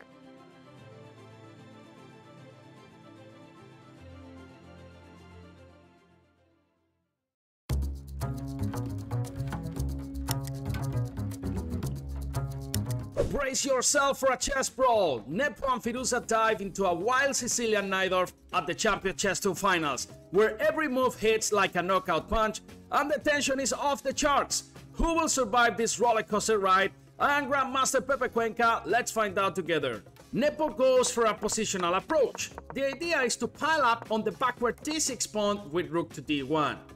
a3 is a must, otherwise that knight on b4 will start tickling white in all the wrong places. Knight d7 is logical, but d6 suffers after knight d5. Black wants to get rid of its miserable bishop, but now the fragile d6 brother falls after knight c7. What on earth is Firuza doing? That knight on c5 is spicier than a plate of curry. But hold on, d2 is hanging too. After queen to g5, knight f3 is a looming threat, which is why king h1 is a subtle move. But Firuza is a fearless warrior. He throws h5 on the board, and after rook f1, queen f4 is a perfect bit of prophylaxis. After this slow move, black is already knocking on the king's door like an uninvited guest at a party. c3 is a blunder because allows h3, and now after queen d2 with a double threat, black gets material back. The winning move here was queen to e3, threatening mate on e1, and after a queen trade, black wins after rook c8, thanks to the mate on c1. But wait, Firuza played queen takes d4 instead, and suddenly white is back in business. We enter a roughly equal endgame, but white has a better structure and control of the d-file. Rook d6 starts making black sweat. Firuza plays rook to b8, thinking that knight takes a4 wasn't possible due to bishop d7. But after rook b6, white grabs a juicy extra pawn, and Firuza is left shaking his head. Nepo doesn't even blink, he just marches his pass a pawn down the board like a boss and seals the deal. What a ridiculous action-packed game!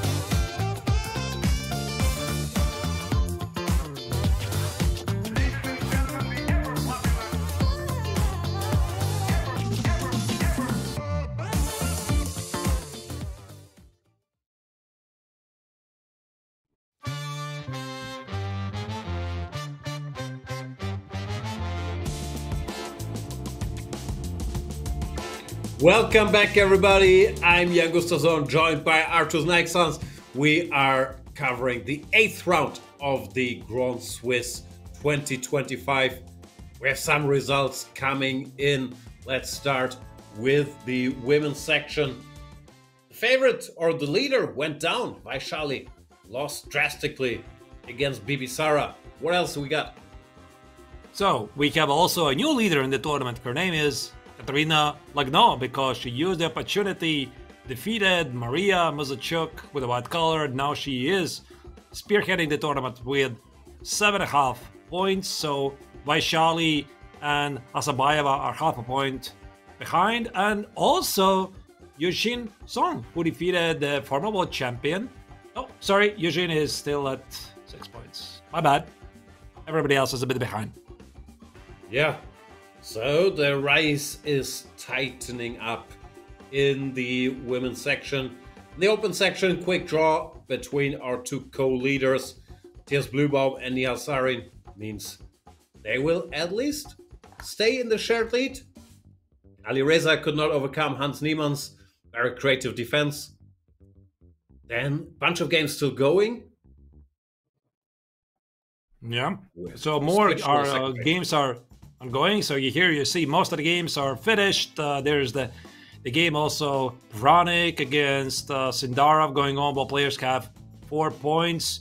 Also another Uzbekistani player, Noderbek, but not Abdusatorov. Abdusatorov, by the way, is still playing, of course, but Yakoboyev is playing against Andy Woodward. The youngster from United States also has a great tournament, but most of the games, at least at the top, they're finished.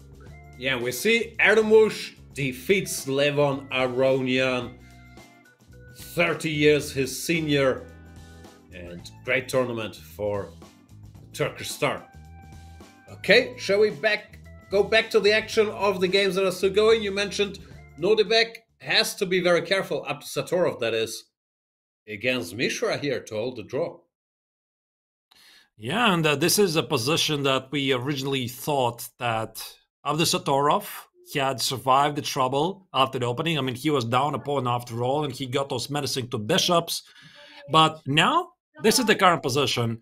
And Mishra has been finding some good practical resources. He still has the extra pawn. And now, apparently, here, Black has to make the only move to stay in the game, which is the move King f5.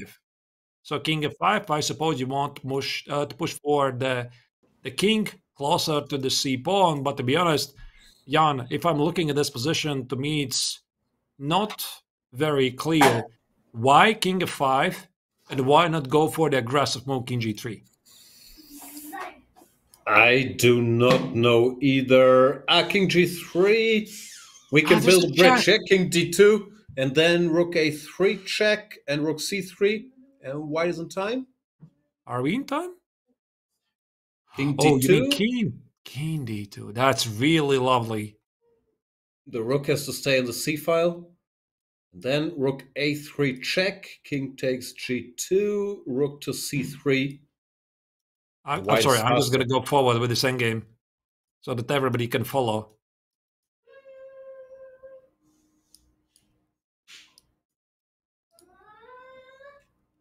Oh, one barely. Short. Barely, but what wins? But this is tempting. But he's Nordebek has stunned, he's spotted. Can't do that. He's played king to f5 up to Satorov, showing his class in defense here.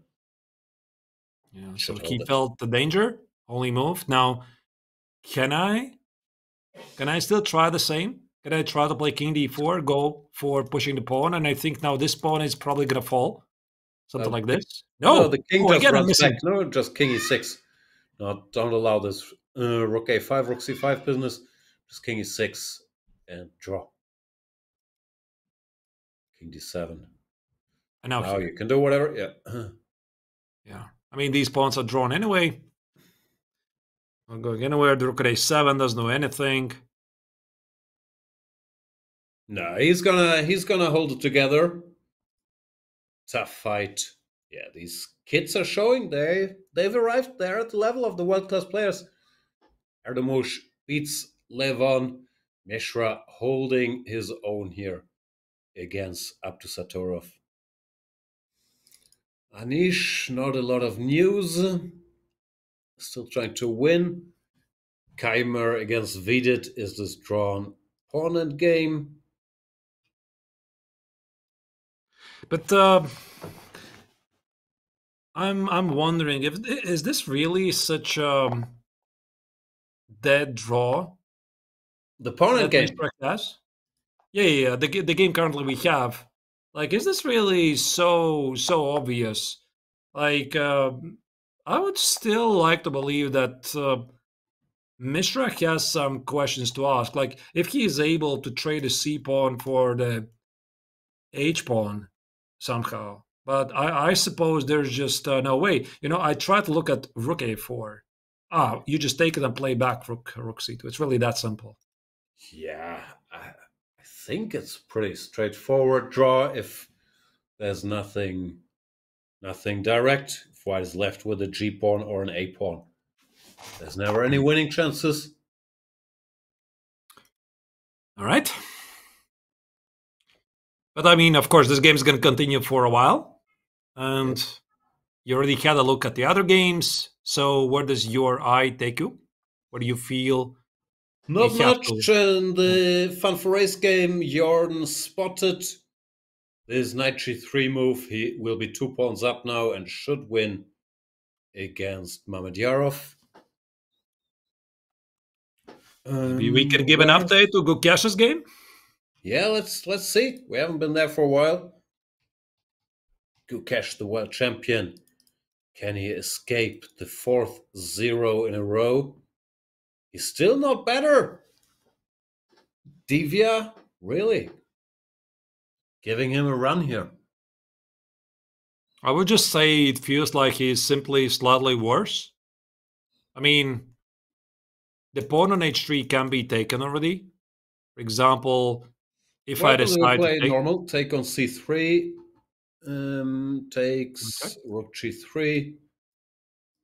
Yeah. So I don't want to go back. And I don't also want to block my pawns. Can't have it all. Can't have it all. Okay, let's say I go back and rook takes on h3.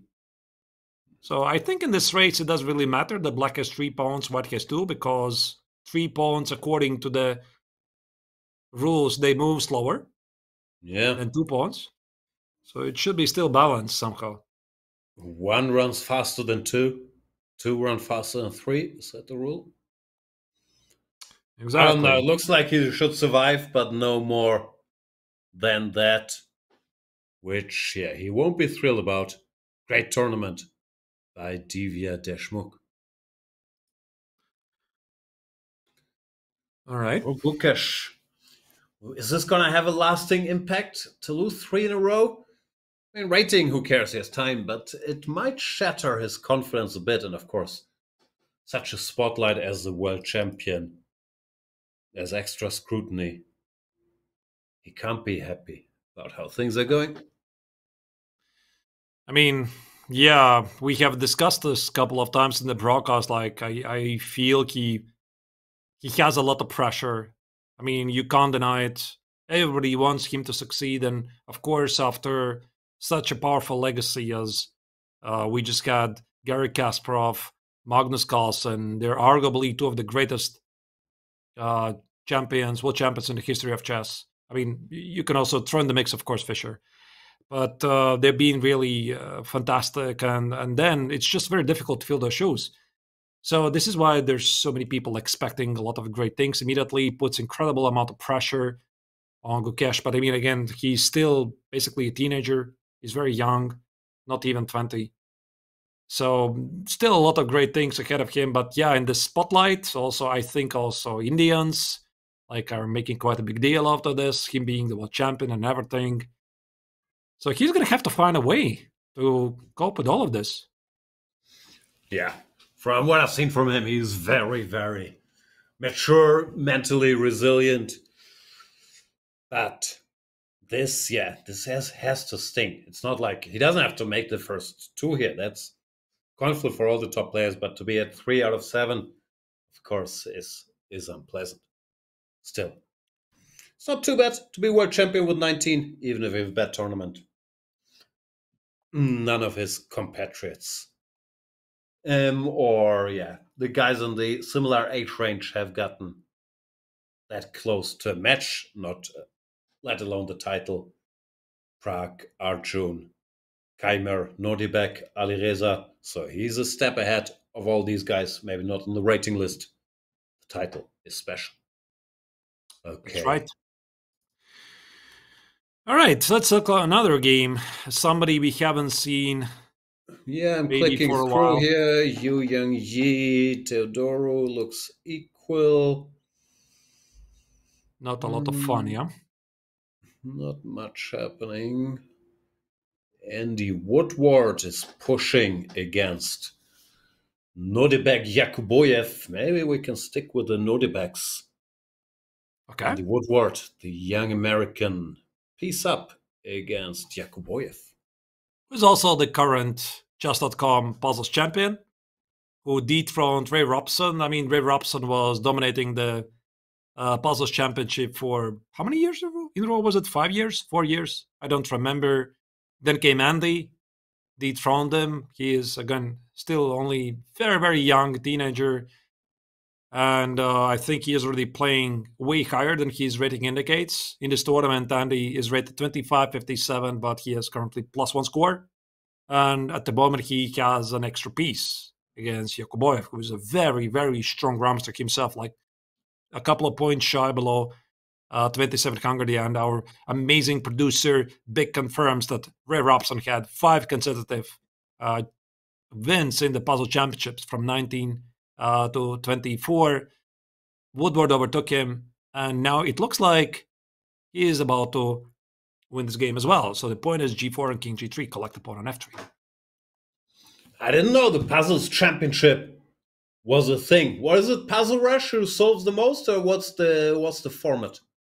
I think the format is that you have to qualify. There's some is it arena, or how many hours you have to compete for the best score, the best 8 qualify for some knockouts, and essentially you have to have a score of about, what was it, like 50 or so to make it with 3-minute puzzle rush. You know, I was young, I was thinking of actually competing myself, but since my highest score is 51, and these guys, they're scoring 51 to 55 on a regular basis. I just decided I have nothing to do there anyway. Just not so fast. Sounds very impressive. Is it important that you know a lot of puzzles, or is there an infinite number of puzzles? Because normally you have whatever 10,000 at some point you've seen them, and then it comes down to speed and recognize them, or is that not how it works? Yeah, definitely. I think they have done so many puzzles that they already recognize some. Definitely, it's not really a secret, but Just.com keeps updating the puzzle pool all the time to make their life a bit more difficult. But yeah, I mean, at a certain moment, it was all about recognizing them. And if you do like 100,000, 200,000 puzzles, I mean, you just got to remember some of them. Interesting. But yeah, can't hurt either way. Train some pattern recognition. I should do more puzzles, even though. Probably. Do you do them? Or don't you do them at all? Not much, no. I never did, but I used to play more. Then at least you get tactic training from playing. But if you don't play and don't solve puzzles, that's probably not an ideal recipe. Yeah. All right. Now the question is, can Noderbeck save this? Can he save this? Like Engine says, it's salvageable. Yeah, I saw Compy wasn't that excited. To me, it looked winning just by eyesight. If you get g4, king g3, the bishop should stop the pawns quite easily. But apparently, it is not that easy. Can I somehow move the king to help those pawns to push forward? Like here? But give up the pawn. Do something like this. But if I ignore you, I go g4 anyway. Follow my plan. Thou shall not pass. King g3. Jano the king. You shall not pass. Yeah, exactly. So the rook on d7 blocks the king, so there's nowhere to go. Also looks good. Yeah, I don't know. By eye it looks winning. I see Compy does not agree, and Compy normally is right. But Andy, definitely with chances here.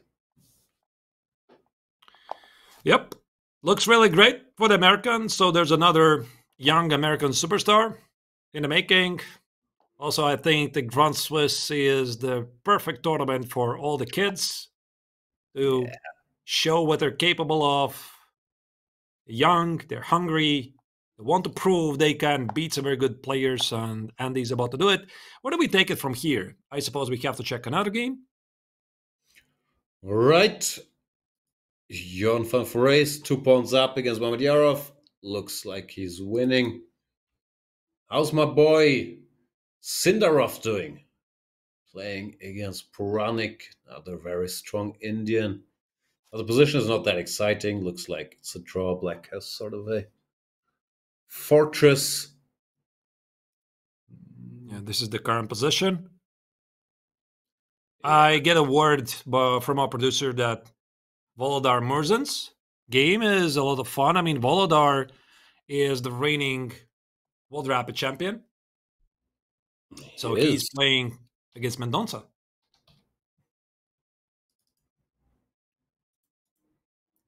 That's a lot of pieces. Like Morzine. It's a bit of an attack, but they're at move, what, 41? This looks like move 18 or something. You know, Jan, I gotta confess. Yeah, this is move 41. The players have got to the next time control. I had a chance to interact with Volodar a bit. Because he was participating in the Biel Chessfall this year. And during the first rest day of the festival, we decided to go for an escape room.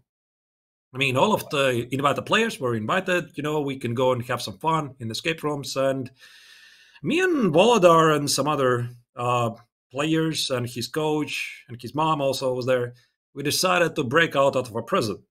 So what essentially we did, we joined an escape room, Alcatraz-themed room, and 2 of us were in the same prison cell.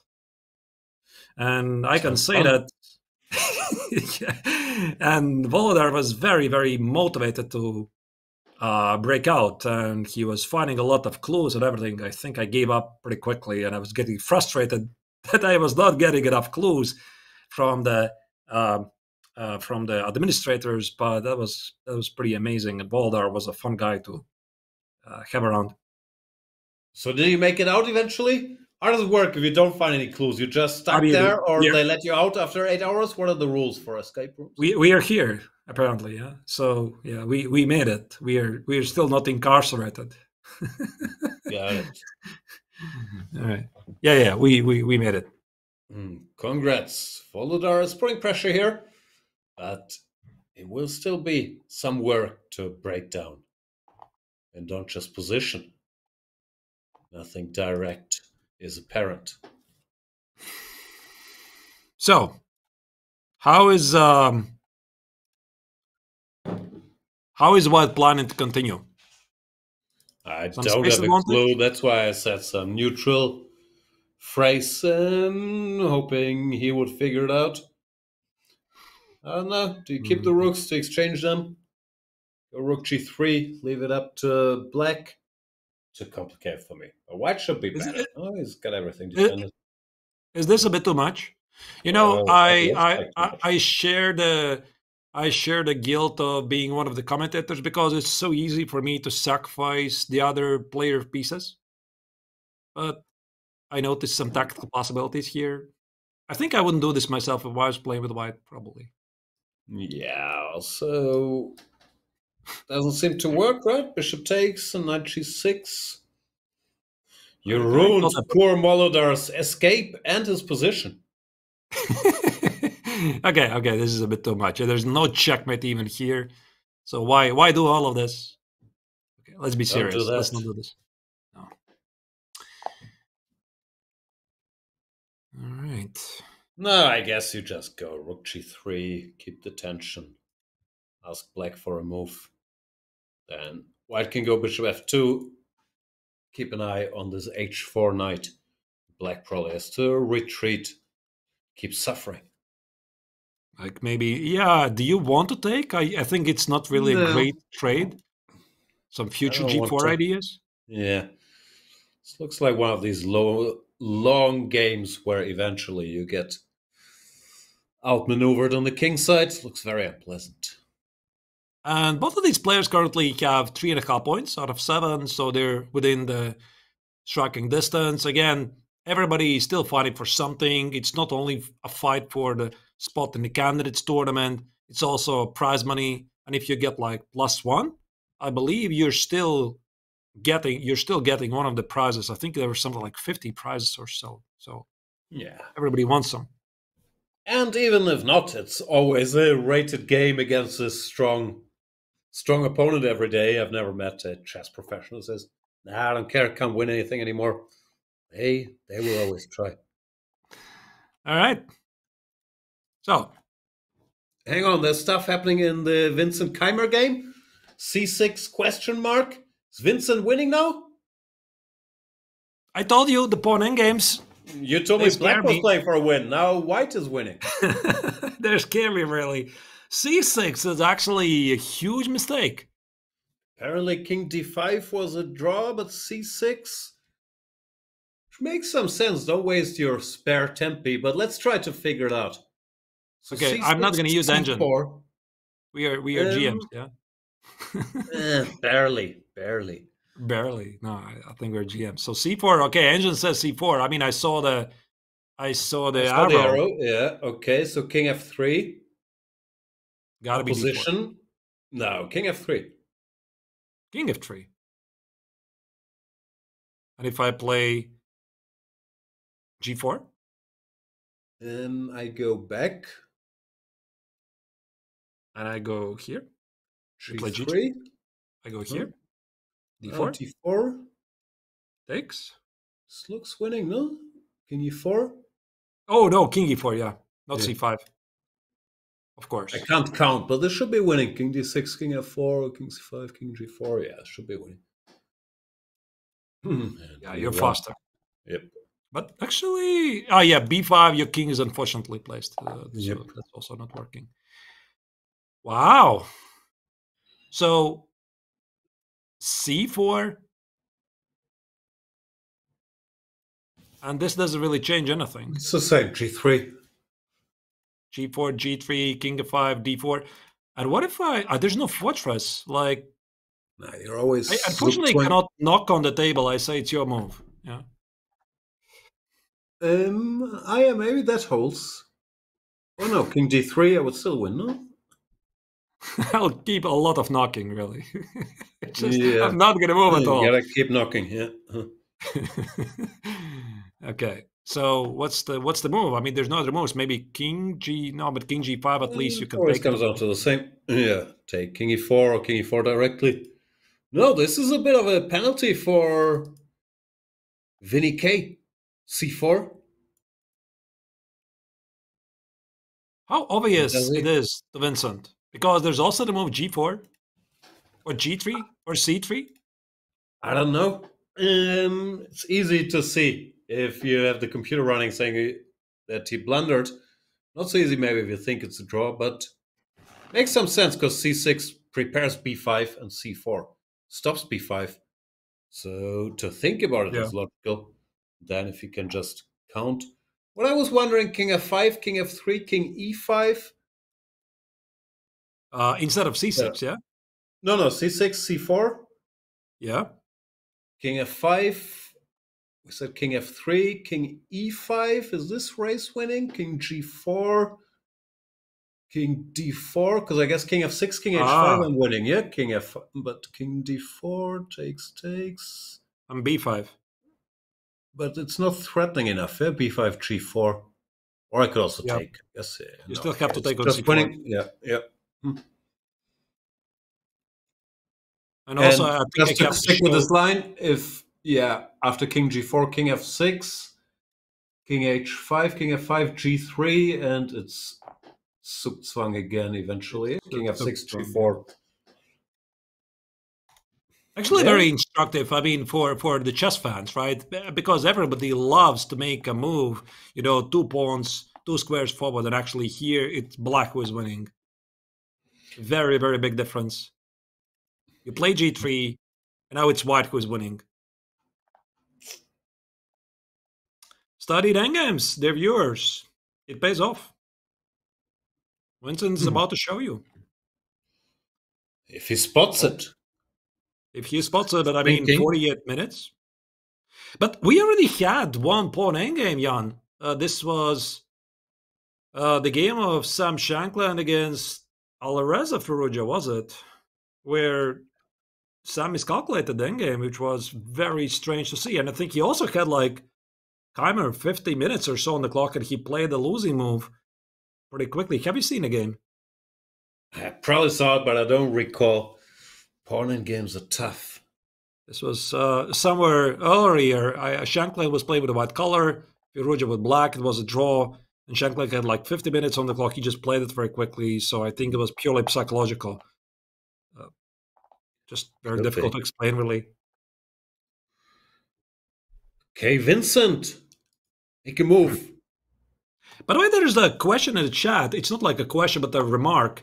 I find it really funny. That's Kulin Chen, whatever. Sorry, I cannot pronounce your username, my friend. He's saying that I find it really funny that Zugzwang is a German name is used worldwide.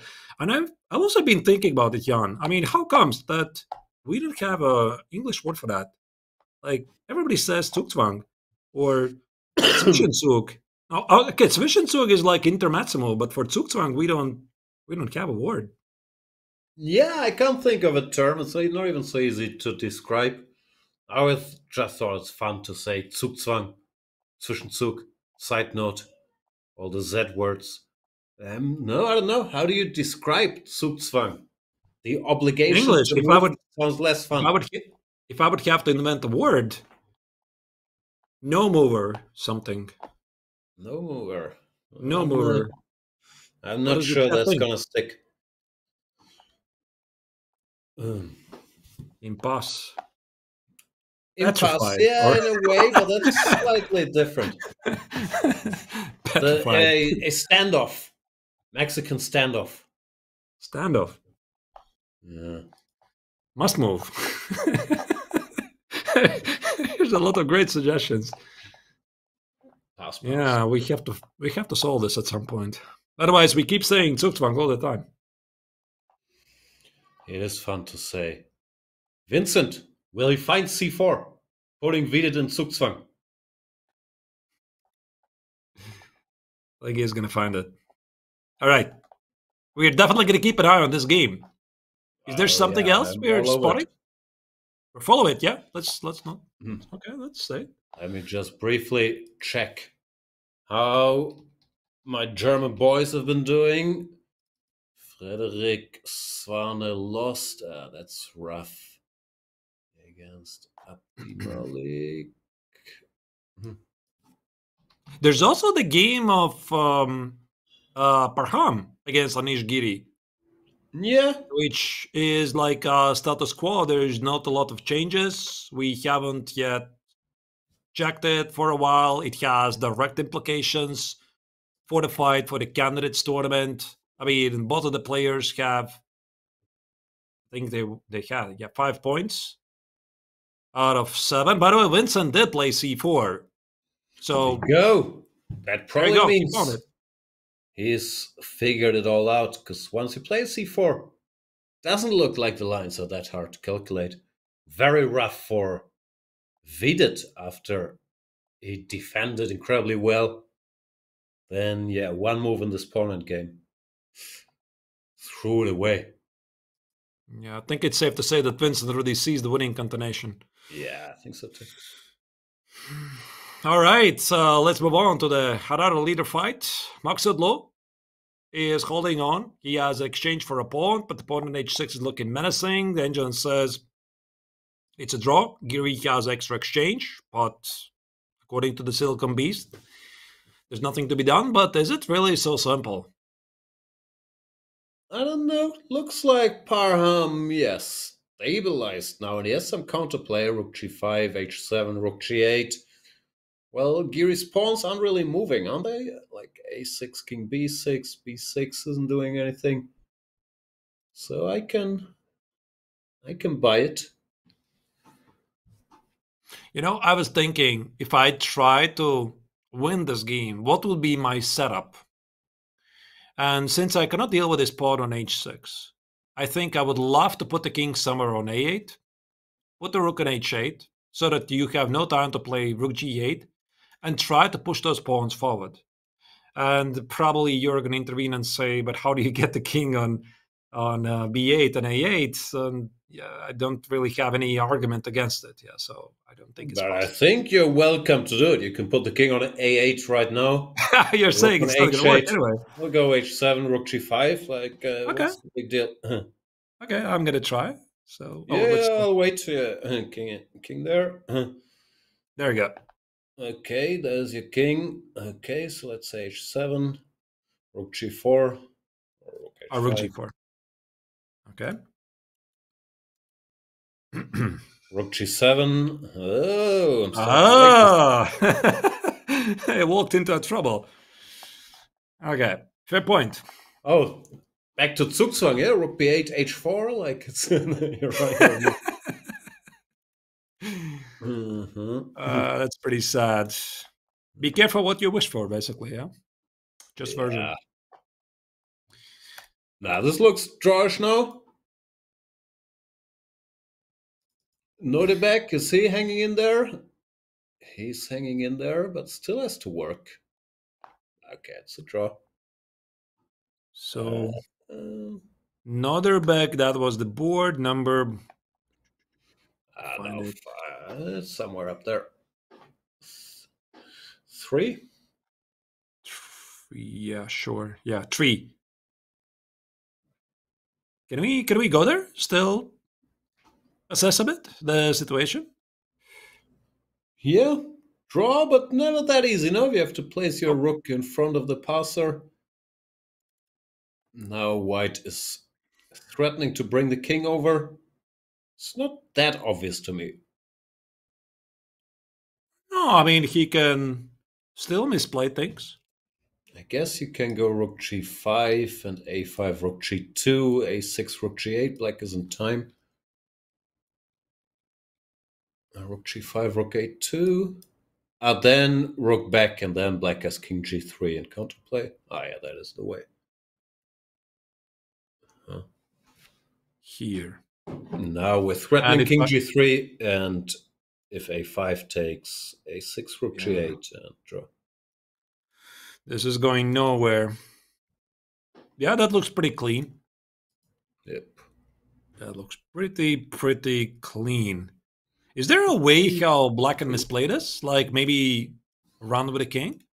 I think if you keep waiting, king c2, let's say. It's still in time here, rook g5. But rook h3? Do I have rook h3?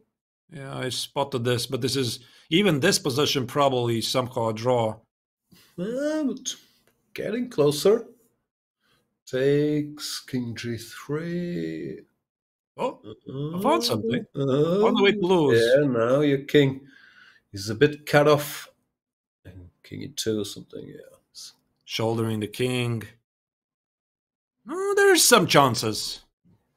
Objectively, of course, it's a draw, but there are ways to misplay it. Yeah. But does rook g5 look clean? I think Nordic will just calculate that. Here, rook a5. So what do you want to do? You want to play king g3, but if I go here? Fair point. It's not that simple, yeah. I thought king g3 and went time to get the rook, but we're not. So I guess this is a draw, yeah? If we wait, rook a8. Yeah, rook a8. Gonna play a5. You're gonna sacrifice the rook. If I take king b4, I'll give checks. Yeah, just 1,000 checks. And you could have played king c7. This is a threat. So you gotta go here. And yeah, you're putting the king in the corner. Yeah, no. Yeah, I think you should be able to figure it out. You're right.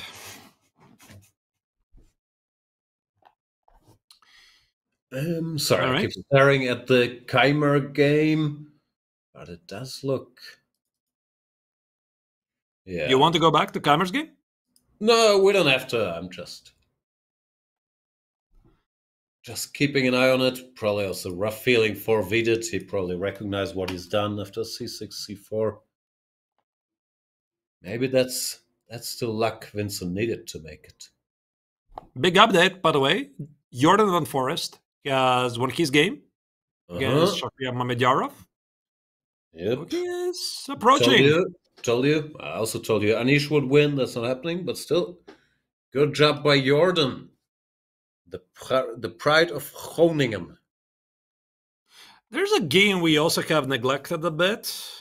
The board number 10, Yu Yanyi against Niklas Theodorov. So this is also one of the games in the top 10 we haven't checked it. I think it also makes sense to go there, estimate the chances, because maybe not everything is so super clear. So both of the players stand at 4.5 points out of 7. So they would really, really love to win the game. And now suddenly I think this is a pretty sharp game, because White has clear ideas. Like, I want to take the pawn on h5, promote h-pawn, and so does Black. I mean, I want to take the pawn on c4, pawn on b5, and maybe the Swan's quiet endgame has a potential to become a race. Yep, very much so. I guess, yeah, let's say king takes c4. Thanks. Maybe it makes sense for Black to just throw in e4 to make sure this bishop keeps an eye on h8 on the h-pawn. Now king takes b5. What's going on here? But I wouldn't really say that this is such a equal position. Why not? I don't know. The h-pawn is stronger than the b-pawn, yeah? I don't know. Is it stronger? I mean, all I'm saying is that there's...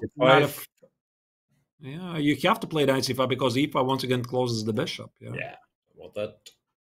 King f3. Okay. King c6, Move, king h5. c6. No, we also move. Maybe white can also overpush. He can. Oh, I missed something. b3, yeah? There, he's running, yeah. I wanted to block the bishop with bishop f6 or knight f6 and push this pawn. King somehow hold the pawn, but probably it's a bit concrete. I mean, I could easily imagine this going somewhere here. Both players pushing. Yu Yangyi, very strong Chinese player, has been around for a long time now. Very stable, always a bit above 2,700. His big success was, I think, a while ago. He won one of these Super Opens. No, like, was it Dubai, or I can't recall. But anyway, he's a very strong player. Yeah, I'm also not sure. And Nicholas got a really great summer. I mean, he won 2 Challengers tournament in the same time. He won the Uz Challengers in June, by the way, in Uzbekistan. And then, I mean, in this very tournament, he defeated Gukesh with the black color. So he has currently a +2 score, 4.5 points out of 7. So this was in June, he won Uz Challengers. And in July, he won another Challengers tournament. That was Beal Chess Festival's Challengers tournament. So he's been playing really, really well in the past couple of months. Crashing all the challengers, like that tennis movie. Let's get back to Gukesh. All right. Is Gukesh still generating winning chances here with a d pawn? Is he generating losing chances? All kinds of chances. But there's a couple of mistakes made in the past couple of moves. Can we maybe show them? Okay. So, this was the position. And here, Gukesh decided... Oh, he could have taken the pawn, actually. Knight x on g7. King f8. Here. I suppose there was something he didn't like. I think he's seen all this and he's playing for win. This is probably a draw. So he decided not to take it. And g6 was a better move by Divya. I mean, I guess it does make sense to push those pawns at some point forward. So knight e6 marks as a miss. And according to an engine, the position still remains slightly more preferable to black. But I suppose at some point it's simply again going to be a race. Who's going to be faster? Yeah, black can do something. Rook f3, keep bothering white, so he can't just start running. d4, d5. I guess Divya should be at the very least fine, and if Gukesh keeps avoiding draws, who knows what could happen. I like rook f3 because this also opens the path for the h-pawn. Yeah. And I think the logic is you want to get the furthest pass pawn away from the white king. What do you do? Yeah, also, what does white do? Knight d6, king d7 or king e7? Yeah, I'm not sure. And I start to run. Yep. Looks dangerous for white. Running. Can we keep running? Oh, ignore the knight. Apparently not. There's probably some smart check or something. Rook b7, and then the rook comes around to h8. Yeah, makes sense. Check and check. Yeah, let me put it on the board. Takes. So even take on the pawn on g7. Okay, so it's not really working. So knight e4, h5, d4, h4, d5, knight f4, d6, and knight c5. The knight shouldn't run so far away. No, knight d8 maybe. Let's keep an eye on the d pawn at least. No checks. And if I go d6, king e6. No, don't go there. King e8. King e8. I mean, there's got to be the lines you have to like calculate very carefully. Okay, but we'll run. Oh, now knight b7. Yeah, I found something. Again, it's not so straightforward that you just move forward h-pawn. Fair. There's some tricks. Not an easy game. Gukesh is justified in still playing for a win. Divya seems very motivated to make a draw. She keeps offering that g7 pawn, saying, let's exchange a bunch of things, let's make a draw. She played knight to f4. Not trying to mix it. Why so the point is keep d4 knight giving up that pawn? So yeah, d4 knight e2 is her idea. D4 rook takes c3 is her idea. Oh, that's nice. That's nice. Does it force something? I don't know. White can go knight takes g7 to make a draw, of course, but is there more than a draw? King goes somewhere at d7, looks normal. d4, there's still rook c3, rook b7, king c6. Yeah, I guess it's a way to force a draw. Not that she had to, but makes some sense. Oh, it's a sensible choice. Yeah, because, I mean, she probably was not really feeling very sure in this position. Okay, she could enter a race here, white marches, black marches. But this is a very safe move. I really like it. Yeah. I don't think Gukesh likes it very much. He definitely doesn't. Right. And now if Gukesh goes rook d6 or something, he's really pushing his luck. Then black will play g6. And white loses a lot of time. So here, yeah? Yeah, but this rook here stands thinking if he could try to continue. But now g6, black's probably just winning. The rook is so terrible on d6. Yeah. And the pawn is lost anyway. Oh, that's also true. Yeah, makes no sense. Yep. So he has to do it. He has no choice. Like, okay, maybe he can research some checks. Like, can I do this by the way? Check here, a check. But I mean, I still play king c6. That's not a winning attempt, right? I mean, we always take the d3 pawn. Yeah, rook f7, knight d3. Takes. And maybe Gukesh could try to get a rook and knight versus rook, which of course black is not obliged to do. No. Looks like a draw. That's easy told. Yeah, good job by Divya Deshmukh. All right. How's my boy Keimer doing? Did he win? We can switch to his game straight away. This is the current position. He's trying to figure out what to do. He hasn't yet played. What was it? Was it King f3? I already forgot. I can't remember either. Did we have this position? G3, King f6. No, we didn't have it. No, I don't think we had this order. But this is winning. Yeah, G3, King f6, G4. Once again. Zugzwang, fun. King e6, d4. Force bind. Move lock. Yeah, now those d4. Suggestions. d4. Yeah. Takes, and if c5, king e4, it's Zugzwang, and if king d6, I guess c5 check. Yeah, so it doesn't work, and if I play here... No, I meant takes... Okay, then... No, I meant black takes, king d6. Oh. But then I think the way to win is c5, no? bc, king c4. Is this winning? King d7, king c5, king c7, b4. I mean, again, you have to calculate the race, right? So what happens here? I suppose, again, you're faster. b4. Precisely b4. Yeah, still not trivial. But, and here, I guess... Oh, yeah, sorry. King takes. Takes I guess here. This is also winning, yeah. a5, king c5. And we win again. Really instructive. Yeah. Apparently it's not the only way to win. White can also play g3. I don't know, but it comes down to the same. Always g3, king f6, g4, king f6, e4. Why don't I play g4? What did I miss?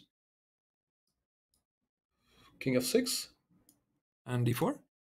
Takes. King e6. What do you need? c5 check here, because of king e4, c5. That is very nice. Yep. Very nice, actually. So takes here. Yeah, this. Okay, I found a way even to lose this. Okay, well done. Okay. No, it's still tricky, but it looks like the lines are so forcing that Keimer should find one of them. And apparently G3 and D4 both winning. Parham, meanwhile, is trying to swindle Anish, but Anish will not fall for his shenanigans. Yeah, but maybe then we can switch to this because it does seem that Anish has made some progress. Like, technically, he has another extra pawn. But while it's so active here,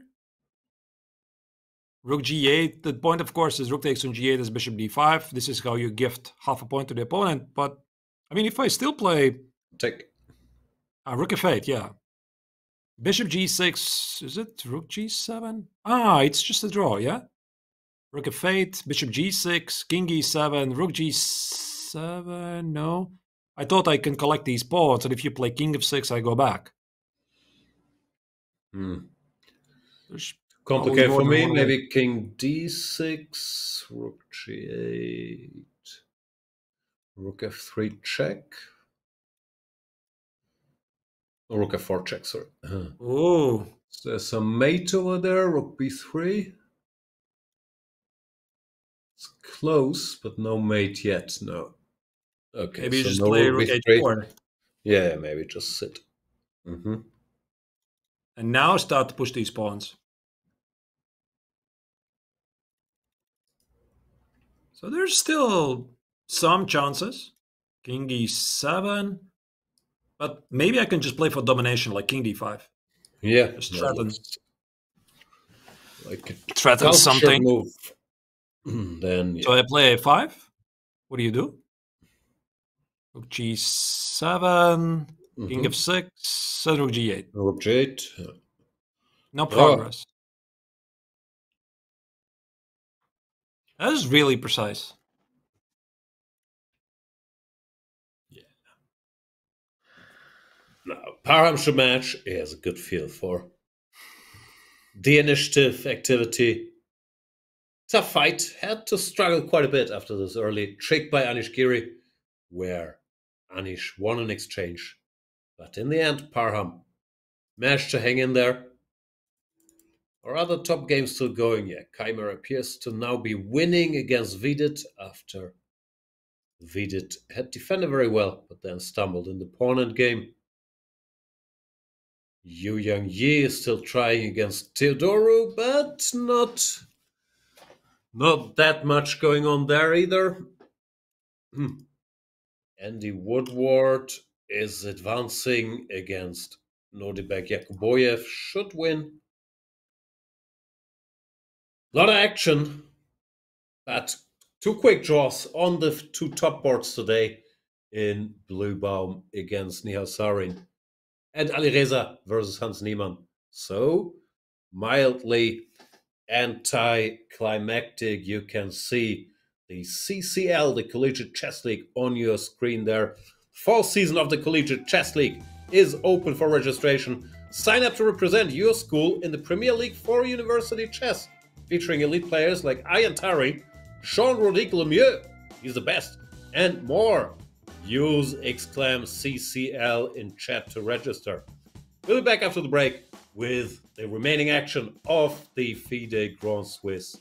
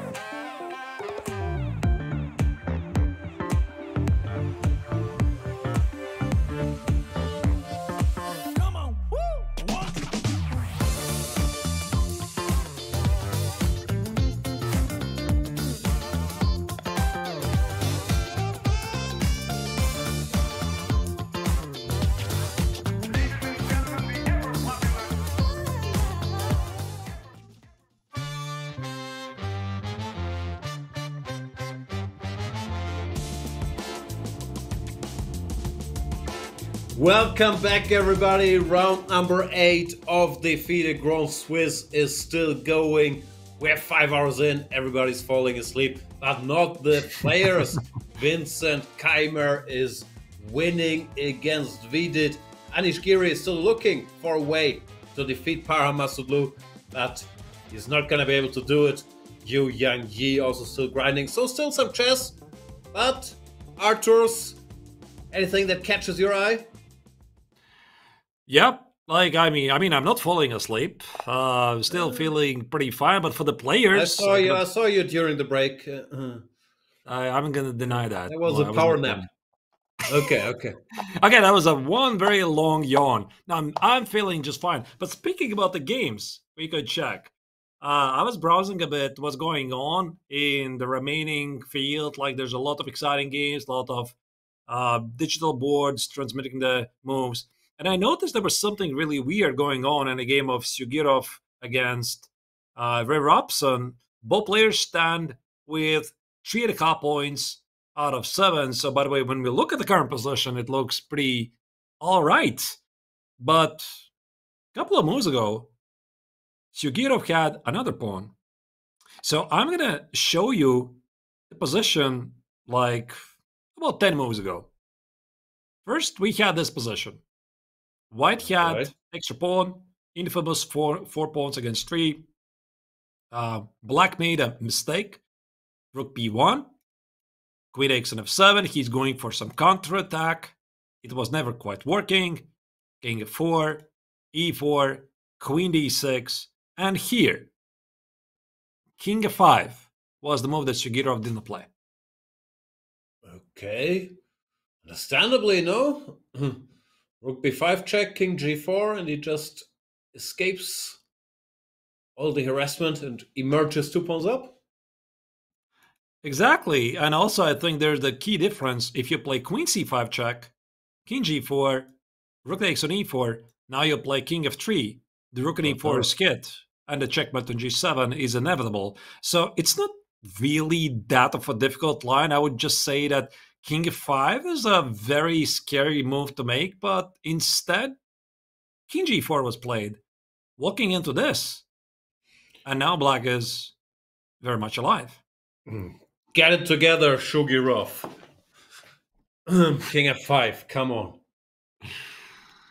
Yeah, it must be Robson probably knew that puzzle already. Was expecting king f5 and resigns, but didn't happen. All right. It didn't really happen. And now this game is going to continue for a while, of course. I mean, white has some pressure, the king is safe, but he could have used this one extra pawn on e4. Yeah, it would be nice to have. This looks fairly drawish. Of course, you keep playing, but it should be a draw. That's the oddity I noticed. We can, of course, keep browsing if something else pops in our attention. Yeah, it's a tough Or we tournament. start This sharing Grand stories. Swiss. With this, I don't have any stories. With this I'm format sure on you have many 7 hours every day, only one rest day, 11 rounds, I'm already dead after 1 day of commentary. How do the players do it? You played the Grand Swiss. Seems grueling.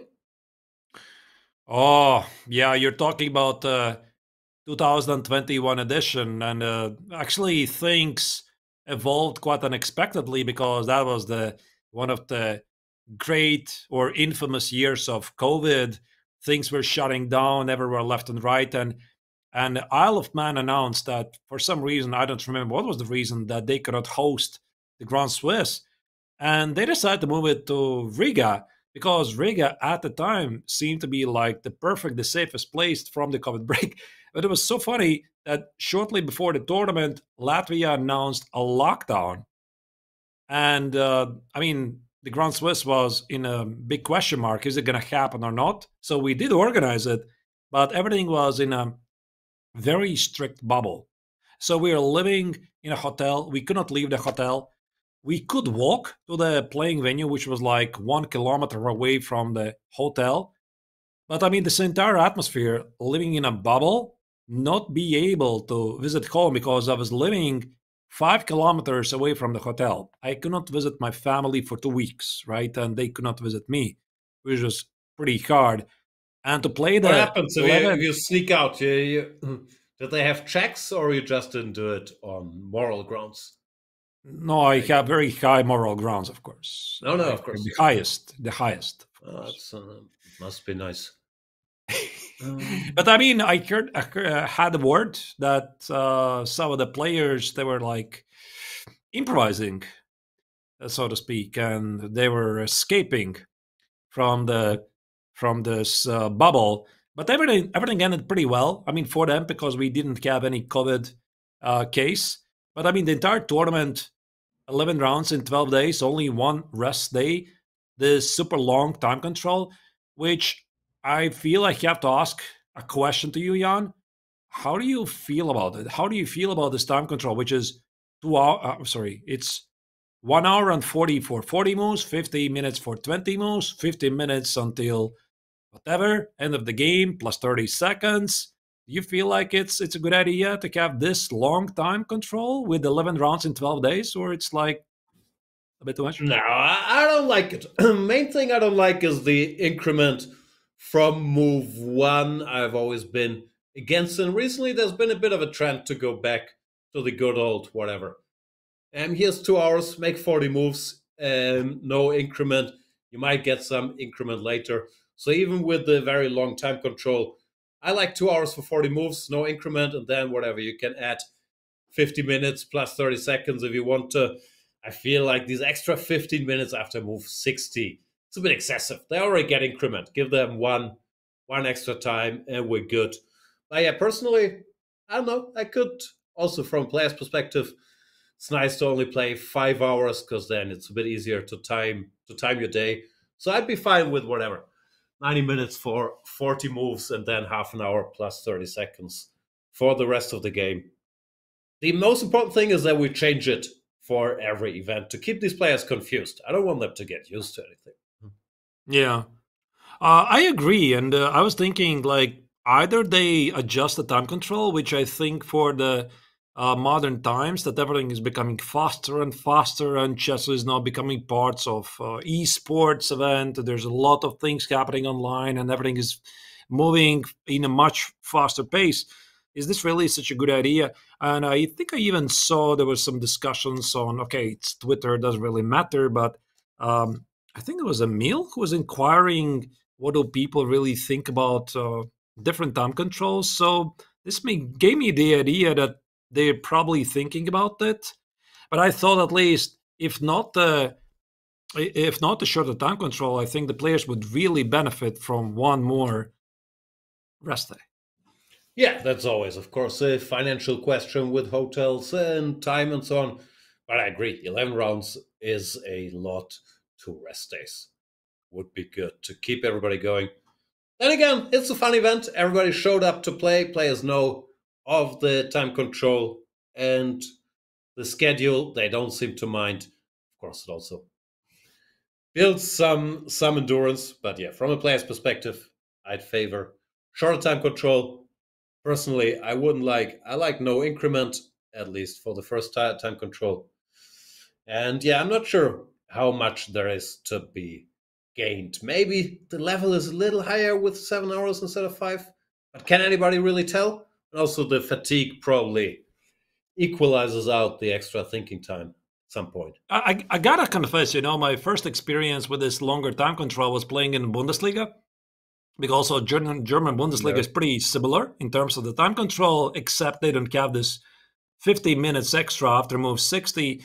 And I never quite could figure out what to do with extra time. Like, I remember, I reached the next time control, I get extra 50 minutes on the clock, and I was, oh God, yeah, it's gonna take forever now. Because, maybe I already have figured things out, but it's the opponent who keeps sitting until the last minute. I never made it that far. I'm always down on move 21 in Bundesliga. But that sounds grueling indeed. Let's check back in with a bit of chess. The women's section, what's going on there? Yep, let's see the overview. So most of the games at top 10 have finished. We have 2 more games. That is Olivia Fatalieva against Lu Maiyi. What do we have? Rook against the knight. Should be an easy draw, and another rook in the knight. Okay, look at that. 2 rook versus knight. Okay. Okay. Yeah, who's gonna do it? Normally quite draws. You don't need to know that much. Keep your knight close to the king, and then nothing too bad can happen to you. Well, more exciting news coming in. Oh. Gukesh is gonna get his dream. You called it. Rook and knight versus rook. I knew it. I had a feeling they're gonna go there, and this officially means that Gukesh is gonna continue for quite a while. Rook and knight versus 50 more rook. moves. But rook and knight versus rook. I think Divya will know what to do. Basically, keep the rook far away, pin the knight if in doubt. There's not that much to plunder, but some people have lost it. So there are enough grounds to play on for 50 moves, even though it's unlikely to happen. Let's put on the board. Yep, there we go. So I think the first thing that Gukesh is going to do, he is not going to take the pawn on h6. And this maybe could be a surprise to the viewers. It's like, wait, why not? Why not take the pawn on h6? Because, it's the 50-move rule. If you don't have any captures, if you don't have any pawn moves, the game is immediately a draw. You can call the arbiter, and the arbiter agrees it's a draw. So that's why here Gukesh, I think he can play for a while, try to deliver some checkmate ideas. Exactly, play king d6, put the rook on a7 or whatever. And when the h-pawn marches forward by 1 square, it's reset.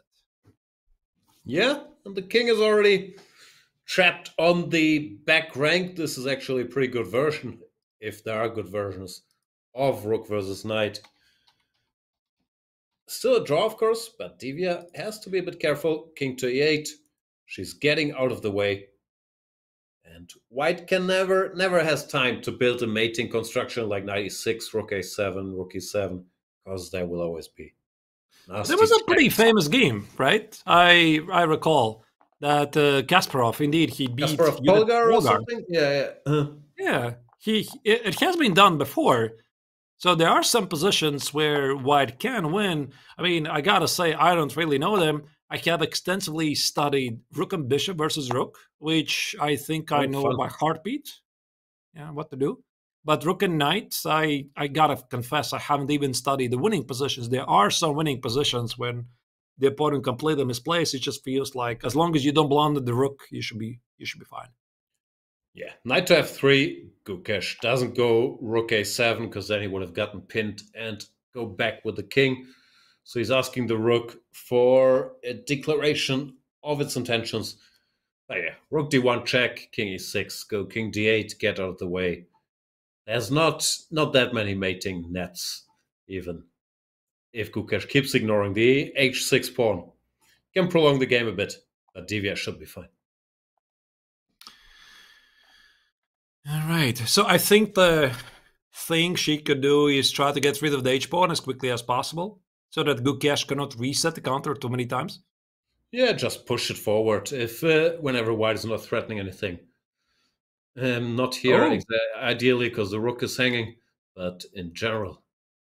Here, yeah. Knight takes e1. It's a problem. It's got a problem. I thought, what kind of a checkmate I'm missing? No, it's just a rook, yeah. Okay. Nah, it's just a rook. Rook d1, king e6, king d8. I guess he's gonna try. Just go the other way. Yeah, I guess he's gonna try some rook c6. Oh yeah, whatever. 95, h5.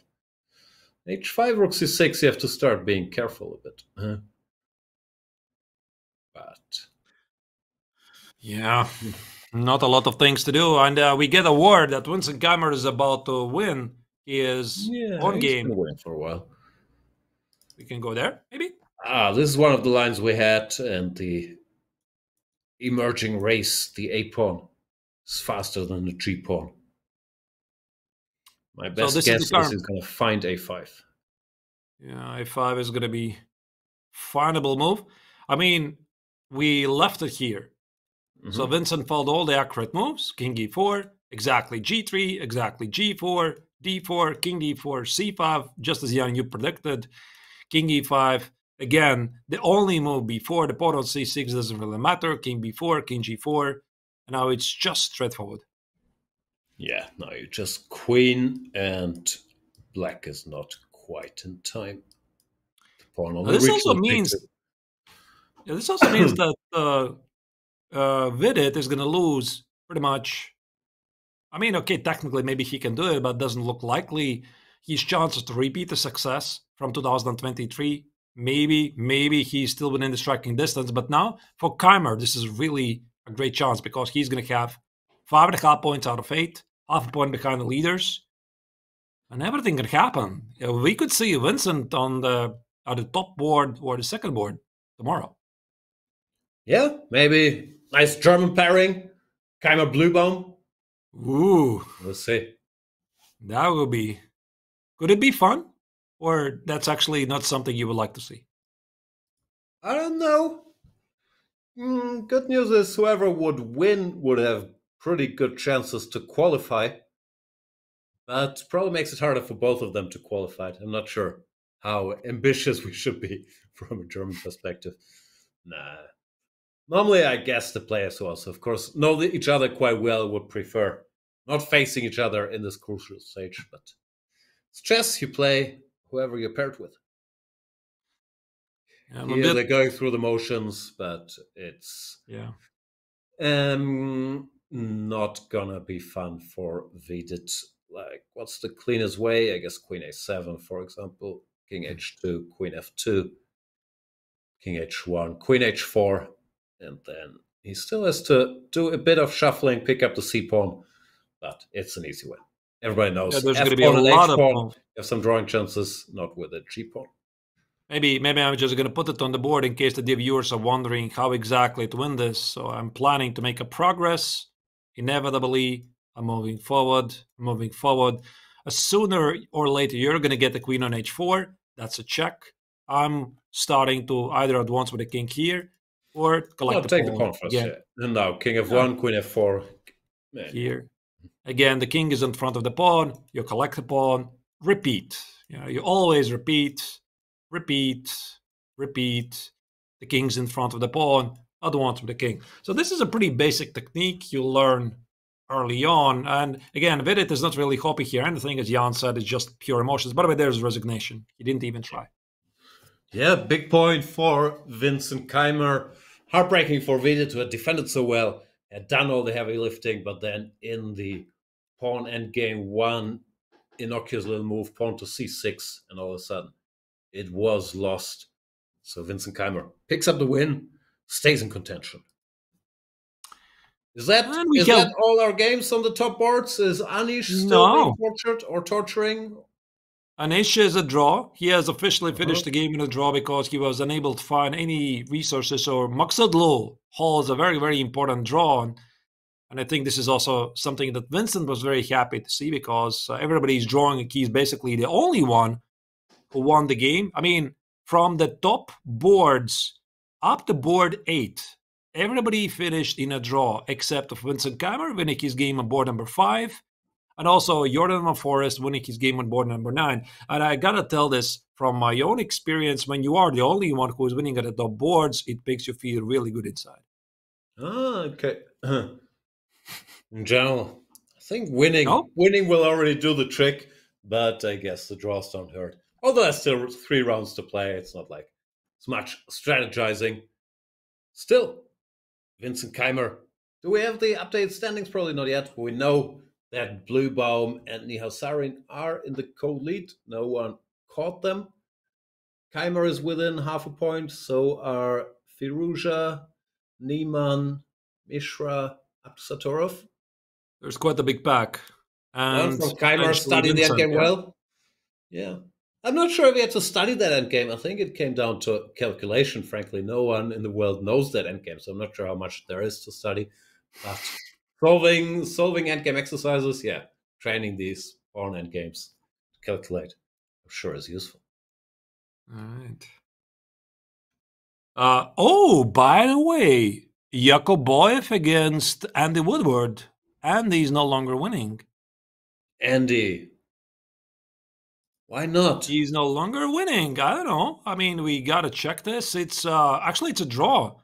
They agreed to a draw, which this is the current position. We thought that White was like very close to win this. About here. We left it, I think, here. Yeah. And King H3, King H4. This, for some reason, was a miss. It already looks like Black achieved something, no? Yeah, he's cutting off the King of 6 was the better move. As Rook to E4 was smart by Yakuboyev stopping G4 earlier. Okay. I'm sorry, where? No, I was just going through the game, and earlier where I wanted King H2 and G4, but Yakuboyev played Rook to E4. Very nice move. Stopping that the G4 business. Yeah, keeping him busy. Rook D4, King E5. Okay, I suppose you cannot allow these pawns to roll forward. It looks a bit risky. F5, King H3. So this engine marks as a mistake. So engine likes Rook D3, but it's not yet a win. There was this one moment. King E6 and King F3. Woodward didn't play Bishop D4 and Rook takes on F3. Why, Andy? He gave a check and repeat the position here. First he gave all his toys away and now he didn't take the F3 pawn. What's going on there? But what was the reason? He probably saw something here. King F7 takes. Can I go for the endgame? No, I cannot do it. Looks no, I shouldn't be able to do it. Should be winning. Strange. But it's a draw. What to do? So, Woodward is finished. Bunch of draws. Bunch of draws indeed. Voldar Morzem. Is Yu Yang grinding out victory? Nah, it's also going to be a draw. Merzen is still pushing a bit against Mendonça. Mm-hmm. There's not a lot of trades. Like this was the position we saw an hour ago, and that's the position we're seeing right now. Come on, guys, do something. We've been here for 6 hours. Yeah, you've exchanged like one pair of pawns or something. It's ridiculous. I'm trying to find something exciting. No, I'm not blaming you. I'm blaming them. Okay, let's have a look at only active games. Now, there is some action going on. For example, there's another German, by the way. Oh, more Germans. Yes. Colors. Yeah, I didn't like his position, so I didn't mention it. But Jules just blundered. Oh, Colors is back. Rook takes on g7 is a blunder, so this is the current position. Why this is a blunder? Is this a counter blunder? What's going on? Rook f7 was apparently strong, threatening rook f8. But rook g7, I guess they have queen b2. Why didn't he play queen b2? This is the day of rook f7. So, I mean, Tabatabai against Shirov was rook f7. Yeah, also rook the day of rook g7 wrong instead of rook f7. I mean, people should just know that it's always rook f7 instead of rook g7, at least today. Okay, what's going on now? Dimitri Kollars from Hamburg. He's from my city. Coach Kollars, we call him. And he still has to struggle here. And I guess he does coaching. It's just catching. All right. Rook c8, king g8, knight h6. e4 the only move, which of course is reasonable. Yeah, that makes some sense. Then rook c8 picks up the h-pawn. It looks like black is active enough. Check here, takes, that's a pin. King g7. Oh, not king h7, king h7, I guess. Don't want knight f5 with check. Bishop b4 somewhere. It looks like black should survive. Barely. I don't know. I would be still playing this for the win. Like, you disconnect the king. H-pawn is rolling forward somehow, but I'm not going to argue with the evaluation bar. Compy will probably be right, but of course, yeah, it doesn't look that straightforward. So this is one of the still games going on. Anything else we're seeing? Like from the top boards, it's only Yu Yanyi against Nicholas Theodorou. And then we have the next game really far, Sugirov against Rev Robson. The same game, 3 pawns against 2 and 2 heavy pieces. We discussed it briefly.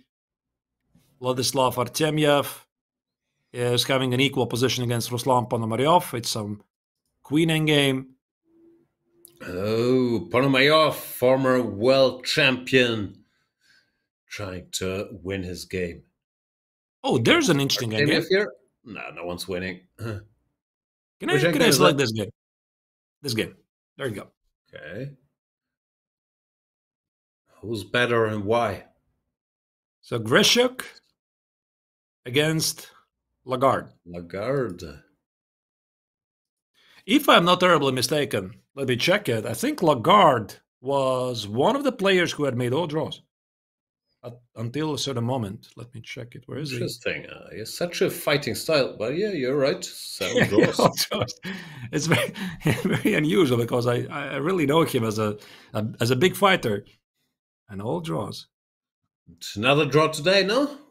E3, bishop is to take, and then it's going to be draw. Can you make a different move? Probably no. Yeah, I mean, activating the knight. Yeah, E3, it's just going to be another draw for Maxime. Congrats. On the way to perfect tournament. But maybe it's actually still Grishuk who is pushing a bit. For what? I don't know. Just give up one of the pieces for this pawn, put the king on h8, and say, do your worst. You can give up both of the pieces for the pawn and put the king on That's h8. even better.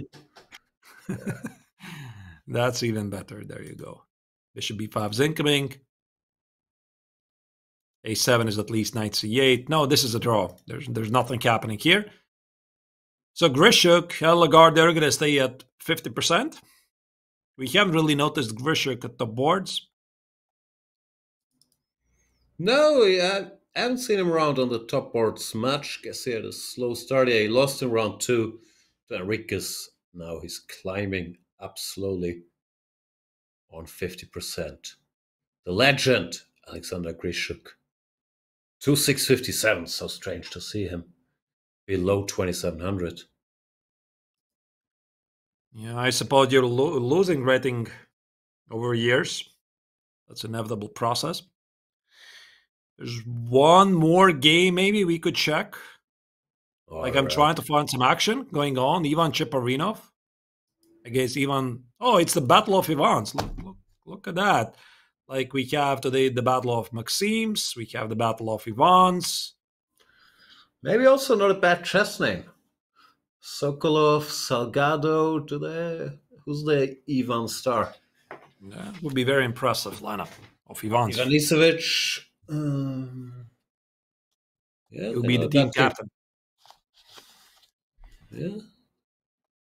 Anyway, how are these Ivans doing? He has an extra piece.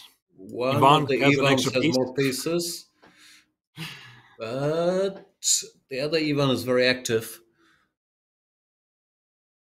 Give a bunch of checks.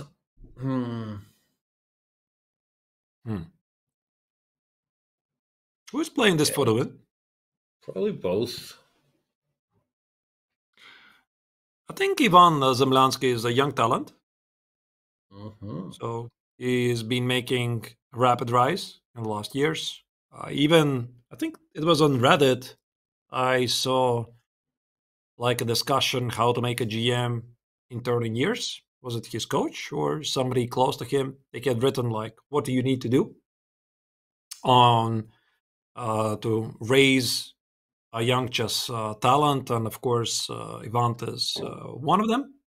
So what do you need to do? Really I don't know. I didn't read it.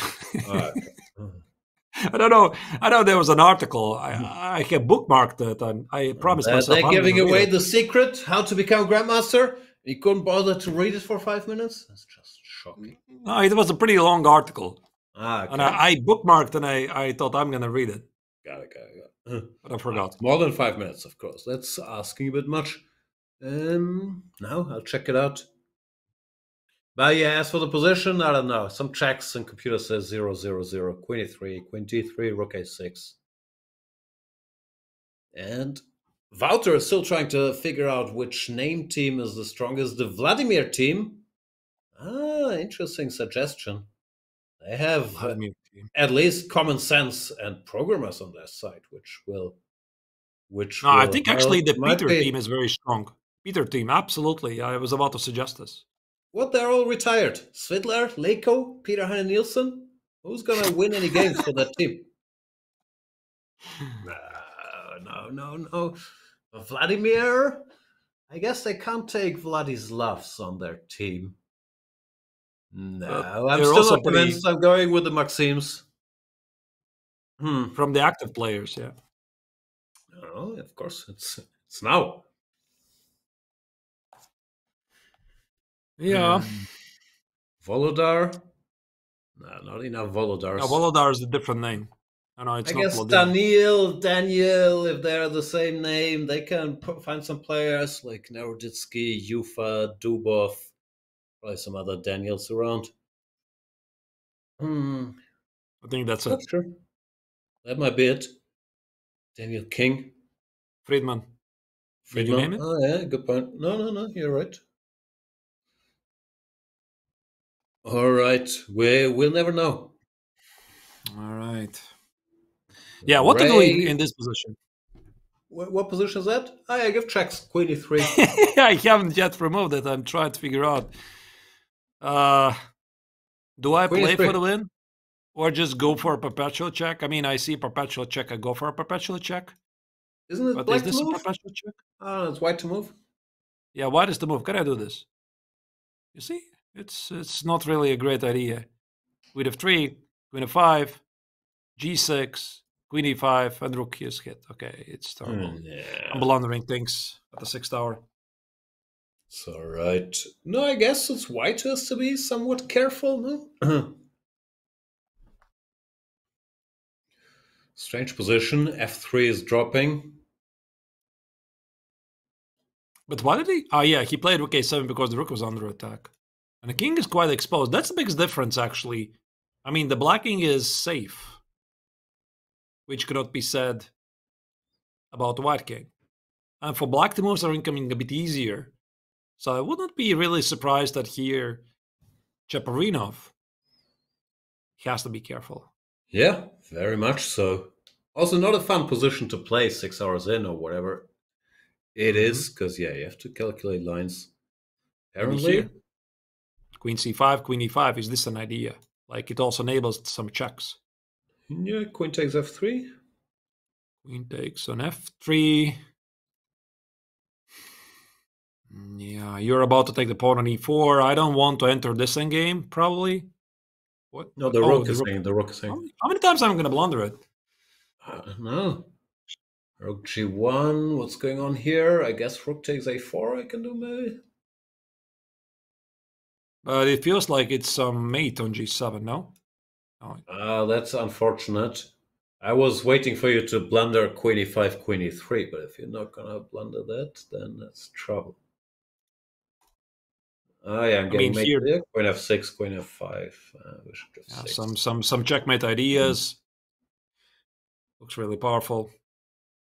All right, can't do that. So it's gotta be queen c5. Yeah, and I guess queen rook c5. Takes a4 was a bit much. I should go rook d7 or rook somewhere. Yeah, rook d7. Rook d7, but I can take the pawn on e5 already. So, oh, again, I'm missing the rook. Oh, how many times I'm gonna do it? Like queen b5, queen e3. Not here, of course. Not queen b5. No. Okay, the engine says bishop e5, but which, yeah, I guess makes sense because the queen is covering the annoying checks. Still looks a bit scary, doesn't it? Bishop e5, I got nothing. b3, king b2. Maybe. I'd lose with either side at this point. Yeah, this is what the engine says. Like, this is one of the million ways how to make a draw. I think that for black, it's a bit easier to play this. Ultimately, it's going to decide everything. Who is going to make a mistake in a time scramble? Oh, queen c5 is played. Cheparinov is trying to force things. Kind of makes sense. Yeah, good move. Anything Which else? Which country is Cheparinov playing for nowadays? Should be still Bulgaria. Is there some flag? I can't see it. Bulgarian flag. Okay. Pretty sure that's the Bulgarian flag. It's been for a while. Right. Oh, there's another interesting endgame. Bogdan. No. Sorry? Oh no, I just saw. Bogdan Deazet, rook, bishop versus rook against Zhu Zhangzhu. Oh, this is lovely. We can go there. Which board is it? Oh, and Yu Yang Yi has... I don't know, black has a piece there? I can't see. Does he have knight and bishop, or does black have a piece? My eyes are... No, but... deceiving me. It's bishop and the knight versus bishop, which... black has a bishop. That makes it less fun. That changes things. Yeah, that's drawish. Yeah, this changes things. But I know there's one more game. Like, there could be potentially some action going on. Very interesting position. Two Indian grandmasters. Aditya Mittal against Raunak Sadhwani. And it's this. So we have two minor pieces against the rook. According to an engine, this is somehow winning for white, is it? No? I'm not so sure. Looks more like a draw to me. I don't know. I would think this should be winning, but then the pawns disappear. But here maybe there are enough pawns. 3-5, knight d3. Knight d3. Probably want to get them disappeared. Take stakes, act with a king. The rook might be stuck. Bishop g3, knight f4. Yeah, I don't know if this is so straightforward. Yeah, bishop g3. And knight f4. Only move, by the way. Okay, but this is already something, yeah? I don't know. What is it? Okay, black is fighting for survival, at least. And the only move to win for white. Okay, king d5, f3. Oh, well. That's cute. That was lovely. All right. And Aditya also has a lot of time on the clock, like 40 minutes. And he played 93. Seems to be the only move to keep the game alive anyway. What else? Aditya's gonna win. Looks like it. Yeah. So there's a lot of endgames. A lot of endgames, of course. I mean, when you get to the 6th hour, there's not all the that pieces surprising. left. A lot of openings would really be surprising. Okay, maybe we can talk about this one. So the game you mentioned, Diak against Su Xiang.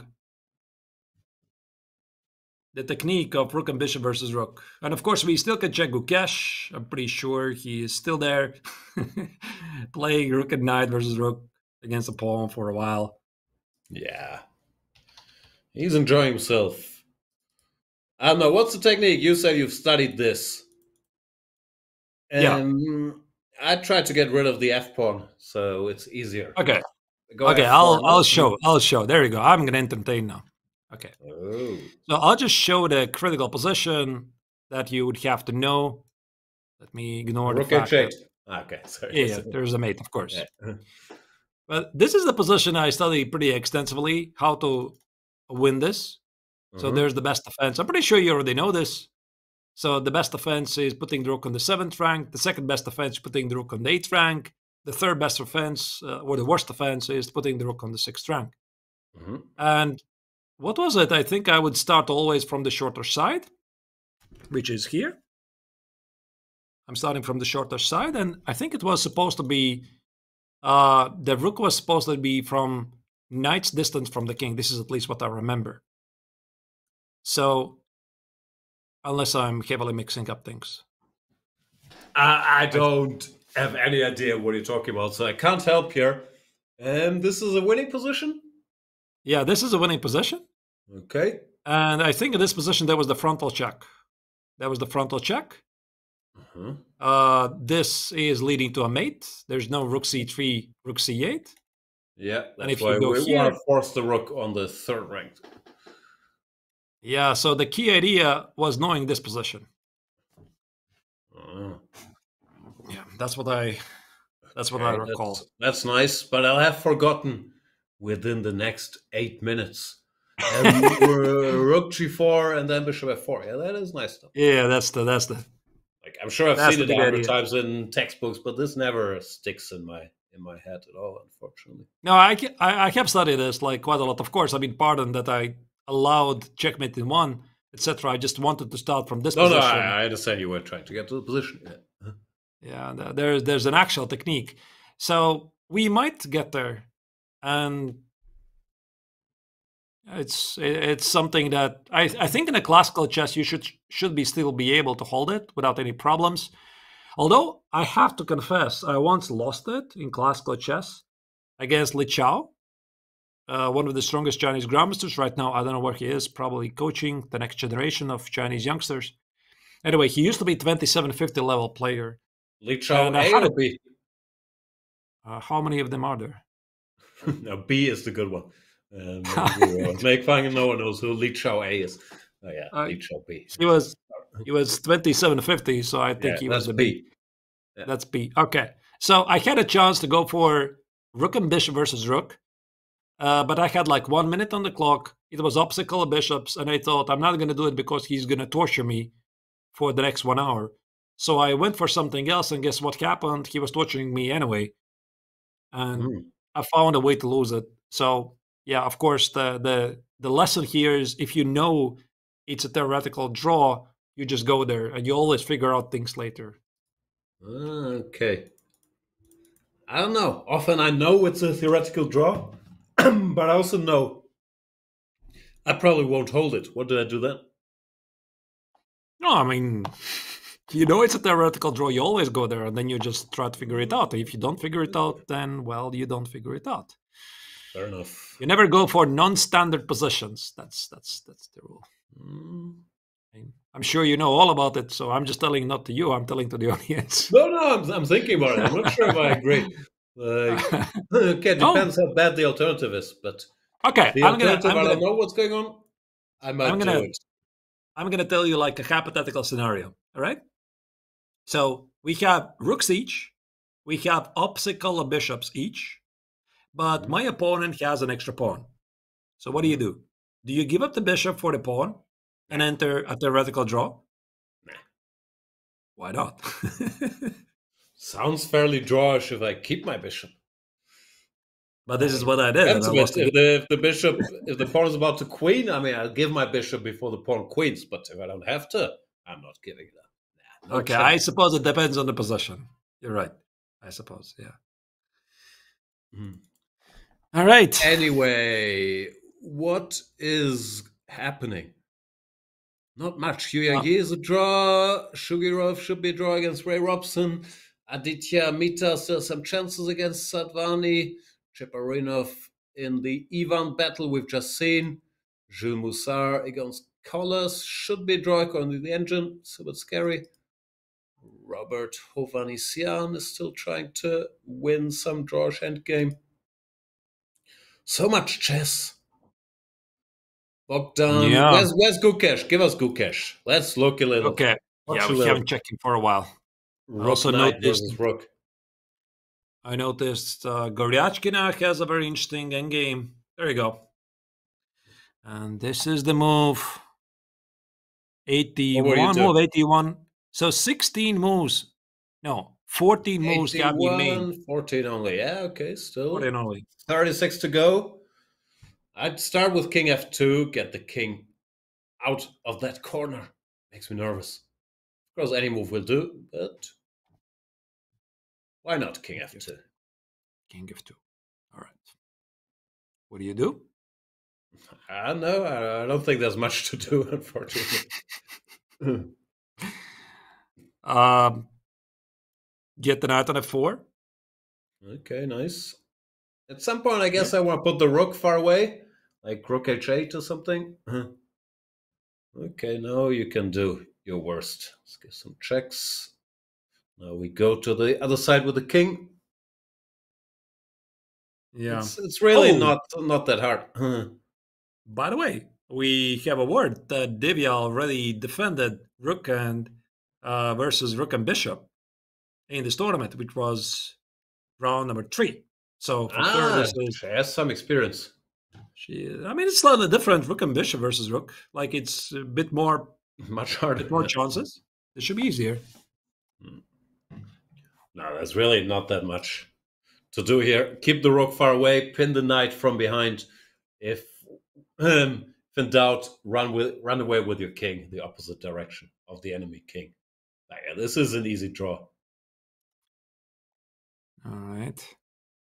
Normally you try it a bit with the extra knight, but at some point you realize, okay, there's just no way to really improve, so you can go for a few cycles. But so what would you say, I have a theory on this, I'm just curious on your opinion. What's the preferred length of such a game? Because I always have a belief when you are the stronger side, you are pushing a bit. It's your duty to try to win the game. Like you're at least trying, checking the opponent knows what to do. So do you always go all the way, all the 50 moves? Or you feel like there's a threshold, I just want to check if he knows how to draw it, and then when I reach the threshold, that's it. I'm just offering a draw. I don't know. I feel it's not so much about the number of moves, but about how long you think. Like, I guess, I'd sort of play quickly with the rook and knight and only think if I feel there's actually a realistic chance for something to happen. But on that, I don't think there are rules. I think the stronger side is always allowed to play the 50 rules. Since I see very little chance of success here, I probably wouldn't want to tire myself out by thinking for an hour. So I'd make the 50 moves, but I'd do it quickly. Okay. I think normally I try something like 30 moves. Like, play 30 moves, I see, okay, the opponent has figured it out. I don't have any realistic chances. Probably rook and bishop versus rook, I would play all the way until the very end. Because that's always chances. Yeah, then you have to try. Yeah, that's always until the very end. Yeah, but rook and knight. Like rook and knight versus rook, or rook versus knight, or rook versus bishop. Yeah, you can go through the motions. Also, if you offer a rook exchange on move 30, that might be your best winning chance, because the opponent might not expect it and hang the rook. What's the most drawish endgame you have ever won? Like in terms of it's a dead draw, but you won it anyway. Something like super obvious, like rook and knight versus rook, rook versus knight, rook versus bishop, something like that. Have you had something like that? Not a lot. I've won a bunch of 3 versus 2 rook end games on the same side, like whatever, FGH versus G and H, even against strong players, but maybe they're not that drawn. Obviously they're drawn, but there I think there's some chances to create something. But other than that, I can't think of much. Can't think of any end games I've won, frankly, like draws or not. No, sorry. Yeah, I don't think I have won any such end games myself. I mean, rook and bishop versus rook, of course, many times. Oh, rook and knight, times. no. I've never won. Yeah. Definitely. I've had it. I mean, mostly in actually the time control games. Like in classical chess, I've had it like, okay, maybe 3-4 times. Okie dokie. So, Divya, any signs of trouble here? Not really. Nope. Well, see, it can't go wrong. It's not like she has to make precise moves. You can give checks. If in doubt, rook e8, king f4, rook f8, knight f5, king e2. There's really not much for white to hope for. Yeah. Any other games? By the way, I'm seeing that Alexander Goryachkina is about to defeat Daniil Yufa. For Daniil, it's been a pretty rough tournament. Recently, he's been having a string of very good results. He had almost like 26, 50, or 60. Now he is dropping a lot of rating points. It's really tough.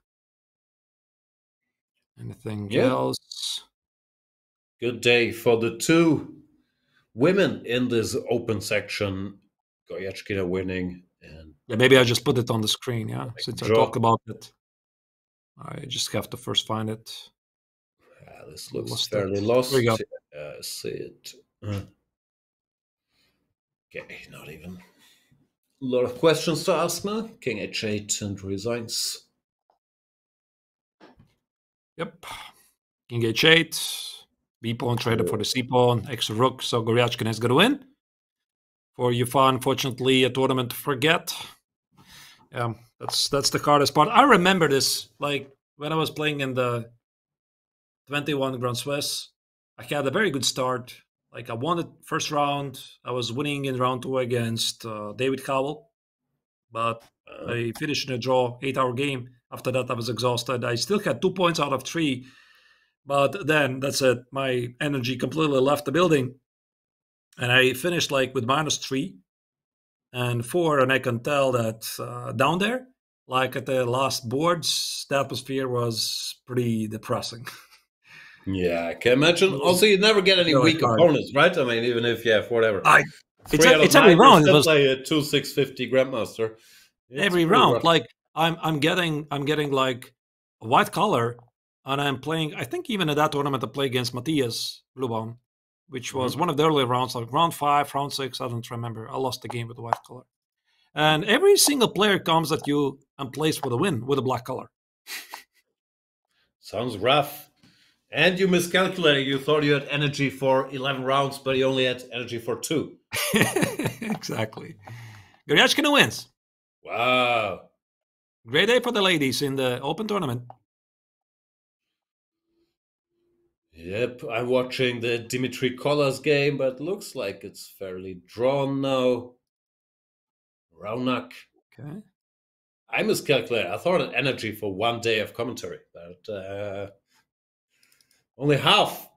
And what else is going on? Shugirov against Ray Robson. Nah, this is a draw. Come on. But if you get the queens off the board, how do you do it though? Ever since I learned that queen and G and H pawn versus queen is a draw, I don't believe anything is winning anymore. Would you make it? Like when you have the queens on the board, G and H pawns on the board, do you know how to make a draw? No. Me neither. That's like everybody knows it. Like the common knowledge between professionals, everybody knows that the engine says the queen endgames, G and H pawn against nothing is a draw, and yet nobody knows how to do it. I'm also not sure it makes sense studying. But I remember before this was known, I guess I heard about it first, I don't know, 15 years ago. But I used to go for that endgame with Queen, G and H very confidently because I thought, okay, this is completely winning. And I think I won it once or twice in tournament games. Now that we know it's a draw, I wouldn't go for it anymore, but I would have. Anyway, this position they have, this should be a dead draw. Yeah, I could try to select something else. I'm not sure what it is. Not complaining, just having a look around here. Looking, everything is quite equalish. I mean, the game of Aditya Mittal against Raunak Sadvani, there's 2 minor pieces versus Rook and 3 pawns each. It's still going on. It's a bit slow. Cheparinov against Ivan Zemlyansky, that's the game we checked. It's still equalish. Maybe this is the most exciting game, actually. Yeah, that's fair. Let's go to the Ivan battle. The Battle of Ivans. So King B1 just was a huge mistake. Uh-oh. Why it's a mistake? Just Queen D3 was also a mistake. I'm not sure. Instead of Queen D3, Queen D1 check was good. Yeah, whatever. Okay, look at this. Look at the geometry. Queen D1 check, King A2, B3, King A3, Queen E1. Hit the Rook, threat on A5. And White holds a draw. Yeah. No, White holds a draw by playing simply King A4. You take on F2, give up the Rook, and then if Black plays G6, we even win the game. Sounds tough. But it was not played. Queen D3 was played. No, they could end the game. King A1, Queen D1, King A2. Queen A4 is also perpetual. Is going to happen. King A2 is the only move if White wants to keep it going. Oh, no, they get extra 50 minutes on the clock. Oh, boy, that's amazing. Come on. No, nothing's going to happen for 10 minutes here. Fair enough. Shall we have a look at the results and the standings? Maybe we have some sort of standings now that most of the top games are over. Let's go on a little break first, set it up. Sorry, thank you guys so much for watching all the action here. These are the real chess fans, the chess fans there. Hang on, let's get back to Yuya Giteodoru. All right, see you guys soon.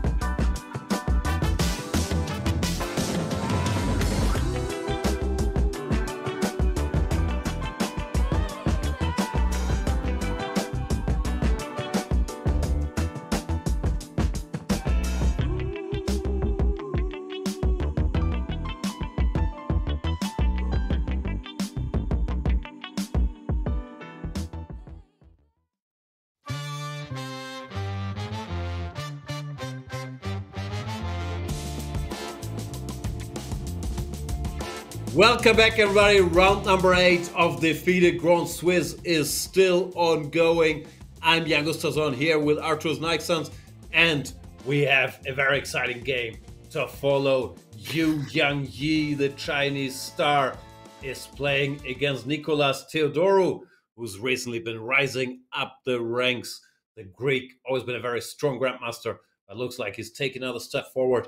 And here, it's knight, bishop versus bishop. Arthur, you're a bit of an endgame geek. How do you evaluate this? I think that the black is probably holding this quite confidently. I am feeling pretty confident myself, Jan, about checkmating bishop and knight versus a bear king, but there's a small issue with this knowledge and the practical use in this particular position, because black still has the bishop here, and I'm afraid there's not so many things Yu Yangyi can do. So what he's trying to do, he's playing on and hoping that maybe Nicolas is going to misplay things, but Nicolas is showing a flawless defensive technique. So my money would be on a peaceful outcome. So the only way to lose this would be to hang the bishop. So what he should not do is give up the bishop for nothing. It's okay to exchange it for either piece, but he should not hang it. And apparently he knows that. He's keeping this bishop close to the chest, close to the king. Yeah, there's not much to do. It's even the same squared bishops. If they were opposite color squared, you could at least think of some scenarios where you can checkmate. But here, there is not that much hope. Frankly, I'm surprised that he keeps playing this for that long. They've already been at it for, I don't know. I can find it. I mean, move 52 was the last capture or something? No. 52, and this is almost 92? 59, apologies. Nah, he's going to go all the way. Yeah. He's going to go all the way. Stuff. So how do you win if black doesn't have a bishop? Do you do the X maneuver? Is it an X or W? It's a W. It's more of a W. I'm pretty sure it's a W. So let's maybe put it on the board, because I think the chances are that it's not going to happen. There you go. So one thing there, viewers, this is again going to be free lesson for you. So buckle your seats. I'm going to try to explain how to win it. This is a pretty infamous endgame that even some very good players tend to misplay from time to time. Typically, it happens in a time scramble. But all you need to know, you have to push the opposing king to the corner of the bishop. So how to do that? I knew that, but how? You want to ask me for the technique, how to do it. Somehow, you slowly but carefully, you take away some squares and you push the opponent. Let me just show you one of the key positions. But carefully. But you're already running to the edge of the board. Okay, now it's easy. Now 95 and so on. Everybody knows. But if the king stays in the center, what did it? You want to contest my knowledge? How do I push the king to the? How do I push the king there? Well, let's just put it this way: slowly and carefully, you take away squares. But to be honest, nobody really knows. I mean, I think there's some YouTube videos around. No one knows. But I learned at some point that you can actually drive the enemy king back with just a knight and a king. So you don't need the bishop to bring him to the edge of the board. That made me more confident that I could probably also do it with an extra bishop. Anyway, show us the W. The W, all right. So the W would be here. Let's say I'm walking voluntarily myself to the corner. Bishop a7, knight e5. Here, let me switch off the engine so that you don't say I'm using it. No, I go here. I go here. And now the point is, the best shot actually is run away. Because if you walk here, I go here, I go here, here, here. And typically the move that people forget is give away the tempi. Here, here, and we walk away all the way to the corner. The best way I typically do it is put the bishop on h6, keep the king in the corner. And let me just put it maybe knight f5 here. Maybe there's a faster way to do it. This is usually how I do it. Yeah, that's wasting so much time. I know. Bishop c5, king g8, knight h6, king h8, bishop d4, checkmate. Come on. Probably it's a faster way. But there's another better attempt for black. Let's say here, after... Oh, wait, where was this? I think it was here. Yeah. Yeah, here, 97. Here, and you have to know this maneuver. This is the one move one has to know, because the king is not really escaping. Yeah, so the king is not making all the way to the other side, so it's just a draw. Unfortunately, there's a minor problem for Yu Yanyi. There's an extra bishop, so all of this, well, it doesn't really matter. No, it's not going to happen, but I'm not sure if I respect the fighting spirit, but I'm impressed, because there's literally zero chance of winning this. So why waste another hour of your time and energy? Yeah. How often would this be won at a Grandmaster level? Is it 1 out of 1,000? I don't think it is. I think it's even less. Yeah, exactly. It's even less. There's literally no ideas unless you blunder the bishop. You're not going to blunder the bishop with 30 seconds on the clock. No. Just don't put the bishop where the knight can take it. But Yu Yanyi, he does seem to feel differently. It's move 95. Started at 59. There is the infamous 50 move rule.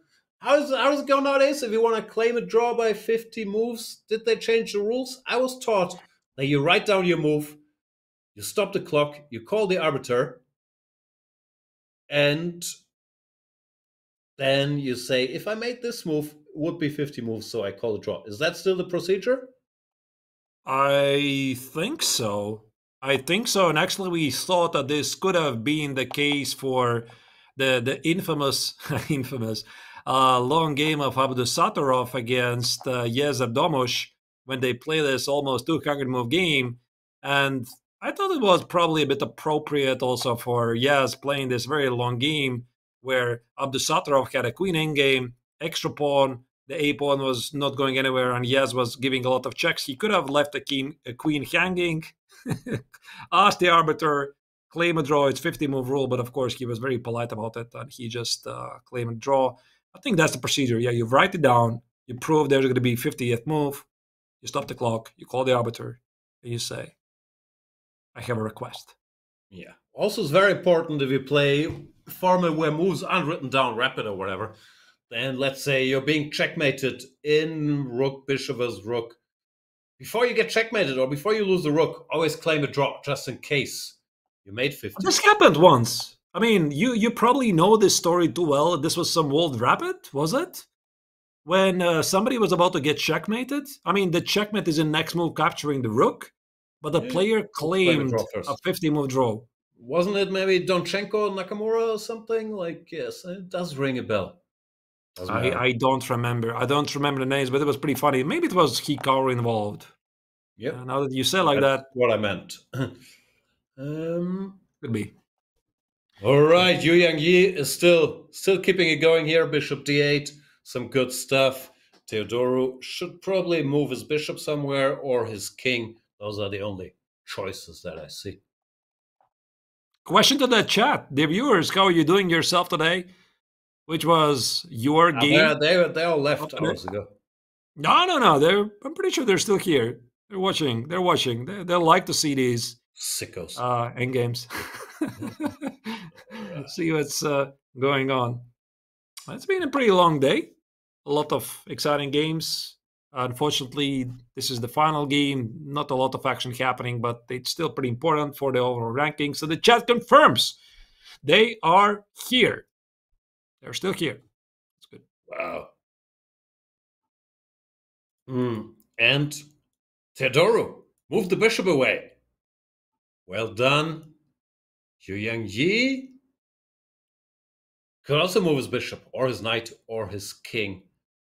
Literally, any move he would make here would lead to the exact same result. Maybe we can try to argue, is there any even theoretical checkmate idea with the king cut off in the corner? As long as you have the bishop, there's no checkmate even there, yeah?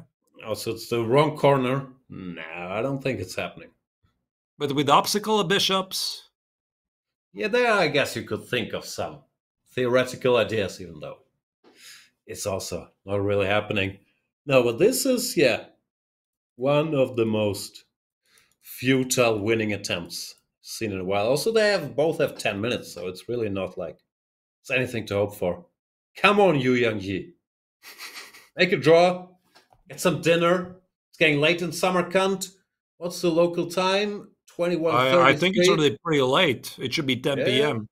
I think it's 10 p.m., something like that. So missing a dinner, yeah, it's a realistic chance. Because when I played this infamous game against David Howell, what happened is that we missed the dinner. Like, we were very close to miss it. And we were the only ones in the dining hall at the evening. So they made something for us, and we dined together. So it was pretty funny. We played 8-hour games against each other. We came to the hotel. There was nobody there. So we had something, and we had a dinner together with David. It's beautiful. It's not about the results. Poetic. It's about the friends we make along the way. But the Jules Moussard versus Dimitri Kollas game is a similar situation, just there's no white bishop. So who's playing for a win here? This is even better. It's about balanced, I suppose. No, but I think it's a draw. Are they really playing this? I don't think so. The last move was a 4. This is like, come on, just take my knight. And Kollas like, no, I think your pawn is more important. Yeah, that makes sense. Okay, this probably was a draw by Jules Moussard, who was nominated for this tournament. He got the European wildcard. I think 4 continents got a wildcard. And I'm still trying to figure out how Jules got it. Yeah, draw agreed there. Yeah, that was a draw agreed. And the game number 10, Yu Yang-yi is still trying. So I'm just trying to find something a bit more exciting. That's the game of Aditya Mittal against Ronak Sadbani. Still pushing. This is a real chess position. Like, yeah, they should exchange the 3 pawns and then play for another 50 moves. Yeah, but then you just trade the rook for one of the minor pieces, yeah? If you manage. Right. Okay, Ronak. So, and I think this is also one of the last games going on, because I'm looking at the other boards. Chiparinov against Zemlyansky, like I already said, there's not a lot of happening. It's still a balanced position. By the way, pretty exciting one. Of course, we can check that game as well. And what else is here? Robert Kavkadisyan has a dead draw against Igor Sabanenkov. Also, it's not a lot of happening there. Yeah, maybe this one. The Battle of Ivans. Oof, there's too much happening here. Give me the Yu Yang-yi game. All right, let's see. Okay, this is better. This is way too sharp for this time of day. Yeah. Guess it's still equal. Move one candidate. Takes a5 with black if you want to. Ah, yeah, there we are. There we are. How's Yu Yang-yi progressing? Bishop c7 is a great move. Oh, it's going to find it. Forcing the draw. Finds it. Oof, this wraps it up. Amazing tactic to save the game. Imagine we've gone to some other square. But this really stings because he got what he wanted, 2 minor pieces. I mean, knight and bishop, but unfortunately it's a stalemate on the board. It's too bad. All right, I think that brings us to the end of today's show. First of all, thank you so much for sticking around this far. We will look at the women's section results first. We had a change of guard on the top board. Bibisara Asabayeva defeats Vaishali, catching up with her. Lachno overtaking Vaishali with a victory against Maria Musicic. And Lachno is the new leader. 6.5 points ahead of everybody else. And there's a bunch of players with 6 points. Now it's Asabayeva, Vaishali, the previous leader. Also Yushin Song with 6 points. And everybody else is a bit far behind. And these are the current standings, Dungeon Key is still within the striking distance, and everybody else probably is not really gonna make it to fight for the win in the tournament. But again, today's round proved how things can change very quickly. Yeah, 3 Chinese players in the top 10. But so far, Lucknow in the sole lead. If we switch to the open section, slightly anticlimactic. We've had a quick draw on board 1. Matthias Blühbaum against Nihal Sarin, the surprise co-leaders, and Alireza Firouzja, after some nice defense by Hans Niemann, also had to settle for the draw. That means, did anybody catch them? No. Yeah, I mean, meaning about Vincent, yeah, so Vincent, this was a pretty great day because he is most likely getting paired against one of the leaders tomorrow. So potentially we might see a clash of the German number 1 against the German number 2. And what a setting could it be if not the FIDE Grand Swiss fight for the candidates tournament? I mean, Blühbaum has been having a fantastic run so far, but today, unfortunately, he was unable to do anything against Nihal, and this is the next list of a lot of fights, a lot of decisive games. Yeah, Erdomush defeats Levon Aronian, MVL wins the Battle of Maxims. Other notable results, the 2 US youngsters winning their games. Liang and Sam Savian, that is. Andy Woodward was close but could not overcome Nuribek Yakuboyev. And that brings us to whatever this is, the standings. Matthias Blühbaum, 4 draws, 4 wins, as Nihal Sarin. Mishra going strong. Parham still up there. Alireza lurking. Nuribek lurking. Keimer lurking. It's anybody's tournament, really. And Jordan today scored a very important victory. So he, by the way, he hasn't lost a single game so far. Right now he's in the 10th place, half a point behind the leader. So somebody from this pack could potentially still overtake the leaders. And quite surprisingly, it's none of the Indian Super GMs we will be expecting. So it's not Arjunari Gaisi, it's not Pragananda, and it's definitely not the Maraju Gukesh. Yeah. 2 Germans and 2 Dutch players in the top 10. We haven't seen such Dutch exposure since Rudy Karel, Linda de Mol.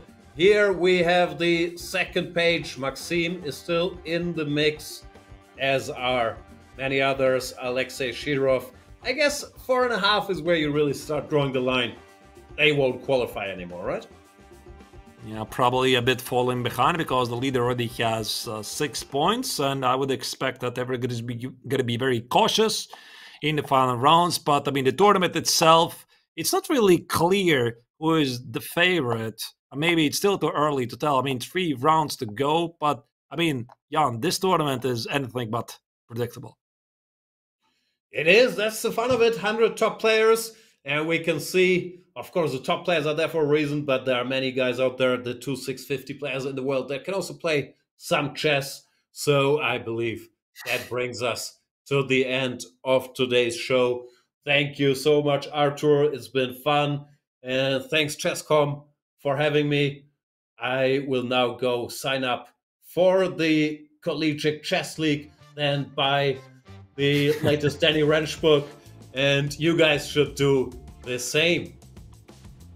Yeah, so again, I mean, it's been a lot of fun for me to do the commentary for these 2 days. Yesterday with John and today with you, Jan. It was absolutely something I'm going to remember. And also I would like to thank all the amazing people involved in the producing. We have also amazing producer. His name is Vic.